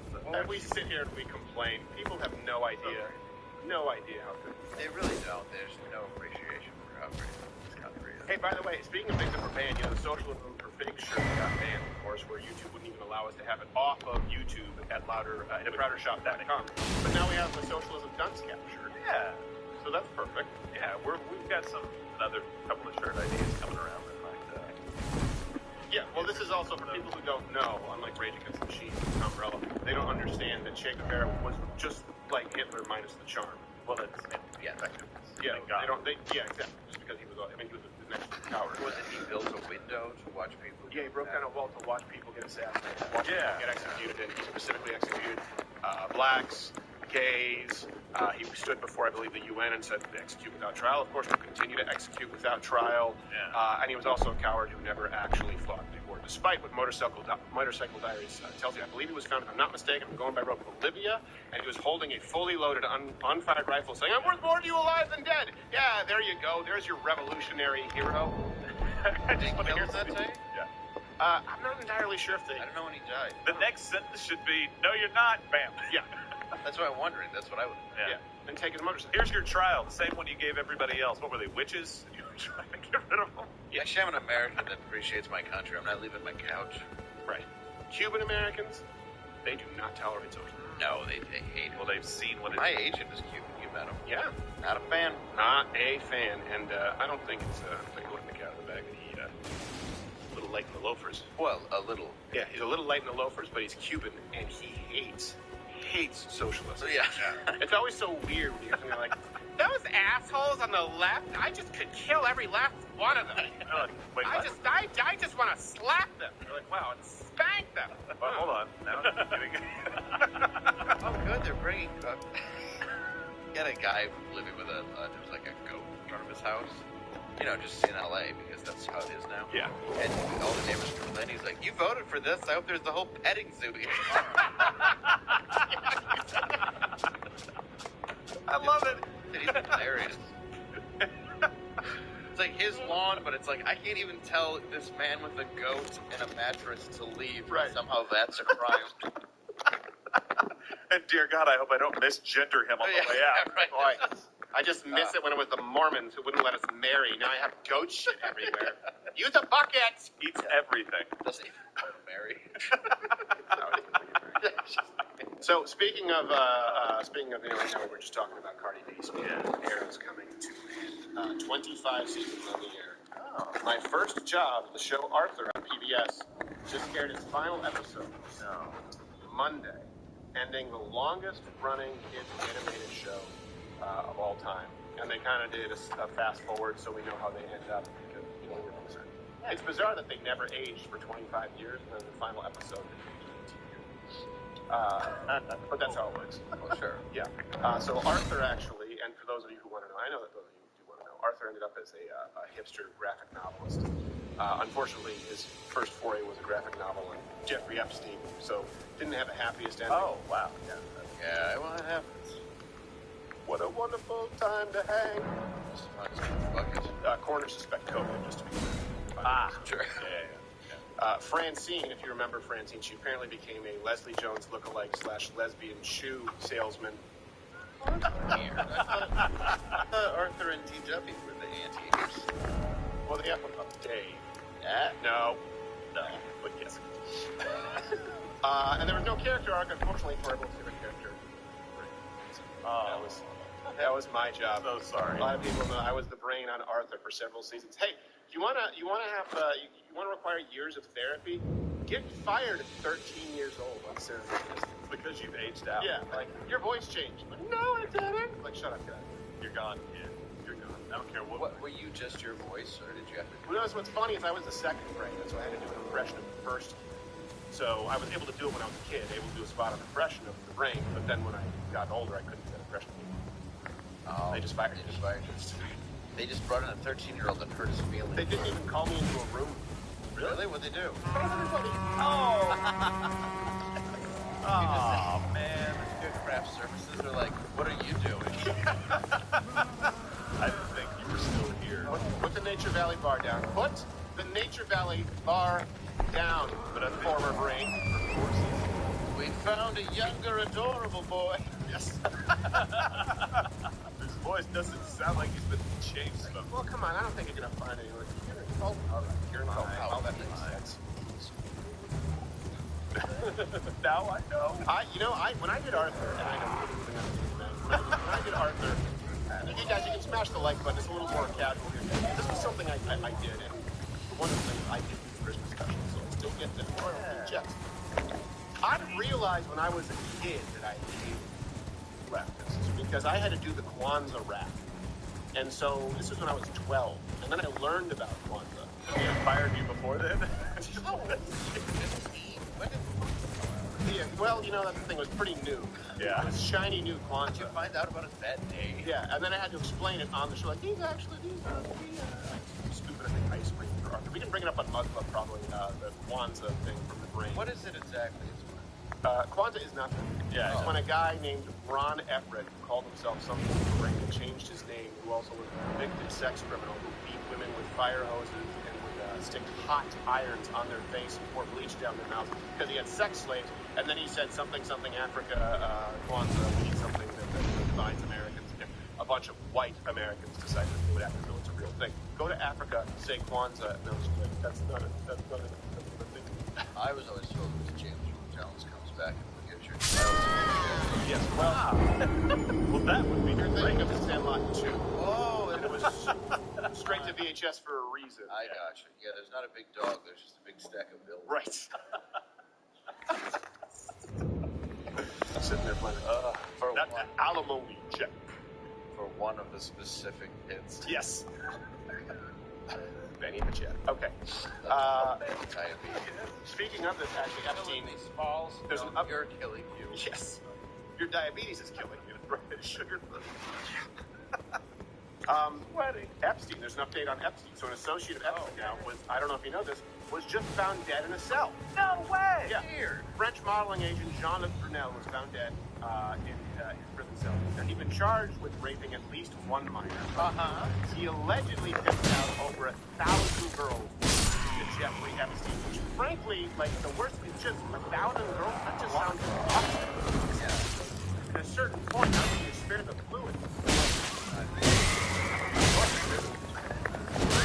Two things can be true. If first you don't succeed, rape, then rape again. Well, Magic Johnson slept with over 1,000 women, so he's like, well, I've got to get women. Well, yeah, but he was a celebrity. They were coming to him. Yeah. And then they were like, I have what? Yeah. Well. By they, we mean ladies. Yes. Tons and tons of women. Yes. Which brings us actually to curious coincidences.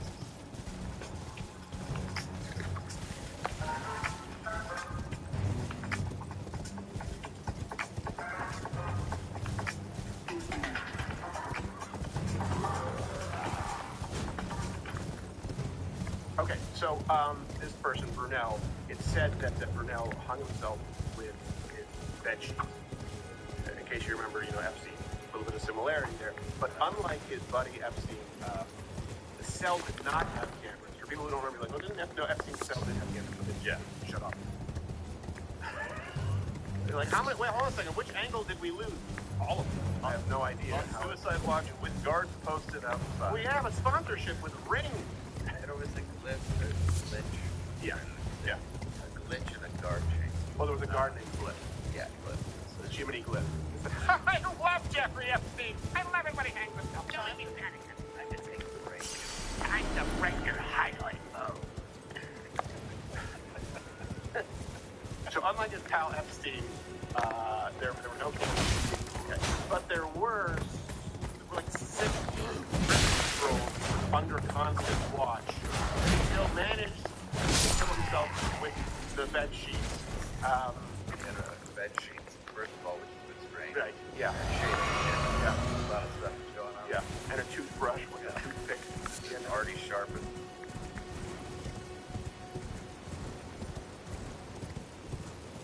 Nothing to see here. Yeah.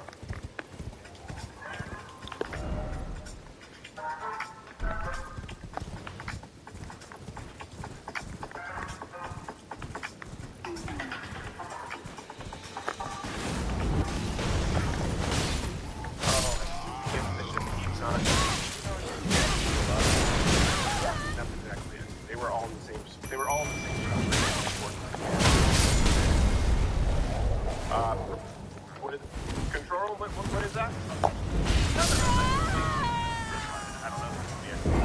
The more I can sit. They're going to contemplate Russia.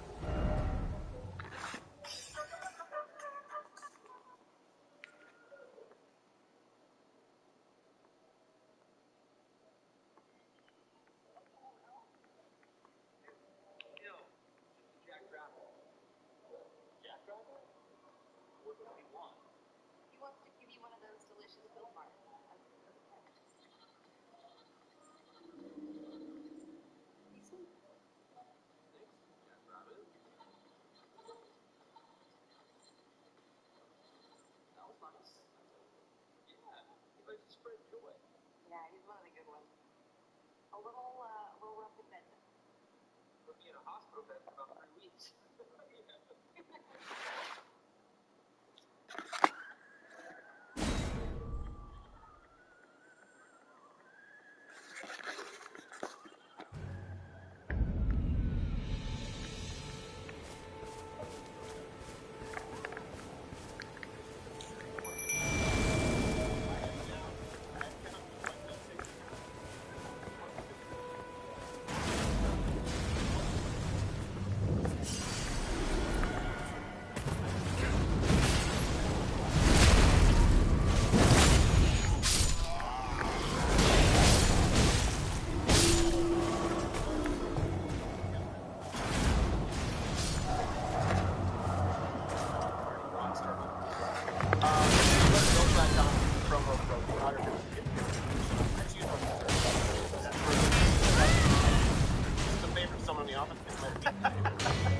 But their new chocolate coconuts and that double, it's unbelievable.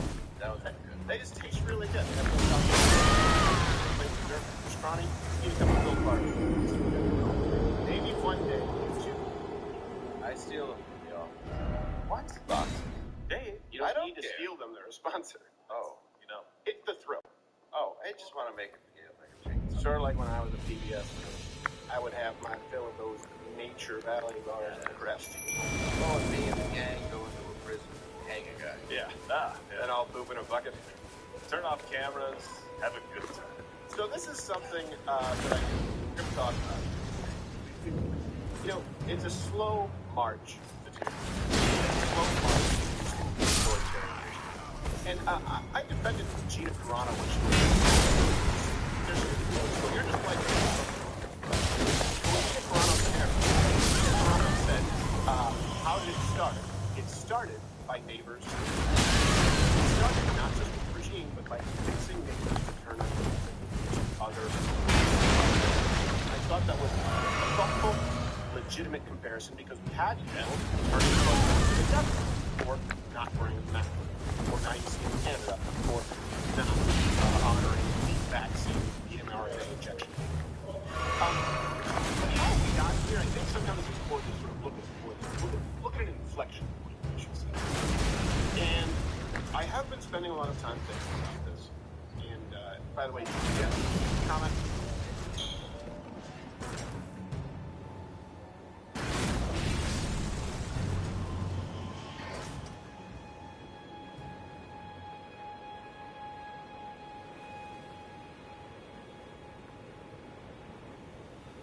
Before you watch this segment, where you think it started. You know, how did we end up with quarantine camps and freezing bank accounts, right? And passport, vaccine passports. How do we end up with that? What was the tipping? Because there were a lot of steps. And I do think there's one. I think the most important, and this is where there's a comparison that I'm going to make. It's shocking what this is doing. How it is telling people, it started with the now what do I mean? There's more to that phrase. You stick to the science. Good. Oh, but science, I was not trust science. The science. But when you equate trusting the science with exclusive trusting and being coerced into trusting the government mandated science, that's when the problem starts. And then you include into that, well, the idea, we'll go through all of this, eliminating voices of scientific dissent, no matter how legitimate they may be. Then you get to the point where you have a space of othering people, and once you've divided people, once you've created a second class of citizens, well, then you're pretty much free to do whatever you want, including freezing your bank accounts and jailing them indefinitely. So this started with trusting the science and the experts. Let me just show you, in case you've forgotten, I believe this is the inflection point led us to see in Canada and see in Australia and would absolutely see in the United States if former Vice President Biden had his way. We just have checks and balances. We follow the science. Why are adults believing people on the internet instead of science and experts? I have a wild idea. Just hear me out. Follow the science. Science is evolving. What if we all just did Science. So silly that we have people who are anti-science. Science is moving, and we are following the science. And experts. On the other hand, science. And not trying to silence the voice of science and experts. We all need to follow science to protect our loved ones. We need to listen to scientists and experts. Science and the truth. We should be letting public health lead. You're really attacking not only Dr. Anthony Fauci, you're attacking science. I think science. Because you've got to be guided by the science and the current data. Attacks on me, quite frankly, are attacks on science. It's preposterous. Totally preposterous. You notice he hasn't really crawled out of his hole as much lately? Thank God. It's because he was so wrong about stuff. Yeah, I have no idea. Maybe he got the Omicron. 0 deaths. I mean, so sad. I'm joking, not 0 deaths. Do you think he grew a conscience finally? It's like, man, those dogs. No, not about COVID, but about the dogs. Like, the beagles. Well, Sebastian Bach said on Twitter that the science is 100% accurate. Right. I mean, so I don't know how he grows a conscience because, I mean, multiplication of 0 is still 0. Well, that's true. So, and by the way, when we say science, this is important for you to note, and this is when people always try to make a theory about the First Amendment, right? And they say, well, private platforms can do whatever they want. The science was what? The CDC. The science was what? The WHO. And this is who?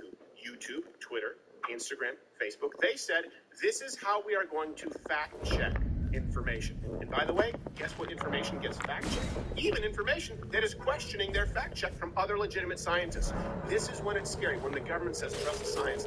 And the only science that can be considered valid is the one, and I mean the one scientific theory that is funded by them. Classical liberals. Really, we have a lot of you watching. I just wonder where you are when you complain about campaign finance, complain about special interests in politics.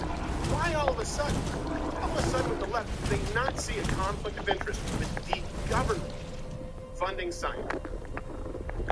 There's no problem with the government funding some science, as long as all the scientific voices that's part of the scientific process.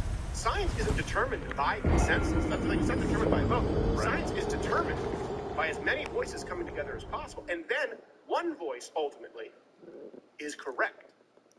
That's what science is. Well, the problem is that this test balloon was actually floated with climate change. If you remember, it was like 95% of the scientists agree, and if you didn't agree, then it was 97. 97. That's what they claim. Thank you. Yeah. It's gone up since then, right? No, they claim that. But if you didn't agree with that, if you said, look, we just need to have a conversation about it, and had some very thoughtful thoughts like we've had, right? Some thoughtful conversations like, hey, wait a minute, maybe there are some benefits to this, maybe there's some drawbacks, maybe we're never going to get China to play ball and none of this makes any sense. Like, if you had that conversation, you were a science denier, right? So they set science up as something that you cannot challenge ever, ever, ever. I almost just spilled my water there. I do have one quick note, though, and you have to make a decision live on air for this. I apologize. But I passed a note, and if we want him, Kyle Rittenhouse will be on live in 15 minutes. If we want him, I know we're talking about this subject, that'll be about 15 minutes until we're done with it, so it's up to you, sir. Oh, shit, I also forgot that we have Jorge Masvidal on the show. We just got a text saying that Kyle is available if you want him. I don't know if we can fit him in today. Maybe we can fit him in tomorrow. Maybe, you know what, you guys, smash the like button if How many do we need? How many do we need? Put a number on it. 10,000 likes. 10,000 likes in the next. Otherwise, what I'm thinking is maybe tomorrow we just do a special, like a guest show for a Masvidal and with Kyle Rittenhouse. We'll see. Which we don't usually do. Have a couple of guests on. Yeah, let's do that. Yeah. Would it be via Skype that we would have Kyle, or? Yeah, that'd be a little easier. Skype. I mean, I don't expect him to walk on. Well, who knows? He could have been around. Carrying the scalps of all the pedophiles years past. Yeah, in a kid country here, maybe. Yeah. Shoot me! Don't I didn't say it. I didn't. Only ginger pedophiles are allowed to use that word. So here's where we talk about. Yes. So we talk about the science. Okay, the government science. Now, how does this compare? This is actually something that not a lot of people know. I spoke about this with Jordan Peterson, who was on the show. A common theme with Nazi propaganda was a lot of they didn't just blame the Jews and say, "Hey, the Jews are bad." Right. No, we needed to find a reason. And how it started was they blamed Jews for spreading diseases. Things like they equated typhus, right, which was spread by parasitic lice, with Jews. They said that only the Jews would get parasitic lice. The gypsies could get scabies, but it wasn't as big of a deal. The Nazis justified putting Jews, of course, in ghettos, saying that it was to, what, stop the spread of typhus. That was a big part. A big part of how they got this started was the society continuing down the scheme of communicable diseases. It was presented as a public health / safety issue. The gas chambers, you know about? You all know about the gas chambers. Yeah. Did you know that housing gas were all covered? Yes. Well, you did, but a lot of people just to get rid of lice. But they also search for meanings. Okay. Yeah. Well, and when Steven says that they did that, it wasn't like one article that they did. It was every single time that you went to the theater to watch a show, they had a newsreel that would play before, and they would always compare Jews to some kind of vermin, some kind of plague amongst us. And this was all science, right? Just like that, when they say, well, hold on, a lockdown, that's not a moral issue. Well, I think removing my freedoms, my rights, my business, I think it's a moral issue. They say, no. It's not a question of ideology. It's a matter of health, right? That's what we've heard. It's a matter of public health. Set your rights aside. Well, you know what? Strikingly familiar. April 24th, 1943, Heinrich Himmler, I don't know if you know him, but he's a bad chap, told the SS officers, getting rid of lice is not a question of ideology. It is a matter of cleanliness. It's not a matter of ideology, it's a matter of science. He was a dumb salesman. In just the same way, anti-Semitism for us has not been a question of ideology, but a matter of cleanliness, which will now soon have been dealt with. We shall soon be deloused. We have only 20,000 lice left, and then that's a lot of straws. And then the matter is finished within the whole of Germany. They also use, by the way, tuberculosis as a pretext to exterminate the Polish. Yeah, well, how did he know there was 20,000 lice? I don't know. I found 1,000 for all of your 1,000. Yeah, exactly. It was oh my gosh. Don't get me started on that. Well, look, it's interesting that you said that. So, thank you. If I had to ask you guys, which do you think Hitler was born in as Chancellor of Germany? Nobody's going to guess this right, I don't think. So, this is a slow march. January of 1933. 10 years prior to this. So when was he a painter? Exactly. When did he? How did he find the time? Yeah, where now? Again, that old January work ethic. Boy, he really went from like, fine, my paintings suck. Watch this. Yeah. Everybody thinks Hitler just came into office and immediately went after the Jews. No, he set this up over time. That's right. Where people looked at Jews as the others that had to be dealt with. So they othered the Jews. They were saying this. And by the way, this is how it went. Science says that Jews would spread diseases to the rest of us. And so this is not an ideological issue. This is not a moral issue. This is a public health issue. We need to deal with the Jews, this other class of people, right? That's what they did in Germany. Let's compare that to now. Government officials and the media, what are they doing? Hey, hold on a second. The threat to the rest of you is the unvaccinated. One quarter has not gotten any. In a country as large as ours, that's a 25% minority, can cause an awful lot of damage. We are causing a lot of damage. The unvaccinated overcrowd our hospitals, overrunning emergency rooms and intensive care units. Just wait for 4 weeks, and you're going to go to the house. No, if you make the judgment to not get vaccinated, and you reckon you can wait out us, Republican, or whoever you want to think you're waiting out, you won't wait out the virus, because the virus will be here for a long time, and your only protection against it is being vaccinated. There's a clear message that is coming through. This is becoming a pandemic of the unvaccinated. We are seeing outbreaks of cases in parts of the country that have low vaccination coverage because unvaccinated people are at risk.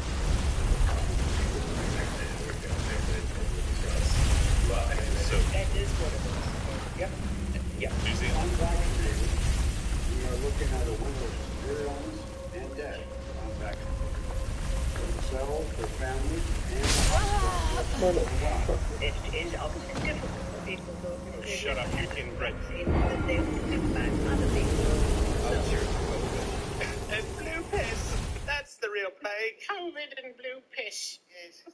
That's my calling card. Do you like my pearl necklace? Yes.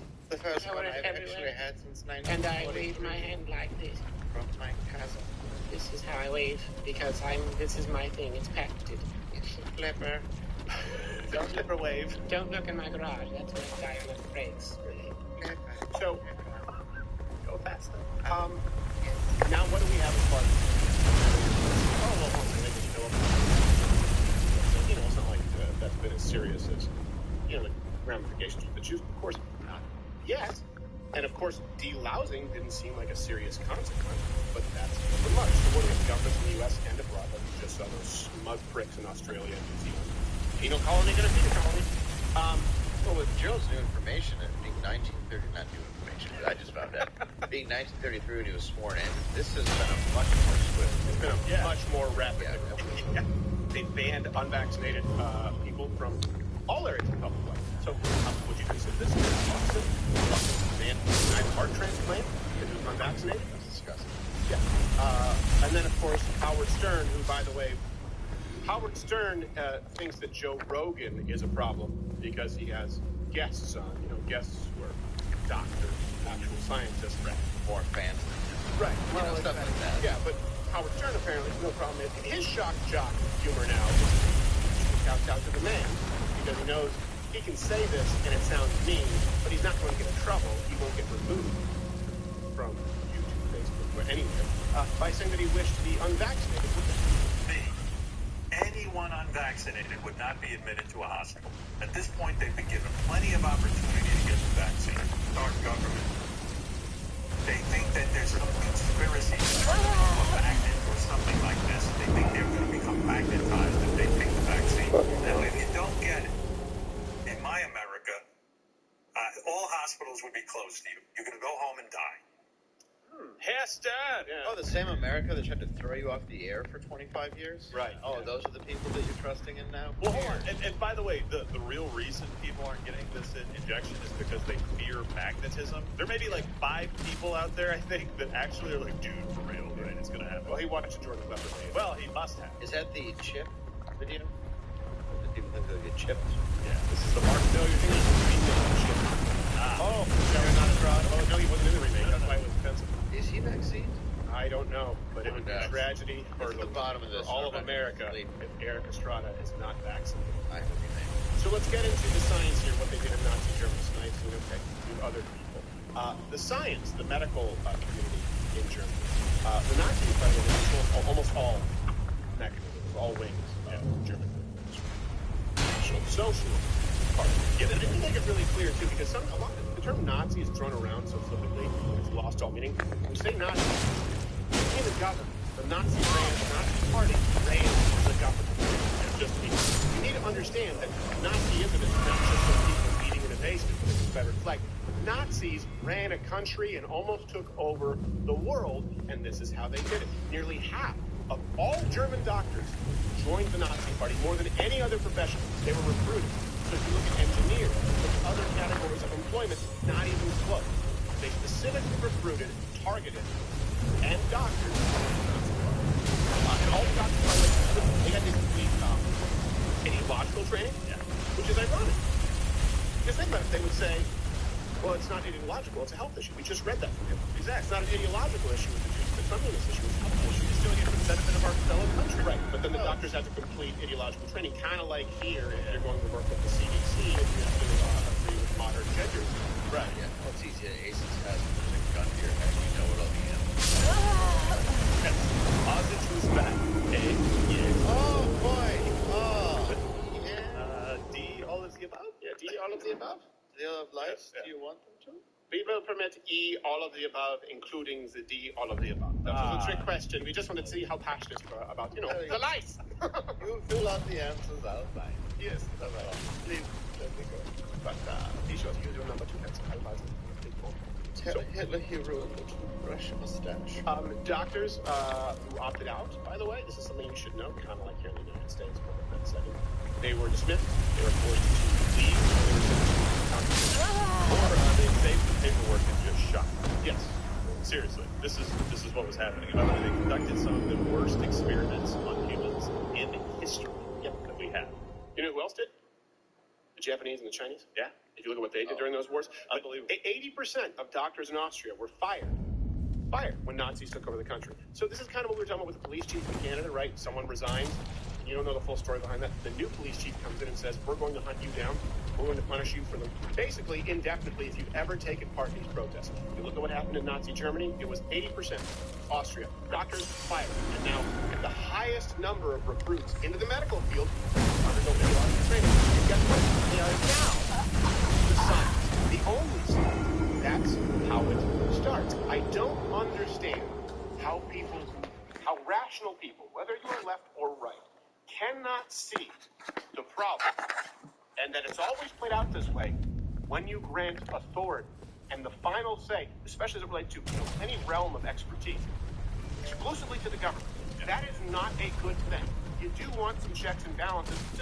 Can we all agree that you want some checks and balances? It is remarkable to me when you have people saying, trust the government and demanding fewer rights. By the way, we actually have some archived footage of people who show, and I warn you, replacement physicians.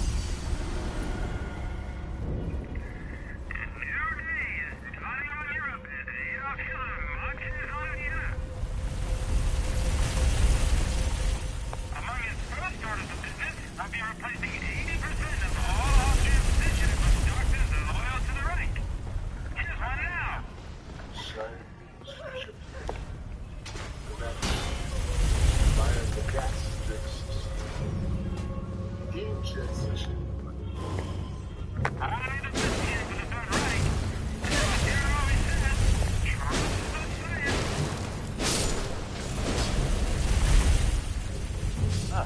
So much charm. So angry looking all the time. You know, you just wonder why God just...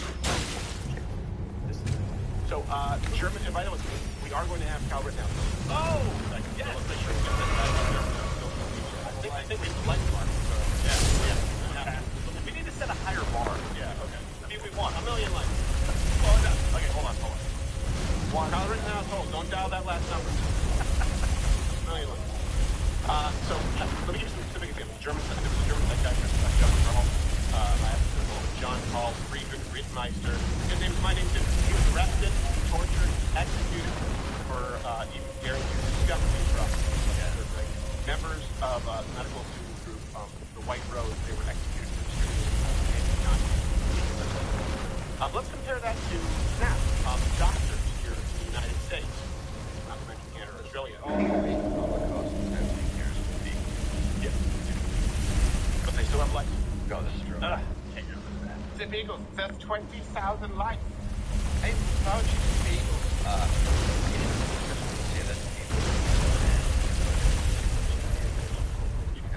Really? In science, it's like, you shut up. Sandflies, you don't get alive. Eating a beagle's face.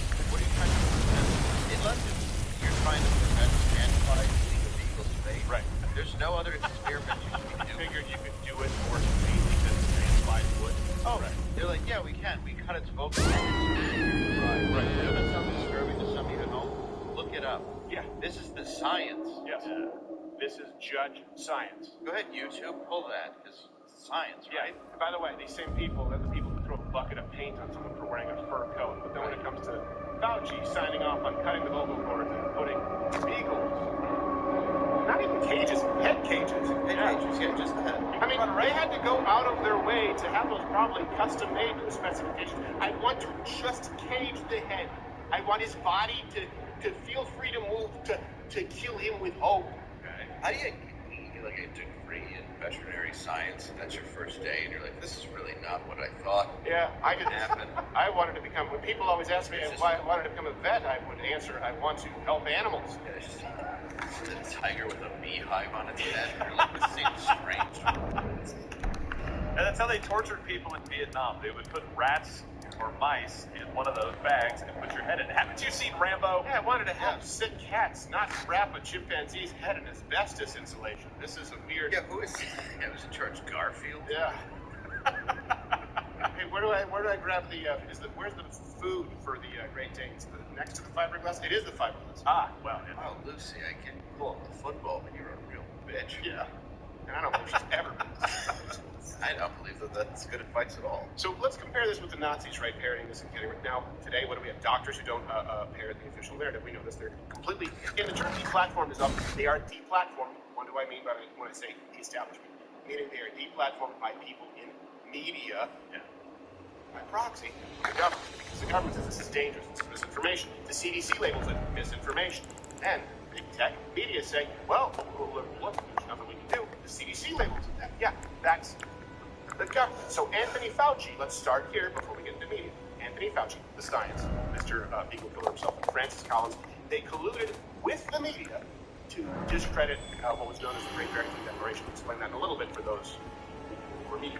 In an email, and reading an exact quote with Fauci, Collins said, this proposal from the three fringe epidemiologists seems to be getting a lot of attention. There needs to be a quick and devastating published takedown of its premises. By the way, these fringe epidemiologists, just so you know, who wrote the declaration, they were doctors from Harvard, Stanford, and Oxford. So they have medical schools at those places? Division 3. Oh, yes. Never heard of any of these institutes, I'm sorry. By the way, also, unlike Anthony Fauci, regardless of where they got the degree, they're actual. Weird. Have they practiced in the last 25 years? 30, 40, you know, give or take your entire Fauci. That's why Fauci and Biden get along so well. They haven't held private office since any of you watching right now has been born. Biden hasn't held private in, 49 years? That he's been suckling at the public seat?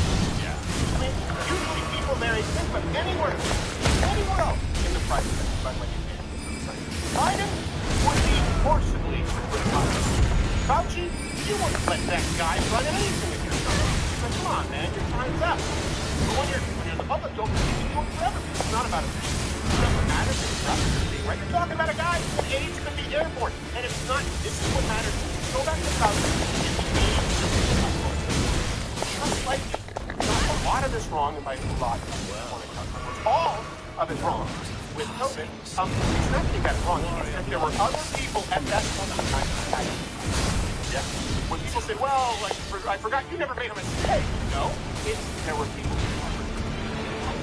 There were people back then who saw Fauci as a joke. He said that AIDS could be airborne and he didn't know it was transmitted. Them saying, we know exactly how it's transmitted. It's when you have to look back at that point in time and say, did they get it wrong? Because there was no information, or were they actually suppressing it? Just like in Nazi Germany, there were some doctors who said, no, typhus is not a Jew problem. Tuberculosis isn't exclusive to the Poles, and then they were disappeared with the bullet bill being sent to the family. It's the same thing here. There were plenty of doctors saying, no. The Imperial College of London, the study is wrong. We're not looking at a 1, 2, 3, 4. Early on, some people said a 6% mortality rate. There were people who had it right. And the only reason that we weren't able to get that information is because you didn't want to listen to them. We had practicing doctors in California that had patients that they were actively treating for this and saying, hey, here's what we're seeing. We had these same three schools, I think it's the same three doctors, Harvard, Stanford, Oxford doctors, trying to have like a town hall meeting with Ron DeSantis and being banned from being able to do that and have that broadcast as well. We're not saying that sometimes they won't have the wrong ideas. What we're saying is you were so wrong. And just a second ago on CNN, they actually put up, it's not up there right now, they said, a new study comes out and says that the school closures had like a devastating impact on kids. You know who's up on there? You know who's up on there right now? Serial masturbator, Jeffrey Tibbett. Yes. Well, and you Americans just don't trust your institutions. You mean the guy who was jerking off on a Zoom call? No, I don't trust him. That's not a mundane detail, Michael. Bend your ear for a moment, please. You are actively suppressing all the other voices, regardless of if you're trying or not. Right. When you only allow one doctor to speak and you're saying that that's the guy you should listen to, you are doing it deliberately. I mean, they other the citizens just as they other the doctor. Yeah, they say, this is the science. This is it. Well, hold on a second. Practicing epidemiologist here from Harvard. Oh, Stanford here, Oxford. No! Can't do that. And by the way, we got in trouble for just quoting the CDC's. Yeah, we got removed. California. When you have people that are actual experts, and the idea that you have an expertise in a virus that nobody understands, except for maybe the guy who created, but you have a virus that nobody's aware of or understands. Xi Jinping, micro penis? 3.5 inches, not micro. You can't be an expert in it. And that's why everything is a theory. So there's people that have theories that are going to be stronger than his, just based on his track record. Right. Of every other disease that he had to deal with. You know, like AIDS, where a guy in Dallas was like, I'm just going to go over to the border and start mixing medicine. Oh, look, I'm living longer. Right, yeah.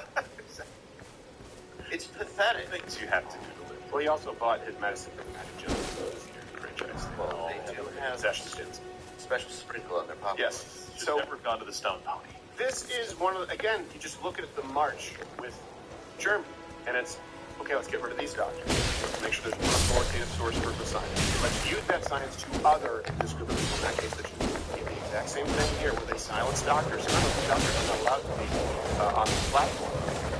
And then that allows you to other all citizens who are unvaccinated, and then you end up with citizens who can't go into restaurants and are allowed to protest the removal of their rights. But it starts with, if you just trust government, for some reason, if you mistrust business, but you trust government, that's sort of a tenet of leftism that's never fully understood. For some reason, we believe that the human condition is inherently corrupt, especially as you become more powerful, but power corrupts. That law of humanity just seems to exist when the government with no financial accountability and it never ends. I don't understand. Maybe someone can explain it to me. You can comment below why people are so quick to trust government and so quick to distrust business. The beauty of free enterprise is I don't have to trust it. Because there can be another business that tells me the business is being dishonest. There can be competition. You cannot have that with the government. But it starts with, well, you know what? These doctors are spreading misinformation on Facebook and the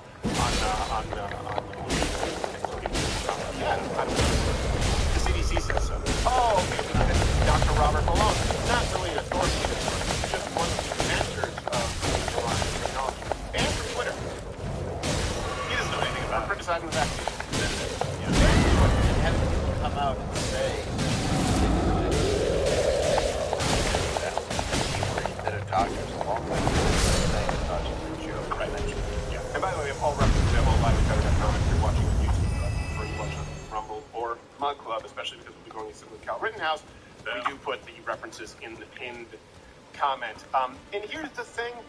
The White House itself even pressured tech companies. It doesn't require a conspiracy theory when they are doing it out in the open. They pressured the biggest companies in the world to remove COVID, what is misinformation, any information that goes against the science of the White House, of the right. They pressured publicly. It's not a dog whistle when you say it on television. In terms of actions, Alex, that we have taken, or we're working to take, I should say, from the federal government, we've increased information research and tracking within the Surgeon General's office. We're flagging problematic posts for Facebook that spread information. We're working with doctors and medical professionals to connect medical experts who are popular with their audiences with accurate information and with trusted content. So we're helping get trusted content out there. So our hope is that all major tech platforms and all major news sources, for that matter, be responsible and be vigilant to ensure the American people have access to accurate information on something as significant as COVID-19. That certainly includes Spotify. So this disclaimer is a positive step, but we want every platform to continue doing more to call out mis and disinformation while also uplifting accurate information. Now, let me get this straight. Dr. Malone is banned from Twitter, one of the creators of the mRNA technology. Yeah. He's a fringe epidemiologist from Harvard, Stanford, Oxford. These doctors who were in California were treating patients with misinformation. And she is now calling on members of the media, trusted members of the media, to eliminate misinformation. Keep in mind that trusted members of the media include the man we just showed you, Jeffrey Toobin, who didn't accidentally leak dick pics. Anyone unvaccinated would... It wasn't like someone hacked the cloud. He couldn't wait until the Zoom call was done. Like, I thought I muted. That guy has a seat at the table. Dr. Malone doesn't. Yeah. Donald Trump off Twitter. I'm still there. I told the hold the computer. Yeah. You know, he was a little excited. He's like, I'm going to man. Yeah, you know exactly what it is. Right? Oh, I look sexy? No, you don't. Oh, tell me how unsexy I am. Use a sticky note like the rest of us. Well, do me a favor, define misinformation, and she added disinformation. Yes. Help me understand what you're talking about here, because you're using terms that are not definable because you keep changing what that is, so that you can cover. Yeah, but so you can cover everything. That's why you fight against terms like hate speech, because it doesn't exist. Misinformation, disinformation. I get it. Define it now. Doctors. Here's the thing, man. You want to say it's not an ideological issue, it's not a moral issue. I believe anytime you violate people's human rights, and by the way, I don't just mean civil rights. I mean human rights. There's a big difference. I mean, human rights are based on natural rights. That means birth rights, right? This means unalienable rights, meaning God granted these rights. And the only purpose of government, the only purpose that they serve, is to recognize these rights and to ensure that they are not infringed upon. Not that they grant these rights or take them away. The right to travel freely, the right to liberty pursuit, the right to run your own business, provided you're not breaking the law, meaning laws that would prevent you from harming other people. These are birthrights. The right to see your family. These are human rights. They're not even just civil rights. This is worse than not allowing a group of people to vote. And I know we don't see it that way because it's not based on skin color, though there's an extreme vaccine hesitancy in the people of color community, Black American community. Let's just say, I don't know, I was about to say color community because we had that NAACP thing on yesterday, so it's still in my head, but I can't say it. No. But the point is, we don't see it that way because, well, it's not a skin color thing. You are actually removing human rights. Let's just say this. Let's say that you removed the ability for a group of people, okay? You specified a group of people, and you said you can't travel. You said you can't run your business. We're going to shut it down. You can't go visit your families. You can't go to public school. You can't go to restaurants. And instead of on that, you just made them black. You just made them Jews. And I know you're going to say, well, one thing's immutable and you can choose to get a vaccine, but the government has no right to force you to get a vaccine. And the reason that they feel entitled to is because they've eliminated any voices of dissent. And so most people don't know. Most people don't know that they've been wrong on. Let me tell you what they've been wrong on, okay? Like masks, vaccines, social distancing, the lab leak theory. Kind of a big one there. Hospitals being overrun. China has a bit of an IOU. Well, yeah. Might want to hang on to that one, lab leak. I don't know, it's almost March. Us all dying on Christmas. Yeah, well, I'm still here, Joe. That was a fun. Here's another one. If we're going to say it's not a moral issue, I can't think of anything in my lifetime that has been more of an immoral act committed against its own citizenry in this country than the lockdown. And certainly not when you look at the lockdowns in other countries that are absolutely draconian, and I know that people use that term. In this case, it's entirely appropriate. Here's the thing. Not only is it immoral, and it can only be implemented immorally because you spoke out at that time saying this is immoral, or even saying that it won't work. Scientists were eliminated from the equation. Jeffrey Tubin, still on CNN. Now we know definitively Johns Hopkins, Fringe, did a meta-analysis that it doesn't work. This is a quote from Johns Hopkins.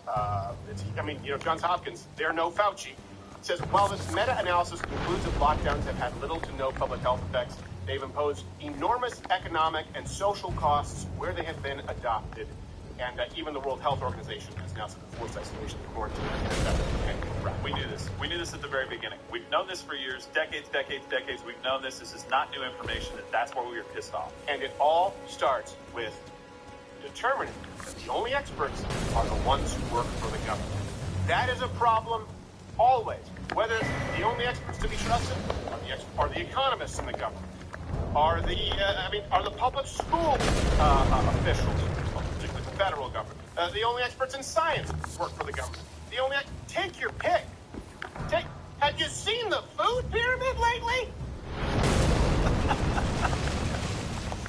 You trust that? We taught that to everyone in school, and we told kids that they would be worse off eating salmon and eggs than cereal all day.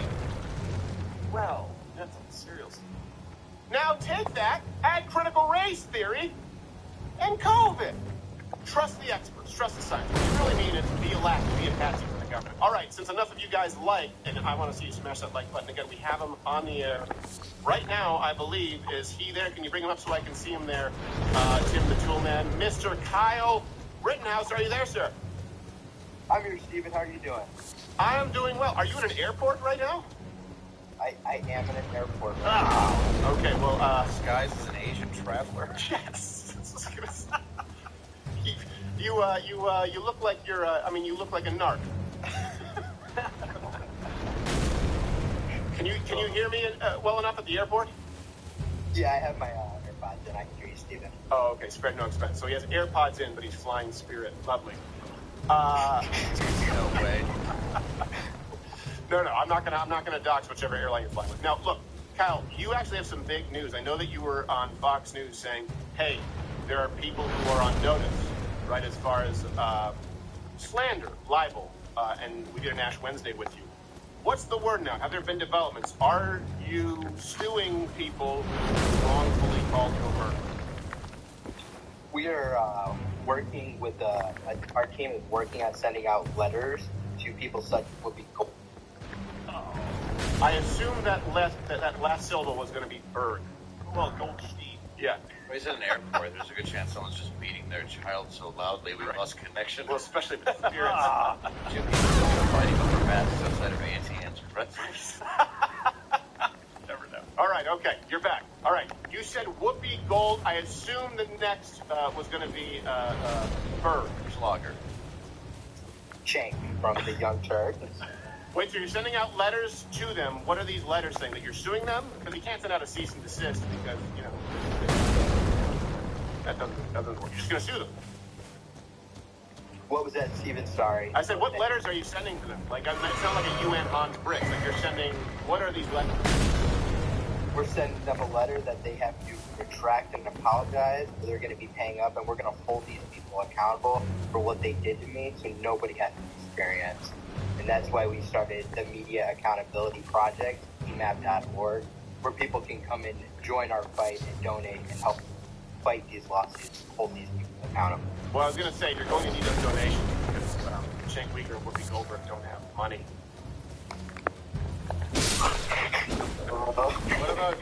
What about Joy Behar? Yeah, what about Joy Behar? Could you sue the View? Oh, absolutely. Good. Absolutely. The View is on the list. For everything they said about me, they called me a white supremacist, a murderer after being acquitted. It's just disgusting how they can do this to anybody, and there's going to be accountability for what they did. Now, what would be sufficient as far as apology, retract? Like, what would you want to see for you to not, take all of their belongings? For this to not happen to any American in this entire ever again, I don't want to see anybody have to go through what we went through and be defamed the way I did it, being deplatformed for the lies that they said. I don't want to see anybody have to go through that. No, but what would they have to do, like, as far as you say, retract it and apologize? Like, what would that look like? Would they have to march out on air? Would you write their apology? Or if they just say, like, all right, I'm sorry, is that enough?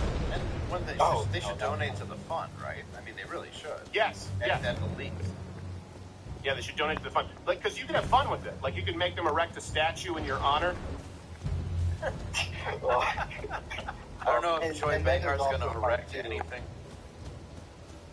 What was that, Kyle? There's also part 2 of the Media Accountability Project, which is keeping the media held accountable by creating a hub for independent journalists such as Elijah Schaefer, Drew Hernandez, Nathan DeBrune, providing helping them with training, equipment, gas masks, scholarships, so they can continue to grow in independent journalism, and also for independent journalists to post content. Like on a cell phone, you'll have on your screen, half will be what's really happening, their videos, the independent journalists, and then the other half will be what CNN or MSNBC is saying or ABC is saying, and people can be like, wait, that's not what's happening. I'm looking at the people right now and they're lying. Right. Yeah, well, that's the Journalism Accountability Project. I remember Walter Cronkite was never without his gas mask. Never. True. Always a key component to journalism. It's just that you listed among everything. It's like cameras, lights, gas masks, but we know exactly why. We know exactly why they're required. Totally normal. So anyone has to wear one when it's 5. Yes. Child, you wait until you're 75. Where's my pancake? So, okay, Whoopi Goldberg, Cenk Uygur at the Young Turks. Is there anyone else on your list? You know, I mean, you mustn't be afraid to dream bigger, Luck, because, you know, it's like... Tiffany Cross. Tiffany Cross, and these news organizations that so often be held accountable. But Tiffany Cross called me a little white supremacist murderer after I was acquitted. These people get away with it, but no, accountability is going to be coming. We're going to be accountable for Okay, but you're starting with Whoopi Goldberg, which I like. When are these letters going to be sent out? How long do they have to respond and apologize before you actually... We're working on them right now, and I'm not sure how long they're going to have to reply, but they're going to be held accountable. Yeah. What would you like to see Whoopi Goldberg? I know you got to go to the but like in your perfect world, your Benson, how would you like Whoopi Goldberg to word it? It's a great question. Add the word child.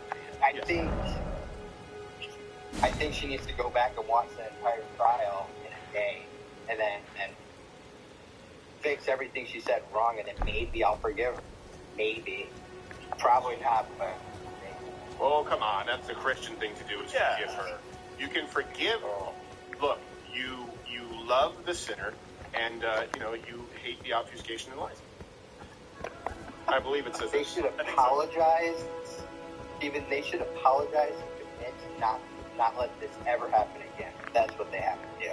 Yeah, well, you weren't the first one. Obviously, happened like you had falsely accusing someone of murder, and it's a little more severe. And you know how big of a deal it was for us.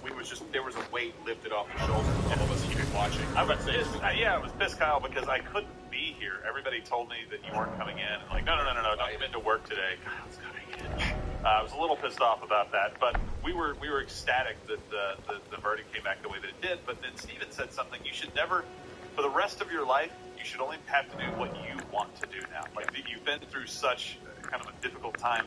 I love what you're doing with it, though. You're saying, look, it's not just happened to me, it's happened to other people, and it's going to happen again unless somebody stands up and not just sues these companies, but sues them and then holds them accountable. So I hope that this project works well. So that's a good use of that, so thanks. Somebody's got to do it. Yeah, well, what I would like to see... Yes, it needs to change. But I'm just going to tell you this, as you're not a lawyer. Have some fun with it. You know, like, again, like, you could just ask Whoopi Goldberg for simple things. Like, come out, that she apologized, that she, you know, like, get on a weight loss plan, erect a statue in your honor, that you'd be allowed to play the xylophone on her replacement hip. You know, just things, there's no reason not to. You're holding the cards, kid. Where's the organization? Where's the place where people can donate to? Son of a bitch, we lost it. No, it's not Skype. Don't go to Skype. You brought that up as an ad. Yeah, I don't want you to have you. Right. We don't media trust accountability. Zoom, because every time I go to Zoom, it's just tube and masturbate. TMAT, the Media Accountability Project. Oh, I thought you were giving me the tube and nickname. Oh, no. He stands up, his dick's out. We're like, well, Jeez. What airport is he at? That must be a layover. It shows how things have really changed at the Centurion Lounge. People don't care. Look at how it's fucking 8 feet away from you, and you're like, hold on, time out. Can you look at this CNN thing? The lower third. Ukraine's been giving a new warning by the U.S. of an imminent Russian attack. Really? I think it happened a day and a half ago. Yeah, hey guys, they're coming. Yeah. No, they're already here. No, I know. Yeah. They're like Revere riding into battle, like, oh, sorry, excuse me, pushing away English troops. Sorry, the British are coming! The British are coming! One guy with his, like, cannonball legs on his head in a raft. Yeah. We know it! Oh! We know, they shot the drummer boy. Yeah. Which one? Oh my gosh. In a flute? Well, you gotta keep morale up. Well, I don't think that's what they were doing. Bagpipe? Wanted to know where this was. Oh, well, the bagpipers was definitely. Yeah. I mean, you know, something had annoying. Back then they couldn't have a radio. You know, I'm like, okay, maybe I can go with it. So when the Scottish, when they showed up, there was a bagpipe. You know that every single bagpipe. That, you know what? I did know that and I forgot it because it seemed so. Yeah, I know you have it up. Well, I mean, the Scots weren't fighting when guns were invented, but hey, let's keep with the truth. Yeah, then they all starved. The remaining starved to death because of the ration. haggis in the church. Nobody wants that. You know, there are kids in Africa who don't have to eat that. Yeah. I'd rather have to eat your mutton chops, your sideburns. I could probably put a little gravy on it. Wouldn't have to eat the haggis. You know what, dude? Haggis, brave enough. That's so bad. Even starving kids in China look at it and say, I'd rather eat street food cooking. What a good chicken. That's what is it? Stab me first. Yeah. Aim for the bagpipe. Where's my music sack? My octopus thing, I mean. I know it's confusing with the plant, like a magic eye poster strip. Put the target on it. Aim for the bagpipe. Put me out of the misery. I don't want to have to eat the haggis. It's 9 fruits in a sack. I don't know why it's a monster. I try and convince everyone that, like, I have control over it, like I'm playing melody, but really, when the song comes out, I was like, I have no idea. For some reason, when everybody died, the song is here. Is the song? Amazing Grace in the bagpipe. Have you loved Amazing Grace in the bagpipes? It's like everything in the bagpipes. Have you ever heard top 40 of bagpipes? It all sounds the same. We're bringing you number 5. Popular request, Amazing. Here on Casey's Bagpipe Song. Top 40 countdown. We have number 4. Hey, baby. That's right. It makes the same sound when you drop it as when you play it. Yes. Number 2, it's raining. It's raining. S-A-T-U-R-D-A-Y. I do a great Billy Joel. I don't care what you say, cause it's my life. Just leave me alone. The next song is written by Elton John, but I'm not singing it because of his lifestyle. That's right. He had the bag, he had the pipe, but it didn't make the noise. He wasn't the lice, full of lice. Yes, the one you should never play unless you want to look the devil right in his eyes. Yes. You ever look the devil right in his eyes and asked him to sing Tiny Dancer? He doesn't. Even the devil doesn't like that little fruitcake. All right. Thank you, Kyle Rittenhouse. Tomorrow we'll have Jorge Masvidal on the show. We're going to play newest gender pronouns. This is a little bit of a hodgepodge today. I want you to smash that like button if you're on YouTube, because they're not going to be thrilled with this. I honestly, I'm always nervous when we talk about the COVID stuff and this science. Yeah, you don't want to bring the facts into it. No, we don't want to bring a lot of trouble. Yeah, of course. I still am aiming to get removed from TikTok, though. We'll work on it. Interesting thing, you and your tiny, festering pustule of a micro penis. We'll see you tomorrow. Right now, you two go.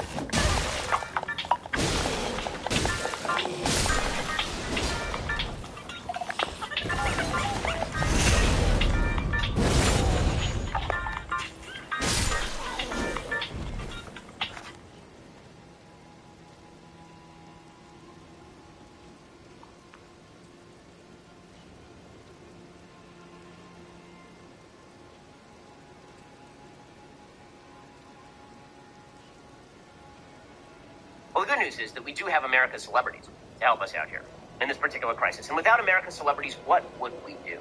So first we had Joy Behar. So Joy Behar, from The View, she noted her own disquiet with the situation in Ukraine because she knows that the real cost of Russia taking over Ukraine, it's gonna mess with her trip to Italy, guys. I mean, the heart breaks just a little for Joy Behar.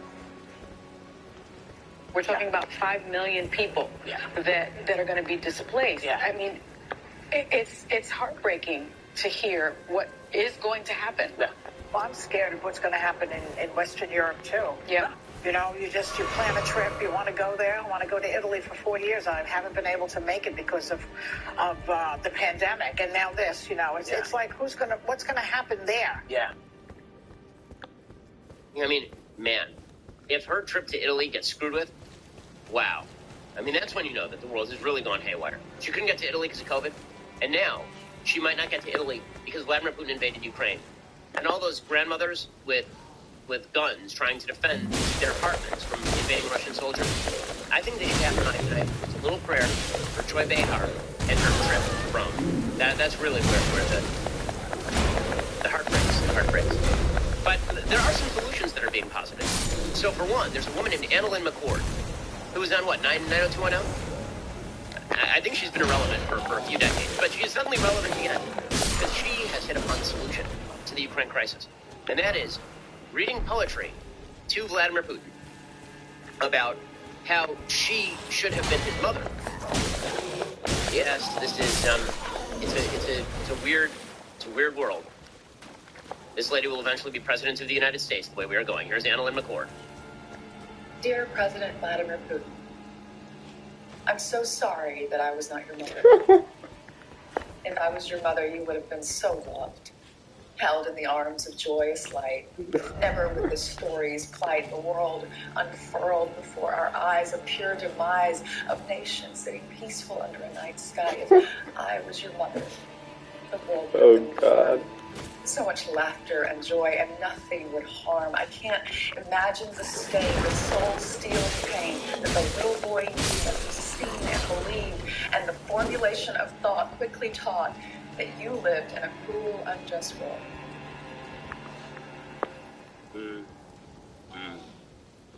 Well, if the hot girl from the OC had been Vladimir Putin's mom, all of this could have been prevented. By the way, I do enjoy the low key just bagging on Vlad's mom.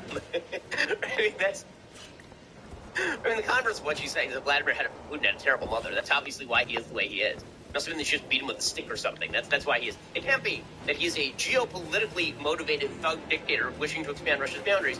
The real problem is that he has childhood angst. It's that he had social anxiety when he was a kid, and his mother didn't hold him and cuddle him enough. Now, what's funny about this is that basically that is the view of the left. The view of the left is that Vladimir Putin is insane or irrational or pathological in some way. The way that you get through to Vladimir Putin is kindness, maybe a little bit of economic sanctions, a little bit. Wouldn't want to go too far. After all, he has to be part of the family of nations. We need his help on climate change. We need his help with Iran. The world is filled with beautiful people who have different cultures from our own that we will not try to pretend to understand in any way. We'll just assume they want the same stuff that we do. And because we assume they want the same stuff as we do, if we offer them that stuff, they'll probably do what we want them to do. And then when they don't want to do that, then we will assume that it's because they had some sort of brutal childhood trauma and they're pathological. I'm not sure there's any more solipsistic culture on planet Earth than the culture of the West at this point. We are so obsessed with our own stupidities that not only do we engross ourselves in these stupidities to the exclusion of world events, but then we assume that everybody else is also engrossed in these stupidities. By the way, this crosses all political lines. Now, you see this on the right, you see this on the left. In the United States, there's this weird habit of assuming that because we have a thing going on here, that this means the rest of the world doesn't matter. This is the habit of sort of the isolationist right. Now, we have a lot of problems here. We have a lot of problems with wokeness in the schools. True. We have a problem with critical race theory. True. We have a problem with gender fluidity being taught to small children. True. Therefore, we shouldn't do anything about Ukraine. Huh? And that sort of solipsistic navel-gazing is not helpful to people who you know are about to be blown up by Vladimir Putin, for example, or to the Taiwanese. And it turns out that foreign policy does have an impact on your real life because when shipping lanes get cut off in the South China Sea, all the stuff that you like is no longer available. And by the way, when you have rival civilizations that are rising, this also has an impact on the confidence and future of the country in which you live.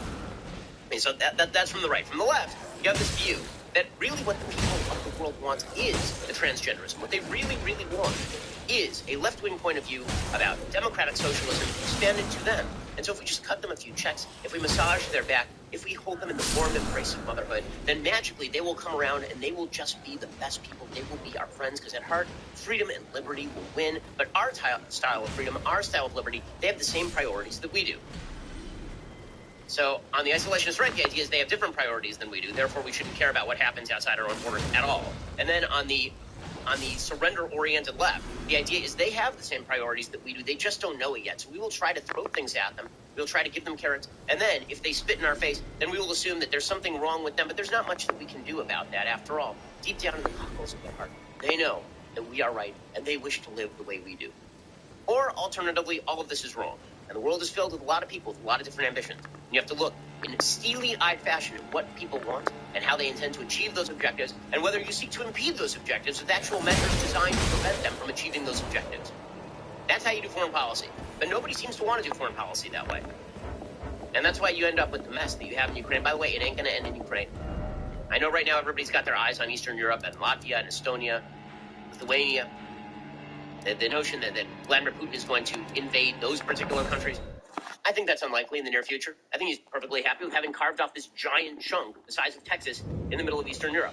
Seems like a pretty good start for his global empire. But the place we should be looking right now is, of course, Taiwan. And we're not. The Biden administration is more focused on all of the things that they say everybody else should be focused on. Climate change, racial equality and justice, systemic injustice and systemic racism and income inequality and all the other nonsense causes that they've dedicated their lives to. That's where they're going to focus until precisely the moment that China makes a move on Taiwan, at which point there will again be a lot of navel gazing and some talk about sanctions, but we wouldn't want to sanction China too toughly. I mean, after all, since the 1970s, we've basically admitted that Taiwan was a part of China. So do we really have a leg to stand on here? This pattern will be repeated until the West decides to get lean and mean and hungry again and realize that what motivates it doesn't necessarily motivate everybody else, but that what motivates us is good if we look to the heart of what our civilization ought to be and was. And until that point, they're gonna take the Stalin line. You push where there's mush. You just push as far as you can until somebody stops you. Ain't nobody stopping Vlad. Ain't nobody stopping the Chinese yet. So that means they're going to continue pushing. So get ready for things to get a lot worse. Did you know that every single like creates one additional leftist ear? That is just science.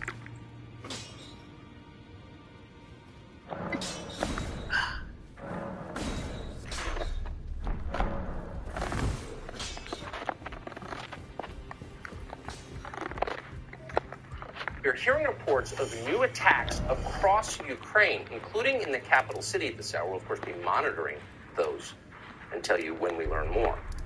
But first, on last night's show, we tried to bring you as straightforward an analysis as we could of the invasion of Ukraine. It was then in progress. It still is. The war at that point was less than 24 hours old, and it seemed disrespectful and wrong to use the deaths of people on the ground as a partisan cudgel. War is horrifying, of course, but it's also a grave and profound thing. You ought to stand back in awe for a moment before you start drawing convenient conclusions from the suffering you see. Death is a mystery. Acknowledge that. That's how we feel. Joe Biden's allies in the media do not feel that way. They use the opportunity to attack their political opponents immediately, as they always do. They have no restraint and no shame. We're grateful not to be them. So that was last night. Tonight, it's fair to note the obvious. The invasion of Ukraine is a humiliating defeat for Joe Biden. He's our leader. He staked this country's reputation, billions of dollars, and the full force of the U.S. government on preventing Vladimir Putin from invading Ukraine. Vladimir Putin invaded Ukraine anyway. And America is diminished by that. It's not the first time Joe Biden has done something like this. Less than 6 months ago, Biden oversaw an almost indescribably chaotic withdrawal from Afghanistan. He left American citizens behind. He armed the Taliban with advanced weapons systems on the way out. It could not have been worse. So here you have two historic foreign policy debacles in under a year. Is there a precedent for that? What's the message of it? Well, weakness, obviously. Republicans often say that, but as usual, don't go far enough. Weakness? Well, North Korea is weak. They literally have famines. People starve to death in North Korea. That's weakness. But they're still a nation we have to contend with because they bite. A venomous spider is weak. You can crush it, but you're still afraid of it because it bites. We do not bite, and that's the problem. We're not simply weak. The United States government under Joe Biden is ridiculous. It's pompous, self-involved, it's long-winded, and factious. It's not so different from the fading old elite system. There's no hiding this. The rest of the world sees it clearly. So do many Americans. If watching the invasion of Ukraine this week made you feel a little sick, this is probably why.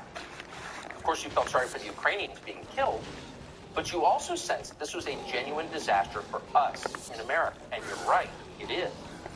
Joe Biden is quickly draining the reservoir of America's credibility and power that has accumulated over centuries of wise decisions. Like the U.S. Treasury, this is not Joe Biden's capital to spend.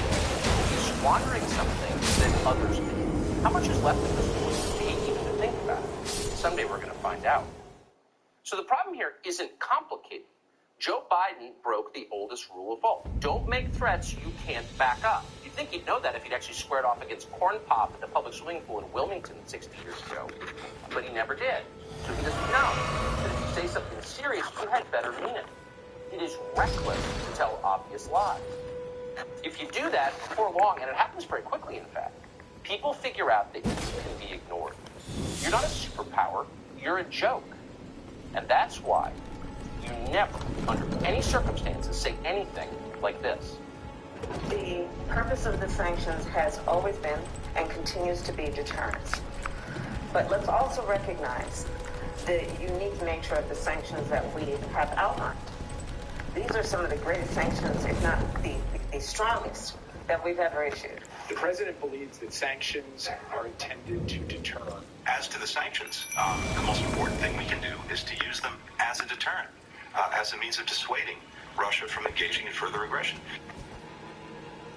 And if you saw the dates, you notice those clips are from recently, in some cases just days before Vladimir Putin showed precisely how meaningless our sanctions actually were. The greatest sanctions ever, said Kamala Harris, wearing her stupid little mask on Monday. She's a buffoon. You knew that. Now it's obvious that her buffoonery is a real peril for the rest of us. No one in the White House seems to understand, like the most obvious lesson. So here is Joe Biden coming today telling you, actually, these sanctions, the greatest, most deterrent sanctions ever, were never intended really to deter anyone. Sorry if we took it seriously the first time. We didn't really mean it.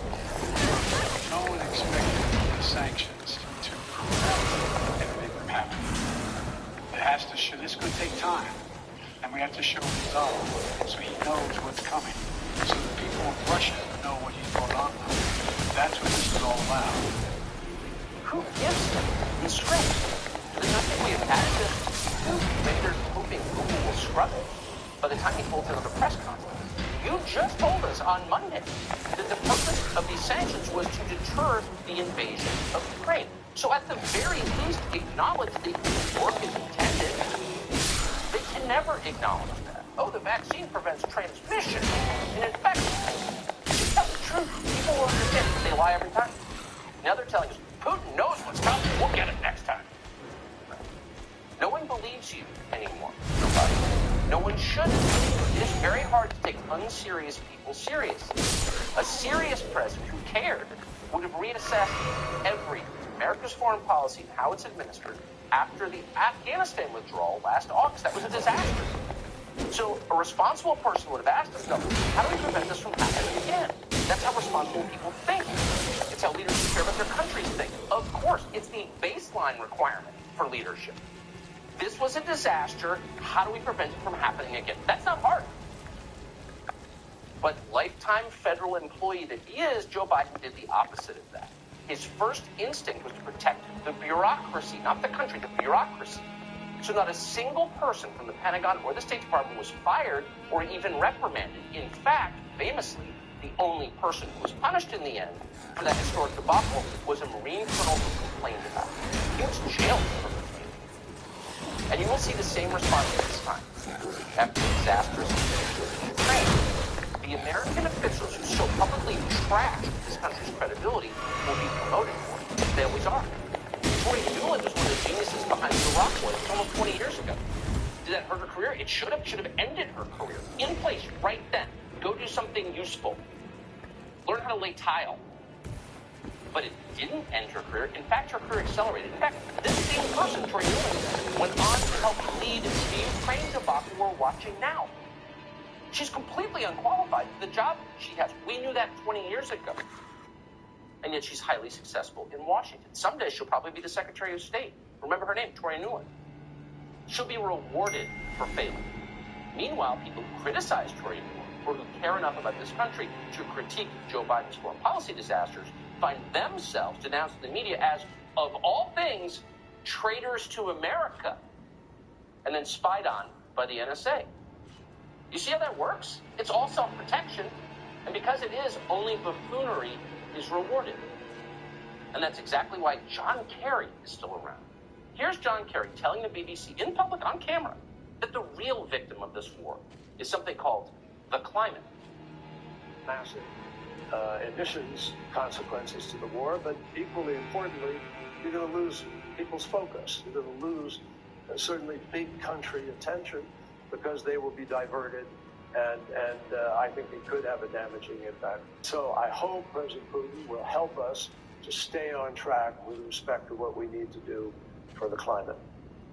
And of course, he flew private to that interview, hoping nobody noticed, not caring if anyone noticed. Like, what's the explanation behind it? How could you say something like that? That clip is real. We didn't make it up. It's hard to believe it, but it is real. It's all real. If you did a nationwide search for the people least capable of leading a large nation through complicated times, you would get our leadership class. You would get John Kerry. Oh, we found him. The search is over. And of course, at the very top of that list would be John Kerry's friend, Hillary Clinton. So here's Hillary Clinton revealing the real story. She's telling you that the actual enemy in this war is not in Russia, not in eastern Ukraine. It's not Vladimir Putin. It's you. The real enemy of this country is anyone who dares to criticize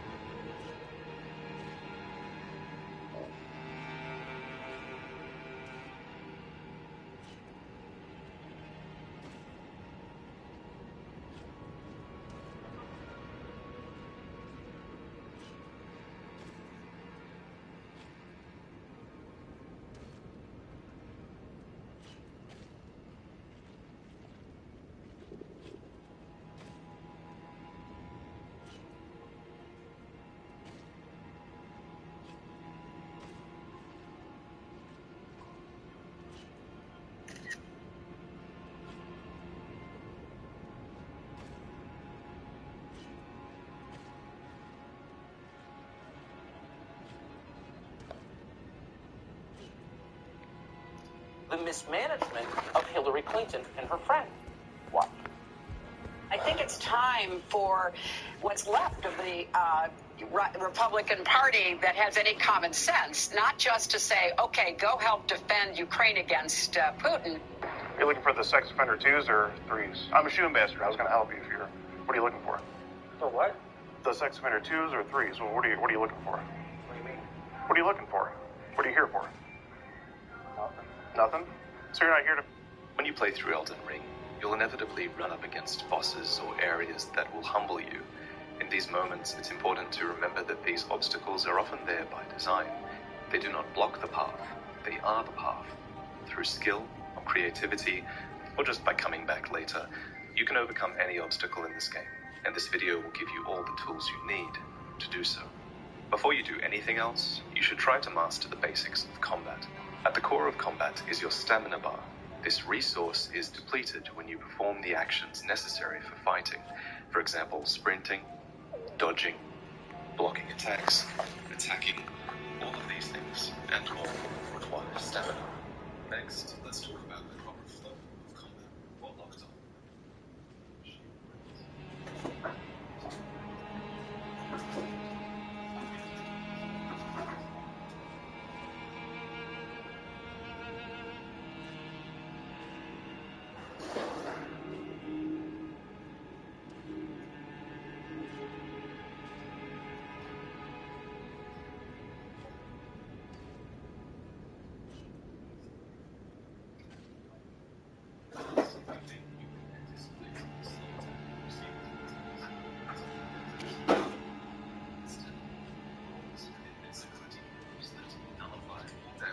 If you press the roll button around the instant where you would have been hit. And while this is more difficult to do than blocking or more damage, if you press the roll button around the instant where you would have been hit. While this is more difficult to do than blocking or more damage, if you press the roll button make sure that you stay below 7% as well.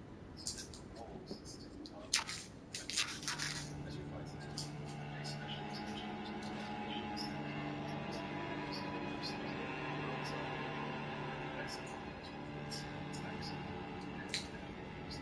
so learn to fight with a mixture of both blocks and rolls.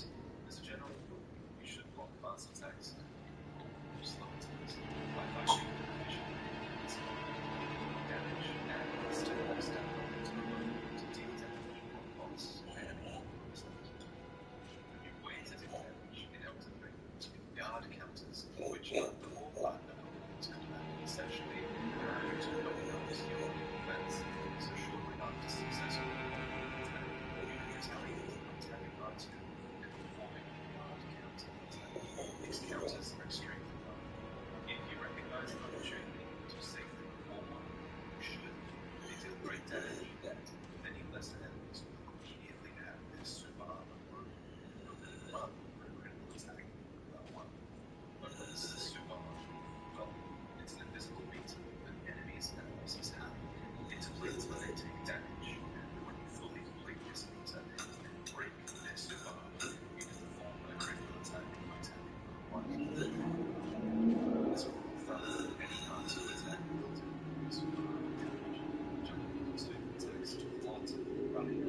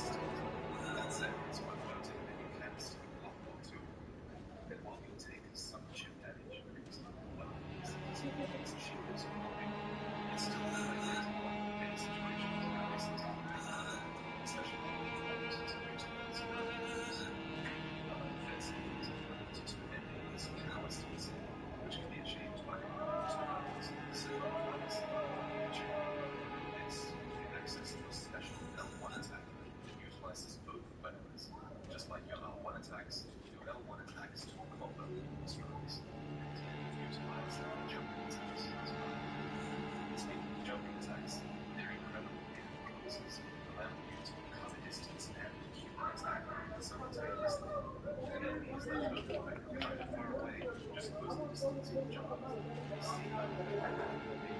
jumping up one attacks are generally better than flying bounced enemies, and jumping up two attacks are generally better if you want to force damage, posture damage,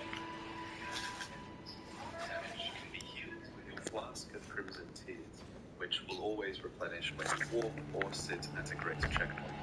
Additionally, you can get extra flask charges by clearing out a group of enemies, or by defeating these small red creatures. At grace checkpoints, you can upgrade your golden seeds and sacred tears. Golden seeds are found at minor Erd trees and increase the amount of flasks you can carry. Sacred tears are found at churches of America and increase the amount healed by your flasks. Furthermore, you can balance the allotment of crimson flasks versus cerulean flasks at a point of grace to better suit your needs. To quickly access your crimson healing flask at any time, consider making it the first item on the quick select bar.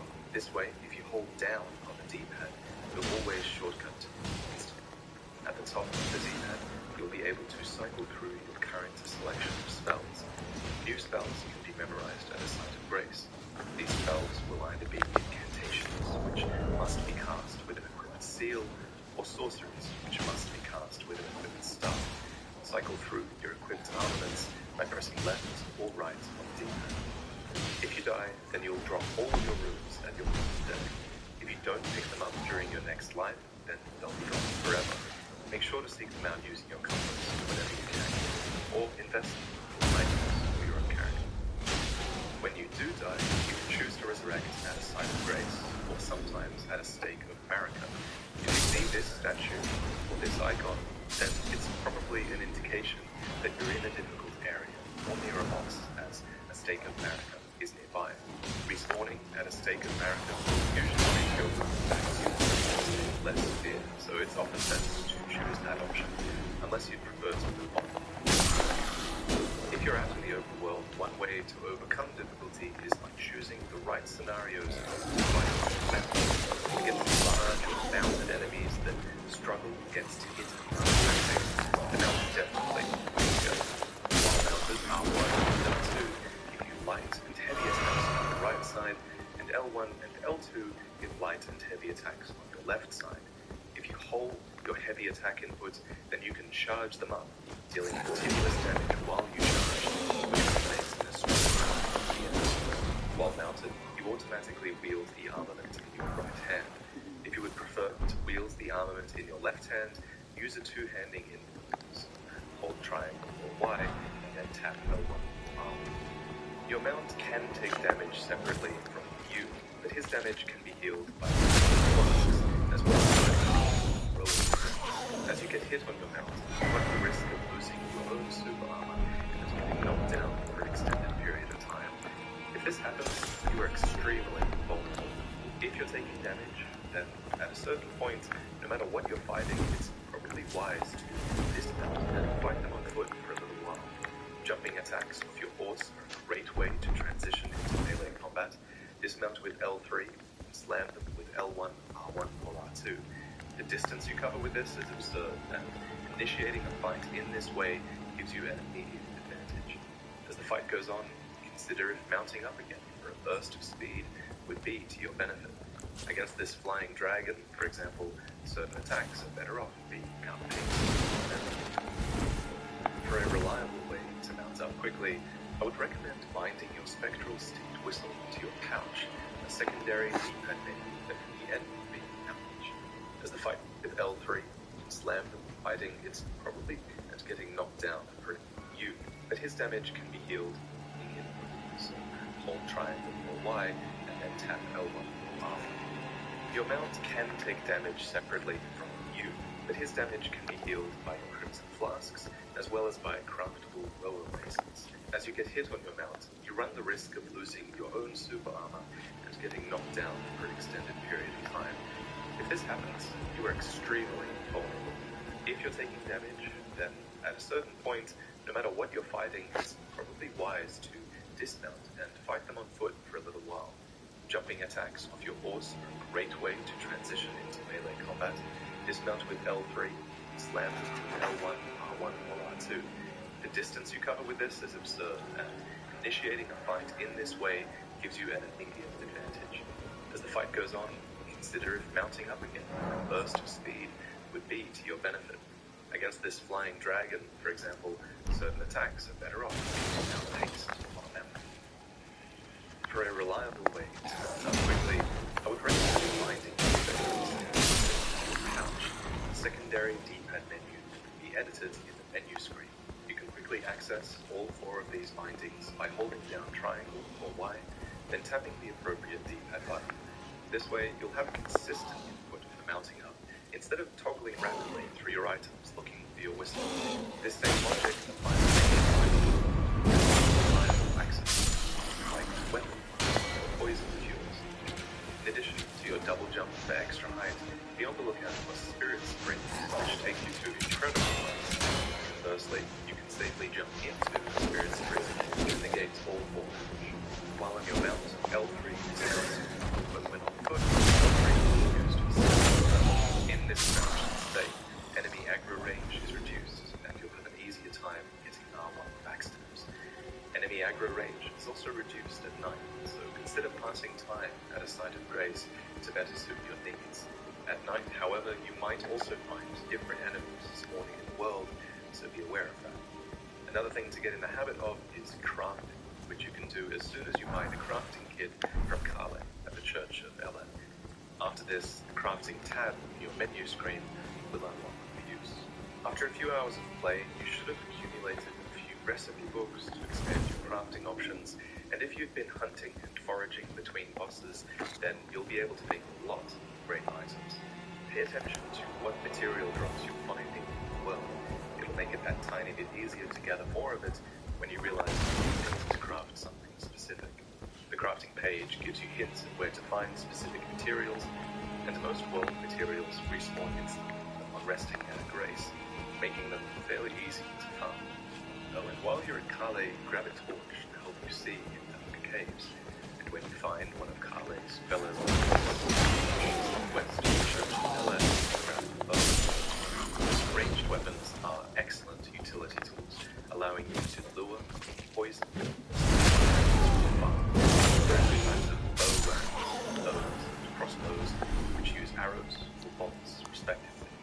Enter precision aiming mode with L1 while two-handing the bow, and press R1 to fire the projectile in the first slot, and R2 to fire the projectile in the second slot. So, thinking creatively with craftable items or using utility items like bows, that's a great way to overcome difficulty. And sometimes you might just feel like your damage is too low. In that situation, you'll have to reinforce your weapon, which can be done at the Church of Elden at the smithing table. Here, you'll be able to get most armaments to +3 with smithing stone shards that are found throughout the world. That said, special armaments require other special shards, and to go beyond +3, you'll need to find an actual blacksmith. Alternatively, if you aren't happy with your shield, take a look at the stats.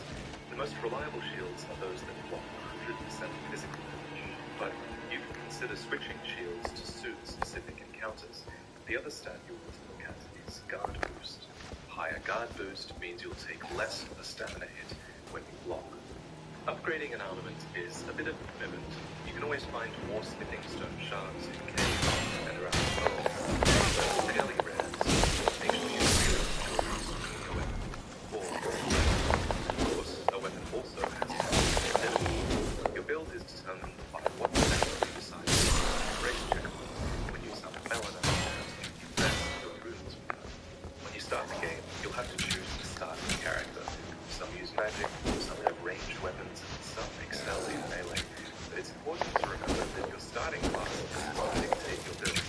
Usually, while each character's starting stats give them different strengths and weaknesses, feel free to build your character in any direction you want.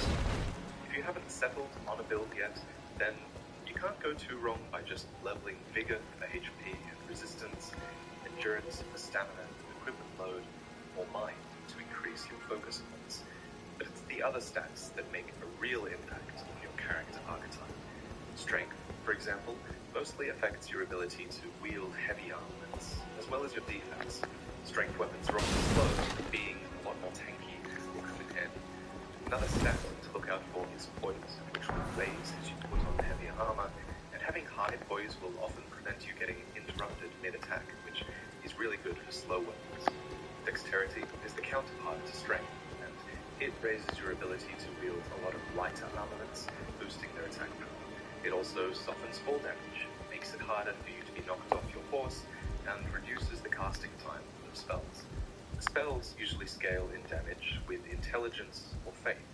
Intelligence generally boosts the damage of sorceries, while faith generally boosts the damage of healing of incantations. Arcane is also a new attribute in Elden Ring, and it governs your discovery stat, which increases enemy item drop rates. It's also a stat that increases the damage of certain sorceries and incantations, and can play into the stat scaling of certain weapons as well. The menials, Every all the weapon bells, comes with a default they gave scaling, me good and your service, or favorite so I weapon thought. But it seems it was all an act. Foul creatures, as it said, and true enough, they're foul inside and out. I'm sorry to disappoint you, but whatever you come here to do, I'm afraid Castle Morn won't hold much longer. Take this, by way of apology. Now then, away with you. You've no reason to risk your... Now then, away with you. You've no reason to risk your neck, Gordon. Which build. However, one thing you can do is apply an Ash of War to your weapon, which allows you to choose a more beneficial damage type and more beneficial scaling options for that weapon. Beyond their scaling options, though, Ashes of War can be used to apply skills to your armaments. Once applied, L2 will unleash their effects, and you can always see which skill you will perform with L2 here. To apply an Ash of War, be sure to pick up the whetstone knife in a cellar at the Gatefront ruins. After this, sit at a grace checkpoint and experiment with your options.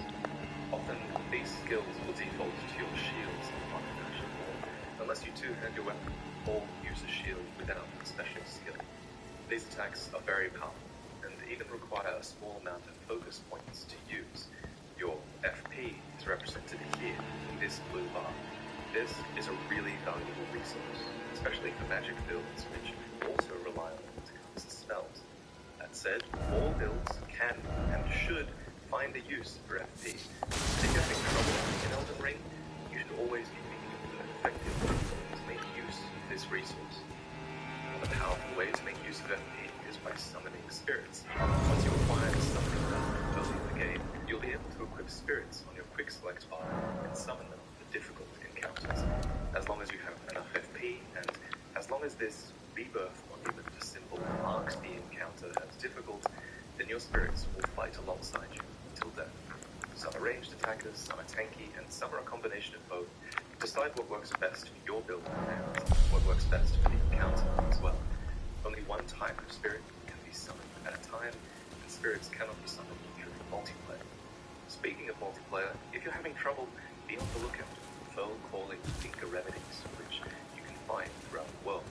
Once consumed, these allow you to see other players' summon signs and summon help for major encounters. That said, you'll always be able to see NPC summon signs, so feel free to make good use. Alternatively, other players' signs may have the access to the summoning located at RPGs that have more about multiplayer. In general, that popped up. Find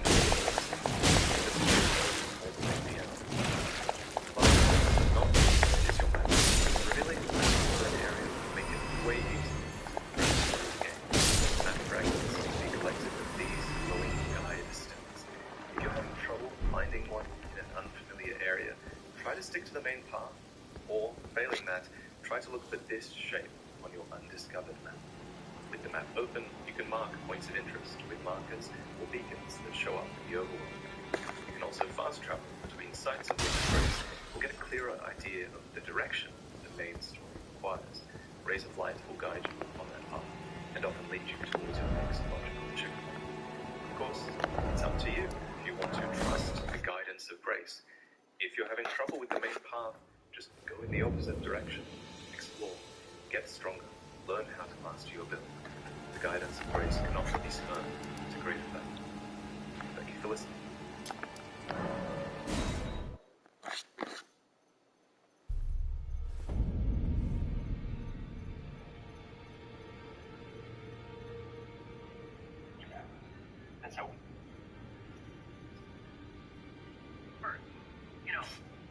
quiet government. Well, the trend actually started. I don't see that.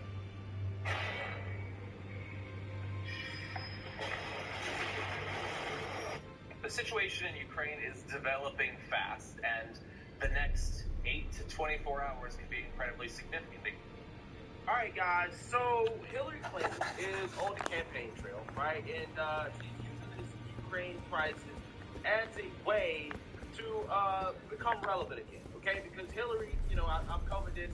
She has been trying to get back in politics. I believe that she sees the failure of the Biden administration and Kamala Harris, more specifically, as an opportunity to potentially run again in 2024, right? So she's licking her chops to get back in the media and to give her opinion on what is going on right now in the crisis. And you guys should not be surprised that she is pointing the fingers at Trump for what is going on. And I want to break that down because it is absolutely ridiculous, to be quite honest with you. And I'm going to tell you guys, in this video right here, I'm going to keep it all the way 100. I mean, I keep it all the way 100 in all my videos, but I'm really going to talk about stuff that you're just not going to hear in the American media. They don't really want to talk about it. But before we get in that, I just want to let you guys know, if you like my commentary and you want to support my channel, feel free to do so by using the link in the description below. You support Patreon, you support PayPal, you support Merch. There are multiple ways to support if you would like to do so, including getting yourself one of these signature mugs I have on my website that defines the 2022 definition of racist, which is anybody who disagrees with the Democrat Party, right? So if you want to get one of these racist mugs, feel free to do so at the website. So without further ado, let's actually go ahead and get into this video of Hillary Clinton blaming Trump and giving Biden a pass for what's going on in Ukraine. Take a look. Members of Congress. Are there newsletters, or whether it's papers or comments? How is it done? Well, I think it's happened because, starting with the advent of Trump, there has been, sadly, a total loss of spine conscience of many Republicans who at first saw no harm in echoing and parroting the kind of things that Trump would say, totally against history, against common sense, as you know so well. And now they're kind of caught in a bit of a downward spiral where they're afraid to stand against even the most outrageous comments. There's also another element, which is these people are naive in such a dangerous way. They somehow believe that because Putin presents himself as a strong leader on behalf of certain values that are, you know, anti-gay, that are anti, you know, freedom and democracy, that's so messy, that somehow, you know, that corresponds with the views of certain members and elements of the Republican Party. They could not be more mistaken. You know, this man is not, you know, he takes no prisoners. He kills them, he poisons them, he imprisons them, whatever. And I think the naivete that we saw starting with Trump, but which has now been accelerated, it's really hard to understand, Joe, but nevertheless, we have to deal with it, and we have to call it out. And more people in the press and in politics need to be doing that. And for those who are watching, don't quite follow that logic about a certain element of the far right. And Vladimir Putin making the same thing has been happening with Hungary, where the element of the Trump right bowing down to a guy who celebrates the collapse of the Western democracy, of the liberal democracy.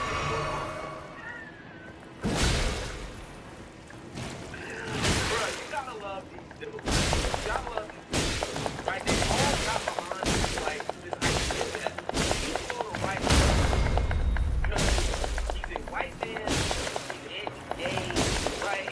He's military, okay? That is what they're saying. Like, they're all saying the same thing, right? On the right hand, bigot, okay? That's what they're saying. Again, it's so just ridiculous. It's so lazy, right? When they say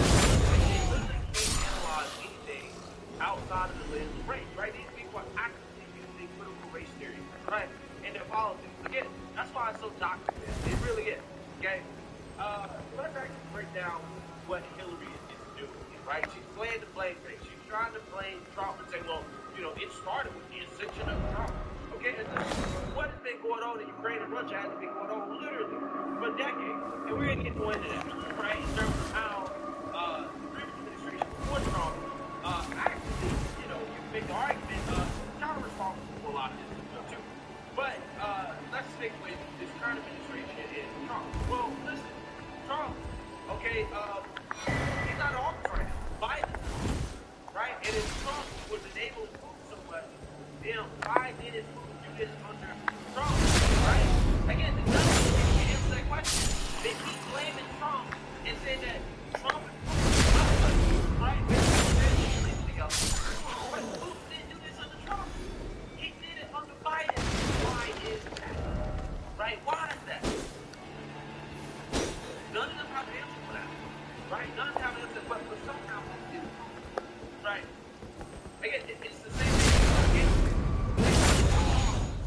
Or the wrong with no. Biden was overseeing the law. He was president for the law.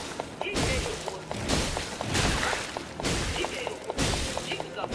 Don't sign off the law as if Biden had it. Oh, he didn't have to. He does not do it.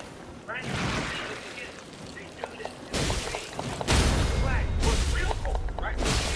That are actually responsible for this Russian right?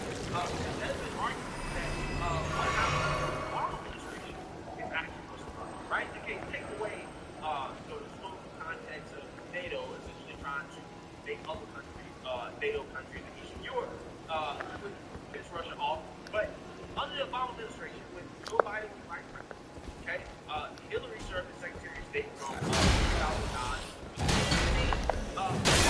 Oversaw right? Doing the Ukrainian okay? That happened to Obama. Okay? And that's a way to say that because of black policy toward Ukraine, right? In which the West played a role in making Ukraine act anti-Russian. This kind of led to this situation. And this is the exact argument that Chicago Professor John Lischauer made back in 2015 during the election. Take a look. What's going on in the West? Ukraine down from the end of the Ukraine going to the West. And I believe policy on that neutralizing and building it up economically, getting it out of the competition between Russia on one side and NATO on the other side. So the best thing that could happen to Ukraine. What we're doing is encouraging Ukrainians to play tough with the Russians. We're encouraging Ukrainians to think they will ultimately become part of the West. We will ultimately defeat Putin, and we will ultimately get our way. The time is on our side. And of course, the Ukrainians are playing along. The Ukrainians are almost completely unwilling to compromise with the Russians, and instead want to pursue a hardline policy. This is important. They lose. The result of the country is direct. What we're doing I think it's much more sense for us to neutralize, to work to create mutual strength. Our interest, their interest, crisis as quickly as possible. Certainly, in Russia, most importantly, to be Ukraine's interest for the next president. Now, that was back in 2015. 2015. This man sounds like a pop bitch, okay? He knew what he was talking about, right? And what he was referring to was the Western policy toward Ukraine, okay? In which, Putin alleges that the reason why he grabbed Crimea is because, again, this is an allegation from Putin, okay? Putin is saying this, okay? If you say this in America, they're going to say you're repeating Kremlin policy, right? But Putin said that the U.S., led by Obama, the Obama State Department, and Vice President Joe Biden, the same guy that's the President of the United States right now, okay, conducted a coup in Ukraine back in 2014, right, during the Ukrainian Revolution, okay?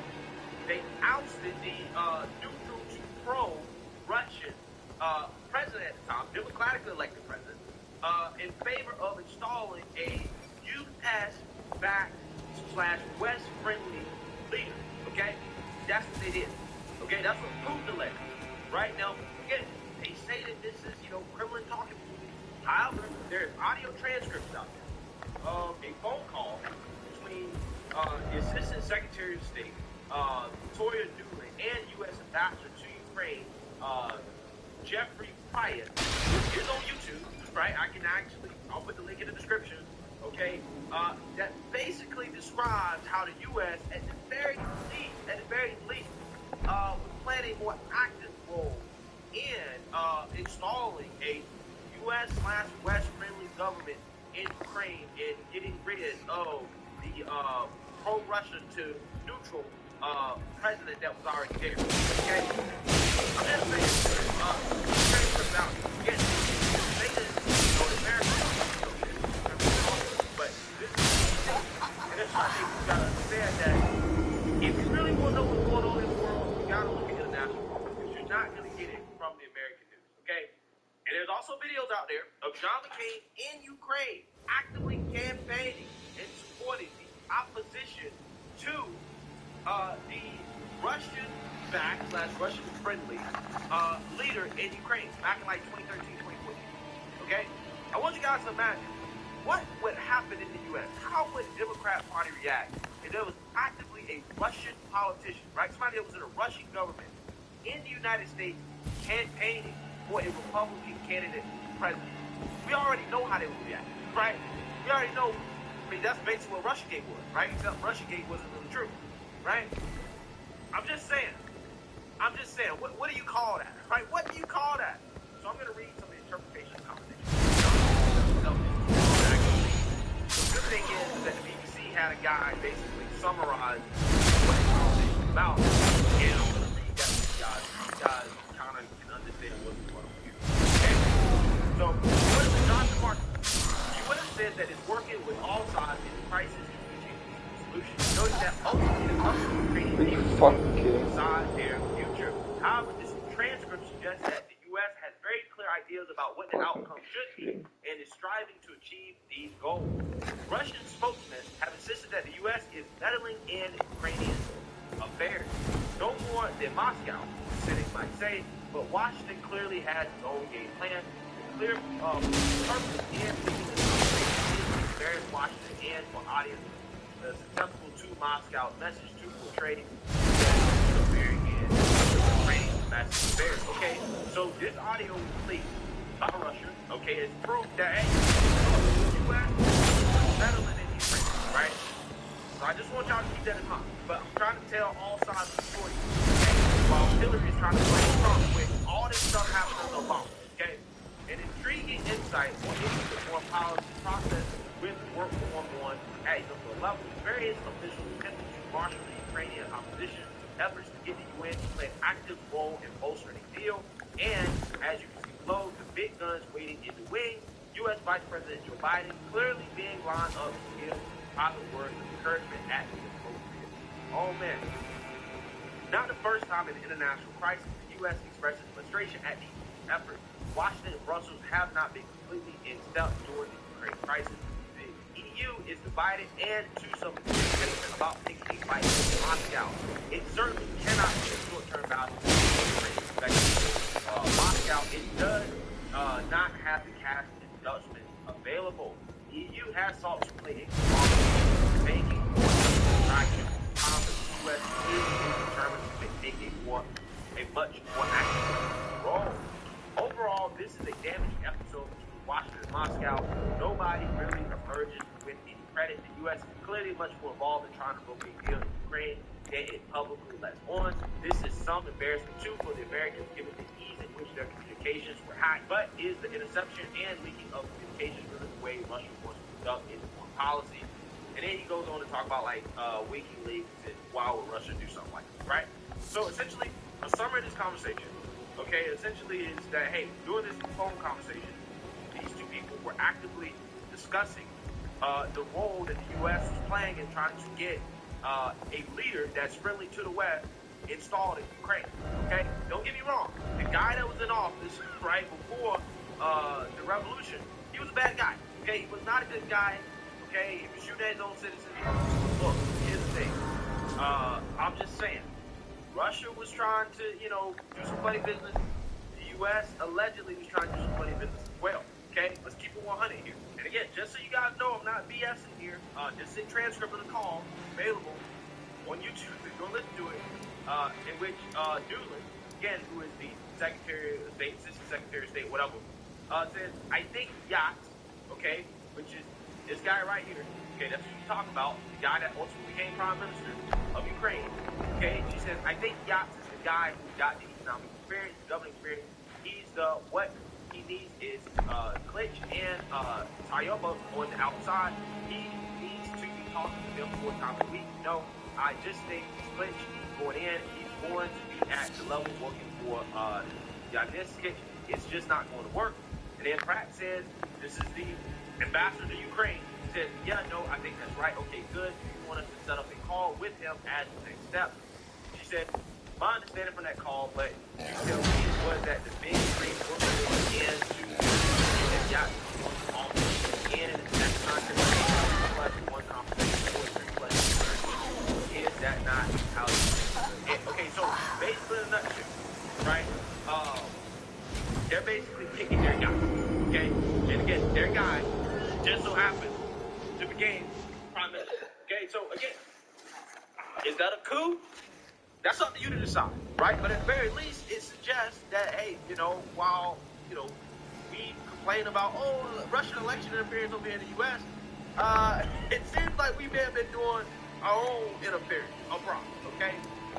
But I'm just saying, Hillary leaves out all these facts, right? She blames Trump when none of this happened under Trump, and what actually set off Putin, at least according to him, okay, to take Crimea, happened under Obama, right? That happened under the Obama administration, right? And that professor also made the argument that, again, some of these policies, right, from the U.S. and the West, right, again, led by Obama, people like Hillary Clinton, Joe Biden, led to Ukraine getting wrecked, right? According to that professor. Again, I'm just sharing all arguments here, okay? That's what I'm doing, right? And I find it fascinating how nobody's pointing the finger at Obama and saying, wait, what happened under Obama and Putin taking Crimea? We got to talk about that, right? Why is Obama not taking more blame for what's happening right now, okay? The focus is on Biden, and Trump or whatever. I'm like, no. This happened on Obama. I mean, it happened on Biden too. Technically, he's vice president. But I'm just saying, that is what happened. Okay? So, look, all I'm saying is this. This is the nitty-gritty stuff that, happens that the mainstream liberal media, they're not going to talk about it. They're not going to tell you about it. Right? But when you want to talk about, well, who's responsible for this, who's at fault, yeah, you got to look at what happened in Ukraine during the Ukrainian Revolution and understand that, hey, Putin thinks, he believes that the West installed a government, right, that essentially was working against his interests right at the man's doorstep. Again, that's not an excuse for him to invade, but with that argument that, hey, these people conducted a coup on my doorstep, you can kind of see why he took the acts that he took. Again, why they're all blaming Trump, a lot of this stuff happened under the Democrats, right? Obama and Biden. And I would argue that ultimately Trump kept Putin from taking this action sooner, right? That's what I would argue, okay? So let me know what you guys think. Make sure you like, comment, and subscribe. Most importantly, share a Black conservative perspective. Peace. 2, 1, boom. And we're live. First of all, cheers, gentlemen. Let's have a little. All right, guys. So Hillary Clinton is... All right, guys. So Biden has picked his affirmative action Supreme Court judge. And there's already some interesting takes online about this. As you have some people out there that are celebrating this as well, Biden is putting the first Black person on the Supreme Court, right? And I think Thurgood Marshall will have a problem with that, along with Clarence. Okay, whatever is some interesting takes in regards to Biden's pick. Okay, he ended up picking a Black woman. Now, I'm saying affirmative action because he told us that it was affirmative action, right? He said, hey, I'm going to pick a black woman, okay? He didn't tell me to qualify first. He said, I'm going to pick a black woman, which by definition is affirmative action, okay? So when people say that, that's not racist, right? That's not coming out of any form of hate. That simply is what he said, okay? And we're going to talk about that, okay? Because the question is this person qualified, right? That's what everybody's wondering. But before we get into that, I just want to mention that if you like my commentary, if you like my channel, you want to support my channel, feel free to do so using the links in the description below. You can support the Patreon, you can support the PayPal, you can support the merch. There are multiple ways to support the channel if you would like to do so, including purchasing one of my signature racist mugs, which is a daily reminder of what the definition of racist is in 2022, which is basically anybody who disagrees with the Democrat Party. So if you want to get one of those mugs, check it out. So without further ado, let's get into Biden introducing his Supreme Court judge nominee. Take a look. My nominee for the United States Supreme Court is Judge Ketanji Jackson. 4 weeks ago when a member of the court, a friend of mine who used to work together in the Senate, Justice Stephen Breyer, announced his retirement, I said then, choosing someone to serve on the United States Supreme Court is one of the most serious constitutional responsibility a president has, and I mean it. I promised the process would be rigorous, that I would select a nominee worthy of Justice Breyer's legacy of excellence and decency. Someone extremely qualified.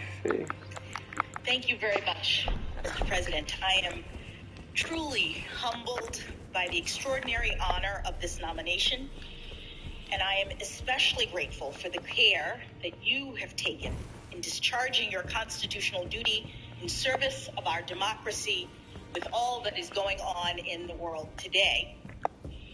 All right, guys, so now that you got an introduction to her from President Biden, now it's time to take a look at the mainstream liberal media reaction, and it should be just as expected. Take a look. So much about the history that we are watching unfold before our eyes right now. And I do think that it's important to know 115 Supreme Court justices, 108 of those have been white men. There has never been a black woman even nominated to serve on the bench. Judge Jackson, as a dark-skinned black woman in this country, has had to navigate an immense amount of challenges to get to where she is. History. It is history. Jeffrey, stand by. Brianna? Yeah, it is a very big deal. And to talk about that aspect of it, Abby Phillip is joining us now. Assuming she is confirmed, she will be the first African-American female justice on the Supreme Court, which, look, maybe not officially, but at least in practice, has been disqualifying when it comes to nominees up until now, Abby. Yeah, I mean, this has been a long time in the making, and it's already been the source of some political back and forth. But I think that what you're going to see realistically, Brianna, is I think you're going to see mainstream Republicans not picking a fight over that issue, knowing that it is a political loser. The White House is preparing to activate a host of outside groups to back her up.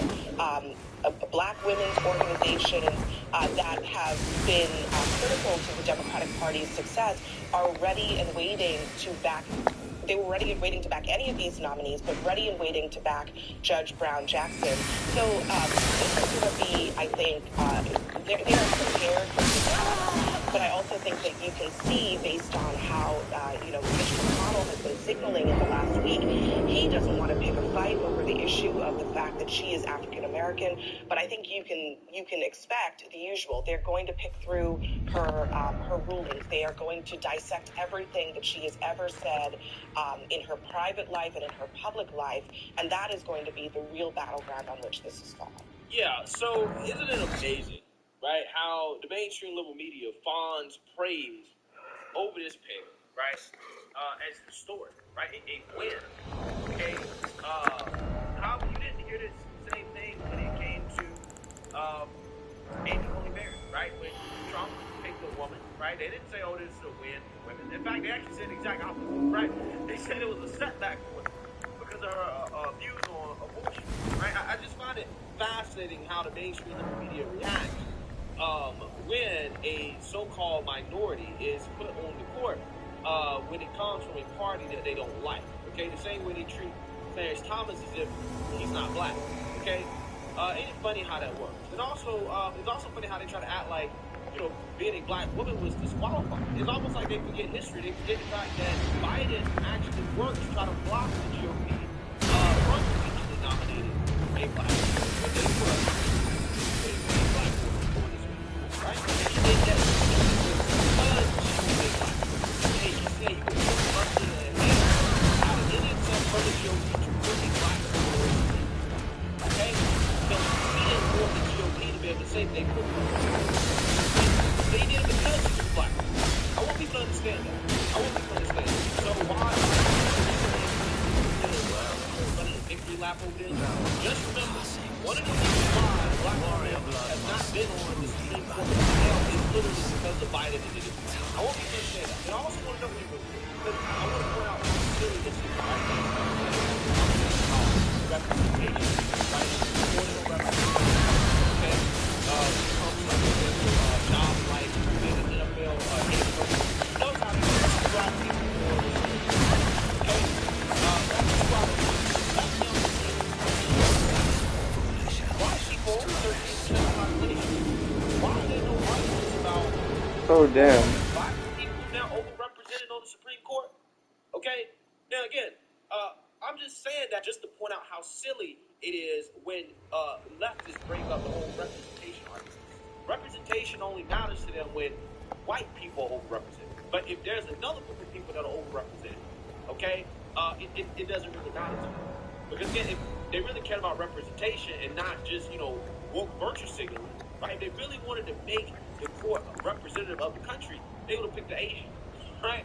But right now, it's the time of the black woman, right? It's the time of the black woman. Because remember, they're the ones that saved democracy, okay? So I wonder how that is working out for the country right now. And when it comes to this issue. And I wonder how it's working out for the world. I don't know. But with that being said, I mean, so what I'm hearing is, the media, what I'm reading, it seems that, you know, this sports division is very, very, very qualified for the job, even from the community. Look, I think that you're very highly correct. That we're helping the background are particularly compelling. There's one that she was and that she has litigation. Those are relative rare and they give us depth of experience that can help address in these cases. In looking at her judicial philosophy, it's a bit of a challenge. She's only actually published a single decision as a judge, opinion, and there's been in the last 24 hours. It was a win against a change like federal agency. She has some opinions as a district court judge. They're quite lengthy opinions. She has been reworked and a decent circuit reversed for basically judicial overreach in a couple of cases. In one case, the court said that she didn't have jurisdiction to rule on the matter. Those are going to get closer. But as a resume, as we said earlier, it's a stellar resume. She is a fully impressive person. She has no record of her rulings or writings or speeches on hot button issues and abortion and rights. So I suppose that gives you an idea of where this conversation I don't think that's probably the problem right now. For various reasons. Okay, the optics just ain't gonna look good. It's too far out from 2024, and I think that just actively trying to fight to keep this woman from being on the Supreme Court, it ain't gonna look good for them, right? Because Democrats are gonna play the race card all day long, okay? If they do that, right? So I'm just saying, I'm predicting that they're probably not gonna put up a fight for that very reason. And with the courts already stacked in the favor of conservatives, you're not really gaining anything by keeping this woman off the court, right? She's simply just replacing another liberal, right? That's what's happening. So the battle is just simply not worth it, to be quite honest. Especially going into the midterms, right? There's no reason to give the Democrats some type of rallying cry going into the midterms and say, oh, look at the GOP blocking a black woman from sitting on the court. Okay? And there's no reason to do that. Now, that being said, again, when it comes to whether or not she's qualified, again, like I said, I don't know. Right? I don't know. In the mainstream media, left and right, say that she is. Right? They say that she is. But I would have these questions in my head had Biden not come out and said that, well, I'm just going to pick a black woman, right? And you're literally disqualifying everybody else, okay? And this is the problem. For the rest of this judge's life, right, during her tenure in the Supreme Court, if she's actually confirmed to the court, people will always have an asterisk by her name, okay? Not because she's actually not qualified, but because people have reason to believe that she might not be qualified. People have reason to believe that she was only picked because of her race and what's between her legs. Okay? I want people to understand that, right? If Biden had come out here and just picked somebody, right, and it happened to have been a black woman, I don't think that people would be sitting here questioning how qualified she is. Right? Now, obviously, you know, she's probably a radical leftist, okay? Otherwise, I don't think she would have been picked, right? And with that being said, I mean, that would be the bulk of the argument, right? That would be the bulk of the issue is that, okay, well, we don't agree with her political philosophy, okay? But again, the question of her qualification only comes into play because Biden used race as a qualifier. And I want people to understand this. Nobody should want to be picked because of their race or their sex, right? And people might say, oh, well, Trump did it with Amy Coney Barrett. Well, Trump was wrong for doing that, right? Trump was wrong for coming out and saying, oh, I'm just going to pick a woman. He was wrong for doing that, too. He should have just came out, picked somebody, right? And if it's a woman, so be it. That way people can't degrade that candidate and say, oh, well, you only got picked because you're a woman. Or, oh, you only got picked because, you know, you're black. Or you're this color and that color. I don't understand why people are okay with knowing they're only getting picked, not based off their marriage, because of their race. Or put it this way, their race made it so they had an advantage over other people instead of just beating that person out by strictly marriage. Right? I don't understand why people are okay with that. How can you be okay with that? Right? I would be okay with that. If I was that judge, I would be thinking inside my head like, damn, I worked so hard. I have all these qualifications, and yet I only got picked, or a majority of why I got picked was because I was a black woman. Right? I might be the most qualified black woman, but I think I'm also more qualified than all these other people who are not black women. Right? I don't think he needed to put a qualifier on it based off race in order to have me picked, because I'm more qualified than all these people. That's the way that you actually should be thinking about it. But again, while these people are talking about, oh, when he made history, blah, blah, blah, again, in the minds of a lot of people, and in their minds as well, too, they know, and they're asking the question of how qualified is this woman actually, right? Again, it's a shame for her because, again, she very well could be qualified, right? Very qualified. But, again, people are questioning it because of why she was picked, because he told us outright that he's picking a black woman. And this is why I really advocate for people. Stop elevating people to certain positions based off their race and their skin color. Because I'm going to tell you, Kamala Harris been picked to the vice presidency because she's a black woman, okay? Because of affirmative action. I didn't say he picked her because she was a black woman. That's a setback for black women, all right? It's terrible for the job that she's doing. Look how it worked out for the country. Now, another black woman that becomes vice president or even president of the United States, people are going to be like, okay, are they really qualified? Right? When the last time we were picking people based off their race and what was in their pants. Look at Yellow Disaster. Right? Again, I'm just saying. Her qualifications will always be questioned because of the fact that Biden picked her simply because of her race and her sex. And that is a disservice to her. It really is. And not just to her, but it's also a disservice to black people and other so-called non-whites. Those are okay? cool It really is. ass So, birds. let me know what you guys think. Make sure you like, comment, and subscribe. It's not easy to understand that other people are genuinely different from you and how they might be different. And maybe even more difficult is to understand that the differences, although frustrating, are also necessary.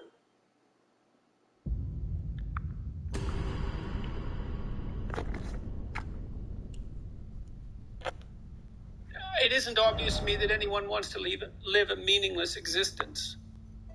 I don't think you can live a meaningless existence without becoming corrupted, because the pain of existence will corrupt you without a saving meaning. And it also seems to me that you can sell the story that meaning is to be found in responsibility. When I've tried to sell that story to myself, I seem to buy it, and when I've tried to communicate it with other people, it renders them silent. Large crowds of people silent.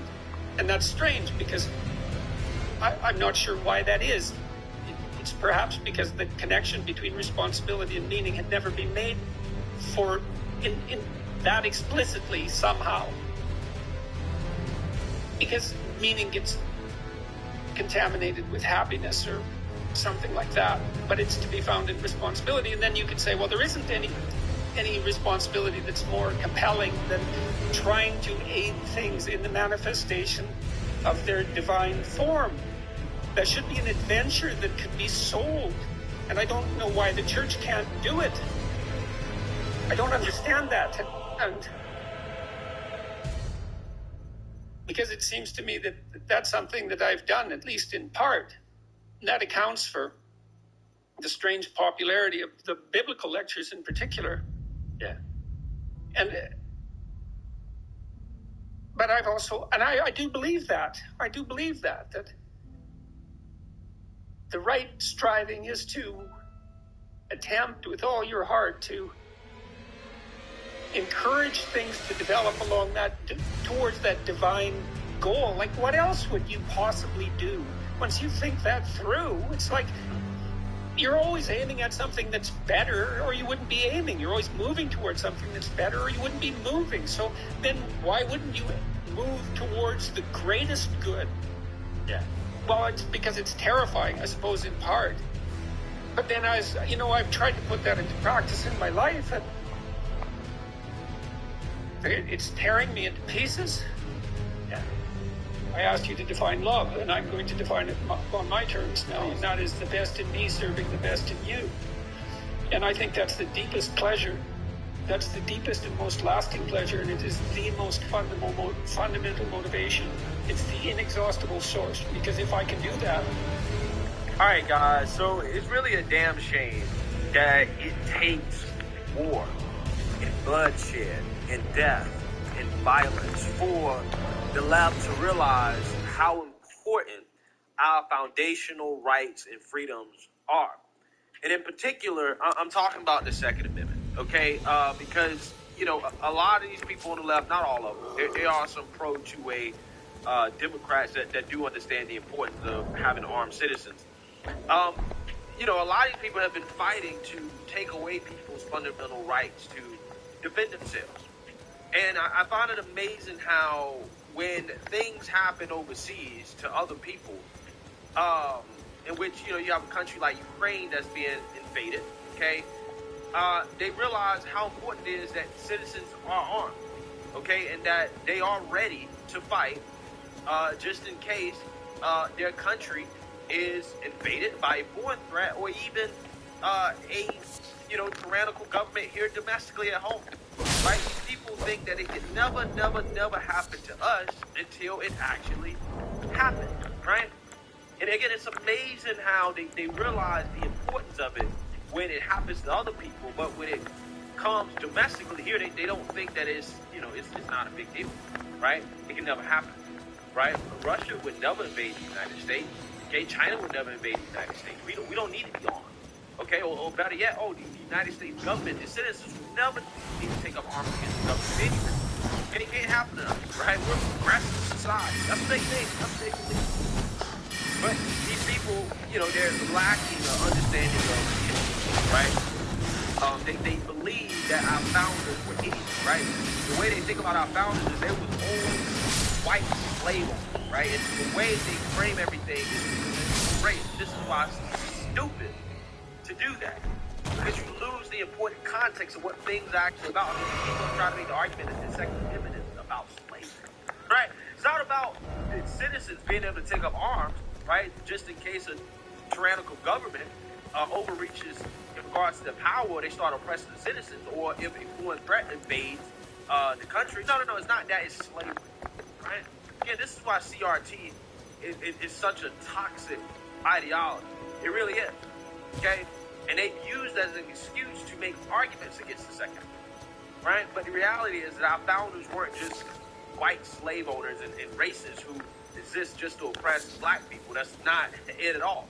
Our founders were actually forward-thinking individuals, okay, in which they knew that this was a possibility, and therefore they designed our Constitution to acknowledge rights and freedoms that, would be fundamental to protecting the population, right? That is why we have the Second Amendment, just in case a tyrannical government decides to take up arms, or if we're invaded by another country, right, such as Russia or China, that citizens can defend themselves, right? And I kind of get it to a certain extent for the younger generation, especially those that aren't really that brushed up on history, right? How they would say, okay, well, that's unrealistic. That will never happen, okay? But I understand the broader picture, right? And that's why I'm willing to accept that there will be negative externalities to a armed population. Yes, you will have shootings. Yes, you will have people who take guns and use it on themselves. However, I'm willing to accept those negative externalities in exchange for the possibility, right, that a foreign threat can invade this country, and the citizens need to be armed and ready to defend themselves so that we don't lose millions of lives. Okay? I need people to understand that, because they really don't understand that. So, with that being said, I hope this situation is showing people how important it is to be ready, right? You need to be ready, okay? Because I'm certainly ready, right? I'm ready. I hope other people are ready as well, too, okay? And I hope that doesn't happen, but I'm just trying to make sure. So, with that being said, Defiant L's actually called out Occupy Democrat for their hypocrisy, right? And if you guys don't follow Defiant L's, I highly recommend. Defiant L's actually got banned from Twitter for calling out Democrats' hypocrisy. This account literally exists simply to call out a Democrat's hypocrisy, and they hate being called out as hypocrisy so much that they temporarily banned the account. Okay? So back in 2016, Occupy Democrats said, no civilian needs an AR-15 regardless of whatever the nationality do. You are a very special breed of stupid, right? You're a special breed of stupid if you think any citizen needs an AR-15. Okay, now fast forward to 2022, reality hits them in the face. They say, breaking! Ukraine's interior minister announces that 10,000 automatic rifles have been handed out to the civilians of Kiev as they prepare to fight tooth and nail to defend their homes against invasion. Retweet if you stand with the brave Ukrainian people. Okay, so what happened? Right? Because just 6 years ago, Occupy Democrats were saying it's a special breed of stupid for citizens to be armed. Again, this is just an example of how these people are not forward-thinking individuals, right? That's why they can't really appreciate our founders and the Constitution, because they don't think forward, right? They don't think about all scenarios and possibilities, right? But now they see it happening, all of a sudden, oh no, we're pro-Second Amendment now, right? We're pro-Second Amendment for Ukraine. Again, as they do have to arm themselves and to protect themselves because of what has happened, right? So let's actually read about this. Kiev residents say they are not ready to give up as they're getting guns to help defend their city. Ukraine's Minister of Defense had issued a call for civilians between 18 and 16 to take up arms to help defend the country. But on Friday, as Russian troops got closer to the center of the city, he asked anyone over the age of 18 to volunteer. The government has also banned men between the ages of 18 and 16 from leaving Ukraine. CBS News saw a steady stream of people entering one makeshift recruitment center in Kiev on Friday morning, ready to join the fight. Quote, this is my country. I have my family here, and I have a duty to protect my family and to protect my country. And this is the duty of each and every Ukrainian. 44-year-old Gregory, a map maker by trade, who is arriving to help Kiev, told CBS News. When asked if Ukraine was ready to fight, he said, we will fight as much as we can. We will fight because we have our families, our country, and our lifestyle that we are not ready to give up. A commander at the center who did not want to be identified told CBS News that thousands of people had arrived to fight, such that many did not have any military experience. He said there is not enough guns to go around. Quote, citizens of Kiev are gathered here. They're receiving weapons here and guidelines of how to run urban combat, how to provide medical first aid, and how to destroy Russian anti-aircraft weapons. And again, this is a great argument, again, for citizens, responsible citizens being trained on being able to use weapons, right? And being ready just in case, right? So that you don't have to get ready, right? But see, once again, the woke revolutionaries don't understand this. For example, when Ron DeSantis did the whole thing with the state guard, where he was like, hey, we want to train civilians to be able to respond to emergencies, particularly hurricanes and stuff like that. So we want to train them, with medical aid and stuff like that. And the woke left, people like Joy Reid got all pissed off about it, said, oh my God, Ron DeSantis is trying to train white men to kill blacks. That's the way she framed it, right? He's like, no. We're training civilians to be ready just in case disaster hits, okay? Again, they have no long-term vision. They have no understanding of what could possibly happen and the importance of being ready, okay? They have been on Friday meeting with the defense stage, and that due to the situation was difficult, the military was managed the capital. They groups of fighters will be spread throughout the city when after they are ready to fight street by street combat. He said they are ready to die.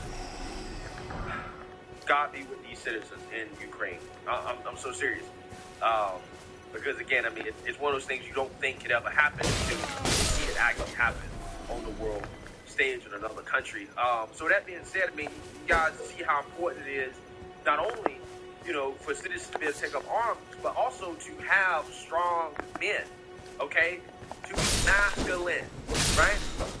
And this is coming as, our military is going woke, okay? A lot of, our society is going woke, in which they're pushing away masculinity, right? The patriarchy is bad. Men are terrible, okay? But in times of need, of desperation, guess who a society has to lean on? They got to lean on the men, right? The women aren't the ones that's taking up arms. It's the men. So with that being said, I think Russia, Putin, they've seen that the West has become weak. The feminizing of the West has given them an opportunity to say, hey, you know what? We're going to bully y'all a little bit, right? And I believe that's a part of it. When they see NATO ads like this, and ads for the U.S. military like this. This is the story of a soldier who operates your nation's Patriot missile defense systems.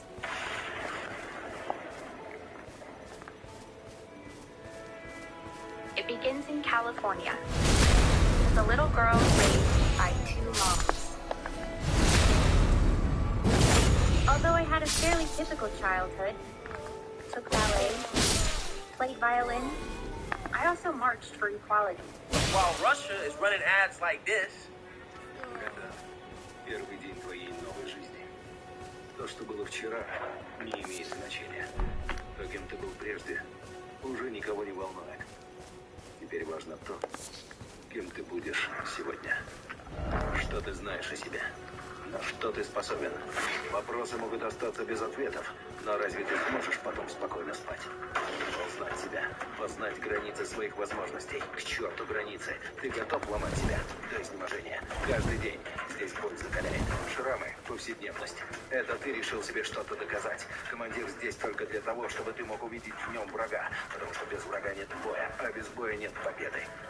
Но на самом деле, главный враг — это ты. Вчерашний ты.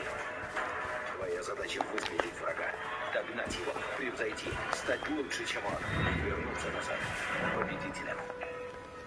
Потому что завтра первый день твоей новой жизни.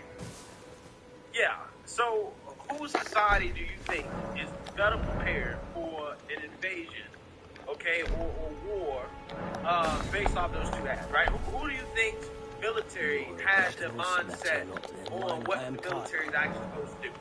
Okay? Again, this is why I do so many videos about, wokeness and, masculinity and this attempt on our society to take down the patriarchy, right? The feminized society.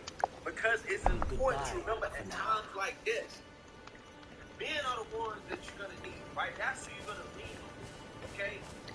And you can't have a society that functions with men I'm so serious about this, right?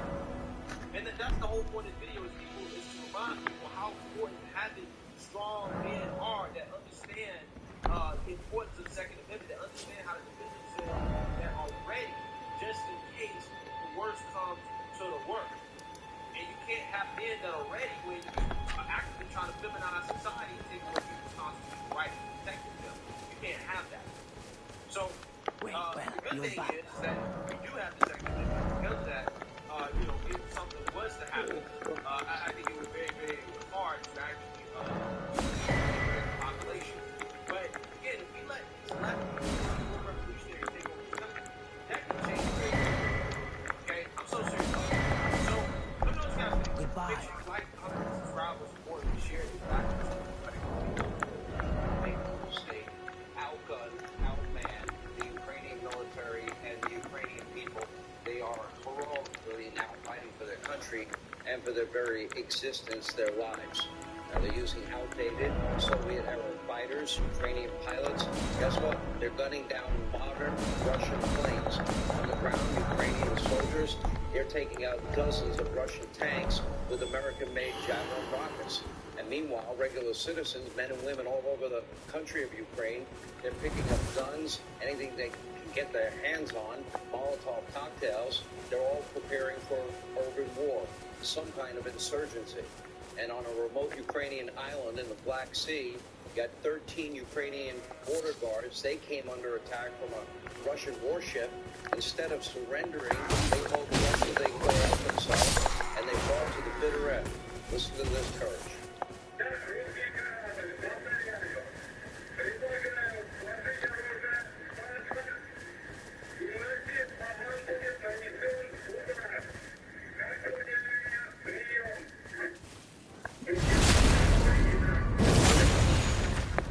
Every one of those people lost their lives that night, standing up for their country in the face of certain death. They didn't back down.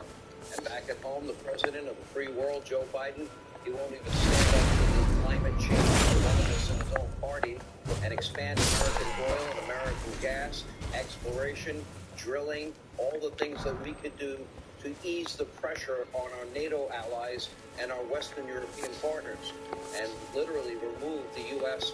from our dependence now that he brought upon this country on foreign energy, including the millions of barrels of oil that Joe Biden in 2021 imported from Russia, 232 million to be exact. Now, Joe Biden has created what is a 40-year record high in inflation.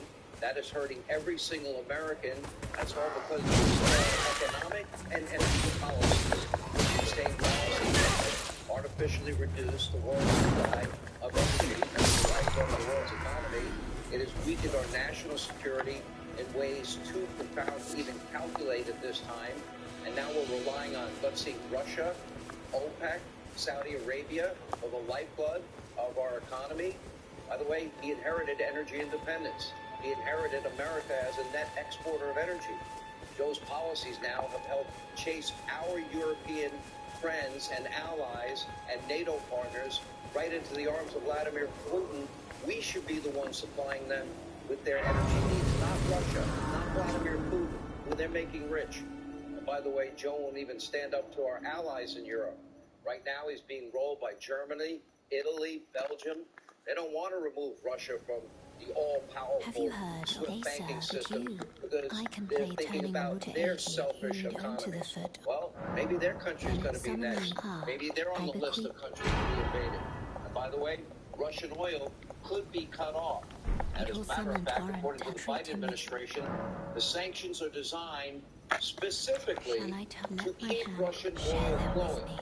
Now, that would render every other sanction, well, meaningless. It would negate every other sanction if you're going to allow Russia to stay in the oil and gas and energy business. That's where Putin is getting all the money to fund his territorial ambitions. Take a look.